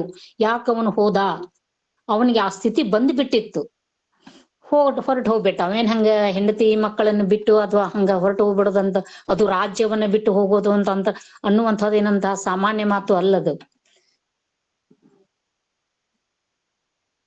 ನೀವು ಸಮಗ್ರ ಓದಿದಾಗ ಗೊತ್ತಾಗ್ತದೆ ಶರಕ್. ಅದು ಒಂದೇ ಐತೆ, ಅದು ಕೈವಲ್ಯ ಪದ್ಧತಿ ಅಂತ ಬುಕ್, ಅದ್ರಲ್ಲಿ ಇವೆಲ್ಲವೂ ಬಂದ್ಬಿಡ್ತಾವೆ. ಅಂದ್ರ ವಿದ್ಯಾಶಂಕರ್ ಅವರು ಒಂದ್ ನೆಲದ ಮನೆ ನಿಧಾನ ಅಂತ ಇದ್ರೊಳಗ ಅವರು ಇದನ್ನ ಪ್ರಶ್ನಿಸ್ಯಾರ. ಯಾಕೆ ಅವ್ರಿಗೆ ಹೆಣ್ಣಿನ ಬಗ್ಗೆ ಒಂದು ಇದು ಇತ್ತು ಅಂತಂದ್ರ ಅವರ ಪೂರ್ವಾಶ್ರಮದ ಬದುಕು, ದಾಂಪತ್ಯದ ಬದುಕು ಸುಖಕರವಾಗಿರ್ಲಿಲ್ಲ ಅನ್ನೋದಕ್ಕ ಹಂಗ ಸರ್ವಚನದೊಳಗ 1-2 ಕಡೆ ಬಂದಿರಬಹುದು ಅಂತ ಹೇಳ್ತಾರ ಅವ್ರು. ಅಲ್ಲ, ಇರಬಹುದು, ಸುಖಕರವಾಗಿರ್ಲಿಲ್ಲ ಅಂತಾನು ಹೇಳ್ಬಹುದು, ಅಥವಾ ಅವರಿಗೆ ವಿಷಯಾಸಕ್ತರಾಗಿರ್ಲಿಲ್ಲ ಅಂತಾನು ಹೇಳ್ಬಹುದು. ನಾವು ಮದುವೆ ಮಾಡ್ಕೊಂಡಿದ್ರು ಕೂಡ ಅವರಿಗೆ ಆ ಸಂಸಾರದತ್ತ ಇದು ಇರ್ಲಿಲ್ಲ, ಆಸಕ್ತಿ ಇರ್ಲಿಲ್ಲ ಅಂತಾನು ಹೇಳ್ಬಹುದು. ಆದ್ರೂ ಸಮಗ್ರವಾಗಿ ಓದಬೇಕು. ಹೆಣ್ಣನ್ನ ಜರಿಯುವ ಕಾರಣ ಇರಂಗಿಲ್ಲಲ್ಲ, ಹೆಣ್ಣನ್ನು ಜರಿತಾರಲ್ಲ ಅವರು. ಅದನ್ನೇ ನಾವು ಇನ್ನೊಮ್ಮೆ ಅದನ್ನ ಕೂಲಂಕುಷವಾಗಿ ಸ್ಟಡಿ ಮಾಡಿ ನೋಡ್ಬೇಕು ಅದನ್ನ. ಯಾಕಂದ್ರ ಅವ್ರಿಗೆ ಸ್ವಲ್ಪ ವೇದ ಉಪನಿಷತ್ತುಗಳ ಪ್ರಭಾವನೂ ಆಗಿ ಪ್ರಾರಂಭ ಸ್ಟಡಿನೇ ಅವ್ರದ್ದು, ವೇದಾಂತ ಅಧ್ಯಯನವೇ ಅವ್ರದ್ದು ಇರ್ಬೋದು. ಆದ್ರೆ ಈಗಲೇ ಕೂಡಲೇ ನಿರ್ಧಾರಕ್ಕೆ ಬರ್ಲಿಕ್ಕೆ ಆಗುದಿಲ್ಲ. ಇಂಥ ವಿಷಯಗಳಲ್ಲಿ ಜಿಜ್ಞಾಸೆ ನಮ್ಮ ಶರಣರ ಪ್ರಭಾವ ಅವ್ರ ಮೇಲೆ ಇಲ್ಲ ಬಹಳ. ಹಾಗೆ ಅನಿಸುತ್ತದೆ. ಯಾಕಂದ್ರೆ 12ನೇ ಶತಮಾನದಲ್ಲಿ ಅವರು ಸ್ತ್ರೀ ಸಮಾನತೆಯನ್ನು ಸಾರಿದ್ರು, ಸ್ತ್ರೀ ಪ್ರತಿಪಾದಿಸಿದ್ರು. ಅದು 15ನೇ ಶತಮಾನದ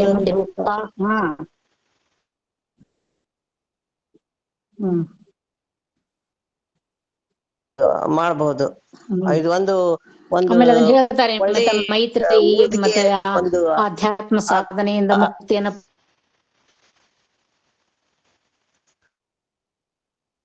ಪಡೆದಿದ್ದು ಅಂತ ಹೇಳ್ತಾರೆ. ಆಕಿನ ಸ್ತ್ರೀನೇ ಅಲ್ಲ ಮತ್ತಲ್ಲಿ. ಉದಾಹರಣೆ ಸ್ವರವಚನದೊಳಗ ಬಂದದಲ್ಲ, ಅದಕ್ಕೆ ನಾನು ಪ್ರಶ್ನೆ ಮಾಡಿದೆ ಅಷ್ಟೇ. ಕರೆಕ್ಟ್. ಓಕೆ ಮೇಡಮ್, ಅತ್ಯುತ್ತಮವಾದಂತ ಸಂವಾದ, ಚರ್ಚೆ, ಬಹಳ ಅದ್ಭುತವಾಗಿರುವಂತ ವೈಚಾರಿಕ ನೆಲೆಗಟ್ಟಿನಲ್ಲಿ ಈ ಚರ್ಚೆ ಸಾಗಿತ್ತು. ಶರಣೆ ಶಾರದಾ ಪಾಟೀಲ್ ಮೇಡಮ್ ಅವ್ರಿಗೂ ಹಾಗೂ ಗೌರಮ್ಮ ನಾಶಿ ಮೇಡಮ್ ಅವ್ರಿಗೂ ಈ ಅತ್ಯುತ್ತಮ ಚರ್ಚೆ ಮೂಲಕವಾಗಿ ನಮ್ಮೆಲ್ಲರಿಗೂ ಒಂದು ಜ್ಞಾನದ ದಾಹವನ್ನ ತಣಿಸಿದ್ದಕ್ಕೆ ಧನ್ಯವಾದಗಳನ್ನ ಹೇಳ್ತಾ, ಅತ್ಯುತ್ತಮವಾದಂತ ಅನುಭವ ಮೇಡಮ್.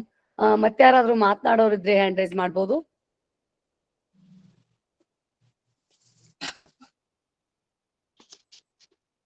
ನಿಜವಾಗಿಯೂ ಇವತ್ತು ಬಹಳ ಅರ್ಥಪೂರ್ಣವಾಗಿರುವಂತ ಒಂದು ಉಪನ್ಯಾಸ.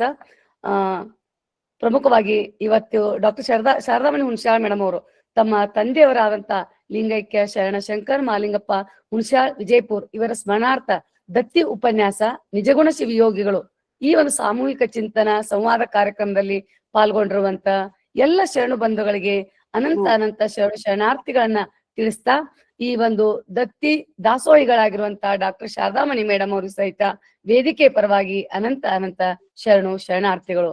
ಅತ್ಯದ್ಭುತವಾಗಿ ಉಪನ್ಯಾಸವನ್ನ ನಿಜಗುಣ ಶಿವಯೋಗಿಗಳ ಒಂದು ಅನುಭವವನ್ನು ನೀಡಿದಂತ ಶರಣೆ ಗೌರಮ್ಮ ನಾಶಿ ಸಾಹಿತಿಗಳು ಬಾಗಲಕೋಟೆ ಅವರಿಗೂ ಸಹ ವೇದಿಕೆ ಪರವಾಗಿ ಅನಂತ ಶರಣಾರ್ಥಿಗಳು. ನಮ್ಮೆಲ್ಲರಿಗೂ ಸದಾ ಮಾರ್ಗದರ್ಶಕರಾಗಿ ಕಾರ್ಯವನ್ನ ಮಾಡ್ತಾ, ನಮ್ಮೆಲ್ಲರನ್ನ ಪ್ರೇರಣೆ ಮಾಡಿಸ್ತಾ, ನಮಗೆ ಅತ್ಯುತ್ತಮವಾಗಿರುವಂತ ಒಂದು ಜ್ಞಾನ ದಾಸೋಹವನ್ನ ಸದಾ ಈ ಗೂಗಲ್ ಮೀಟ್ಗಳ ಮೂಲಕವಾಗಿ, ಉಪನ್ಯಾಸಗಳ ಮೂಲಕವಾಗಿ ಮತ್ತು ಅನೇಕ ಪುಸ್ತಕಗಳ ಒಂದು ಲೇಖನಗಳ ಬರೆಯುವ ಮೂಲಕವಾಗಿ ನೀಡ್ತಾ ಇರುವಂತ ಡಾಕ್ಟರ್ ಶಶಿಕಾಂತ್ ಪಟ್ಟಣ್ ಸರ್ ಅವ್ರಿಗೂ ಸಹಿತ ಅನಂತ ಅನಂತ ಶರಣು ಶರಣಾರ್ಥಿಗಳು. ಅಲ್ಲದೆ ಅತ್ಯಂತ ಸುಷ್ಠವಾಗಿ ವಚನ ಪ್ರಾರ್ಥನೆಯನ್ನ ಮಾಡಿದಂತ ಶರಣೆ ಪ್ರೇಮಕ್ಕ ಹೊರಟ್ಟಿ ಮೇಡಮ್ ಅವ್ರಿಗೂ ಹಾಗೂ ವಚನ ಮಂಗಳವನ್ನ ಮಾಡ್ಲಿರುವಂತ ವಿದ್ಯಾ ಮಗ್ದೂಮ್ ಮೇಡಮ್ ಅವ್ರಿಗೂ ಸಹಿತ ವೇದಿಕೆ ಪರವಾಗಿ ಅನಂತ ಅನಂತ ಶರಣು ಶರಣಾರ್ಥಿಗಳನ್ನು ತಿಳಿಸ್ತಾ ಸದಾ ಎಲೆಮರೆಯ ಕಾಯಿಯಾಗಿ ಕಾರ್ಯ ಮಾಡ್ತಾ ಇರುವಂತ ಸಹೋದರರಾಗಿರುವಂತ ರುದ್ರಮೂರ್ತಿ ಪ್ರಭು ಹಾಗೂ ಕುಮಾರ್ ರಾಜನ್ ಸಹೋದರರಿಗೂ ಸಹಿತ ಅನಂತ ಅನಂತ ಶರಣು ಶರಣಾರ್ಥಿಗಳನ್ನ ಹೇಳ್ತಾ ಇದ್ದೀನಿ. ಅಲ್ಲದೆ ಸಂವಾದದಲ್ಲಿ ಹಿರಿಯರು ಮಾರ್ಗದರ್ಶಕರು ಆಗಿರುವಂತ ಪ್ರೊಫೆಸರ್ ಶಾರದಾ ಪಾಟ್ಲಿ ಮೇಡಮ್, ಶರಣಿ ಶಕುಂತಲಾ ಸಿಂಧೂರ್, ಶರಣ ಬಸಪ್ಪ ಅಂಬಿ, ಹೀಗೆ ಅನೇಕರು ಸಂವಾದದಲ್ಲಿ ಆ ಒಂದು ಸಂವಾದದ ಮೂಲಕ ಅನೇಕರಿಗೆ ಜ್ಞಾನ ದಾಸೋಹವನ್ನ ಮಾಡ್ತಾ ಅತ್ಯುತ್ತಮವಾದ ಚರ್ಚೆಯಲ್ಲಿ ತೊಡಗಿರುವಂತ ಎಲ್ಲರಿಗೂ ಅವರಿವರೆನ್ನದೇ ಎಲ್ಲ ಶರಣು ಬಂಧಗಳಿಗೆ ಅನಂತ ಅನಂತ ಶರಣು ಶರಣಾರ್ಥಿಗಳನ್ನ ಹೇಳ್ತಾ ಇನ್ನು ಕೊನೆಯದಾಗಿ ವಚನ ಮಂಗಳವನ್ನ ಗಾನ ಕೋಗಿಲೆ ವಿದ್ಯಾ ಮಗ್ದೂಮ್ ಅವರು ಮಾಡ್ಬೇಕು ಅಂತ ವಿನಂತಿಸ್ಕೊಳ್ತಾ ಇದೀನಿ. Madam okay. ಜ್ಯೋತಿ ಬೆಳಗುತ್ತಿದೆ ವಿಮಲ ಪರಂಜ್ಯೋತಿ ಬೆಳಗುತ್ತಿದೆ, ಜ್ಯೋತಿ ಬೆಳಗುತ್ತಿದೆ ವಿಮಲ ಪರಂಜ್ಯೋತಿ ಬೆಳಗುತ್ತಿದೆ. ಮಾತು ಮನಗಳಿಂದ ತತ್ತ ಮೀರಿದ ಸಾತಿಶಯದ ನೀರು ಪಾದಿಕ ನಿರ್ಮಲ ಜ್ಯೋತಿ ಬೆಳಗುತ್ತಿದೆ ವಿಮಲ ಪರಂಜ್ಯೋತಿ ಬೆಳಗುತ್ತಿದೆ. ಶಿವಧರ್ಮನಾಳವೆಂತೆಂಬ ಕಂಬದ ಮೇಲೆ ಸುವಿವೇಕ ಹೃದಯಾಬ್ಜ ಪ್ರಣತೆಯೋಳು, ಶಿವಧರ್ಮನಾಳವೆಂತೆಂಬ ಕಂಬದ ಮೇಲೆ ಸುವಿವೇಕ ಹೃದಯಾಬ್ಜ ಪ್ರಣತೆಯೋಳು. ಸವೆಯದ ಭಕ್ತಿ ರಸತೈಲ ತೀವಿದ ಪ್ರವಿಮಲ ಕಳೆಯಂಬ ಭಕ್ತಿ ವಿಡಿದು, ಸವೆಯದ ಭಕ್ತಿ ರಸತೈಲ ತೀವಿದ ಪ್ರವಿಮಲ ಕಳೆಯಂಬ ಭಕ್ತಿ ವಿಡಿದು. ದಿವ್ಯ ಜ್ಯೋತಿ ಬೆಳಗುತ್ತಿದೆ ವಿಮಲ ಪರಂಜ್ಯೋತಿ ಬೆಳಗುತ್ತಿದೆ.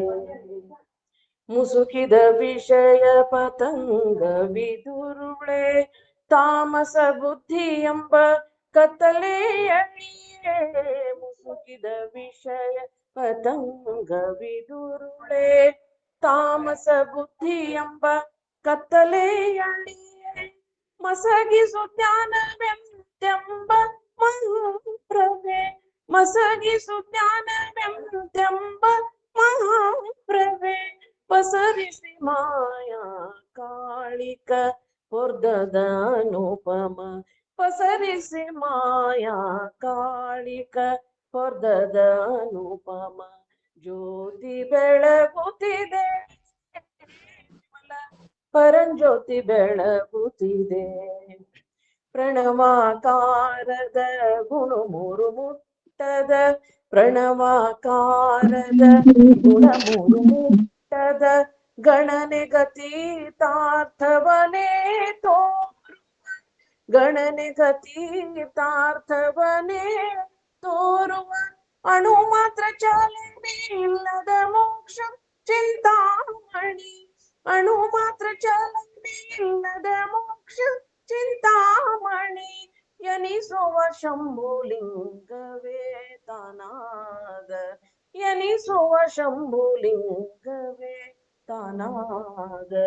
ಜ್ಯೋತಿ ಬೆಳಗುತ್ತಿದೆ ವಿಮಲ ಪರಂಜ್ಯೋತಿ ಬೆಳಗುತ್ತಿದೆ, ಜ್ಯೋತಿ ಬೆಳಗುತ್ತಿದೆ ವಿಮಲ ಪರಂಜ್ಯೋತಿ ಬೆಳಗುತ್ತಿದೆ, ಪರಂಜ್ಯೋತಿ ಬೆಳಗುತ್ತಿದೆ, ಪರಂಜ್ಯೋತಿ ಬೆಳಗುತ್ತಿದೆ. ಸರ್ವರಿಗೂ ಅನಂತ ಶರಣಾರ್ಥಿಗಳು. ಶರಣು ಶರಣಾರ್ಥಿ ಮೇಡಮ್. ಎಲ್ಲರಿಗೂ ಶರಣ ಶರಣಾರ್ಥಿಗಳು. ಭಾವಪೂರ್ಣವಾಗಿ ವಚನ ಮಂಗಳ ಮಾಡಿದಂತ ಶರಣೆ ಗಾನ ಕೋಗಿಲೆ ವಿದ್ಯಾ ಮಗ್ದೂಮ್ ಮೇಡಮ್ ಅವ್ರಿಗೆ ವೇದಿಕೆ ಪರವಾಗಿ ಅನಂತ ಅನಂತ ಶರಣು ಶರಣಾರ್ಥಿಗಳನ್ನ ಹೇಳ್ತಾ ಇವತ್ತಿನ ಈ ಗೂಗಲ್ ಮೀಟ್ ನ ಕಾರ್ಯಕ್ರಮವನ್ನ ಇಲ್ಲಿಗೆ ಮುಕ್ತಾಯಗೊಳಿಸ್ತಾ ಪುನಃ ಮುಂದಿನ ಶನಿವಾರ ಸಾಯಂಕಾಲ 5 ಗಂಟೆಗೆ ಹಾಗೂ ರವಿವಾರ 11:30 ನಾವೆಲ್ಲರೂ ಸತ್ಸಂಗದಲ್ಲಿ ಪಾಲ್ಗೊಳ್ಳೋಣ ಅಂತ ಹೇಳ್ತಾ ಇಲ್ಲಿ ಕಾರ್ಯಕ್ರಮಗಳನ್ನ ವಂದನೆ ಹೇಳ್ತಾ ಇದ್ದೀನಿ. ಎಲ್ರಿಗೂ ಶರಣು ಶರಣಾರ್ಥಿಗಳು.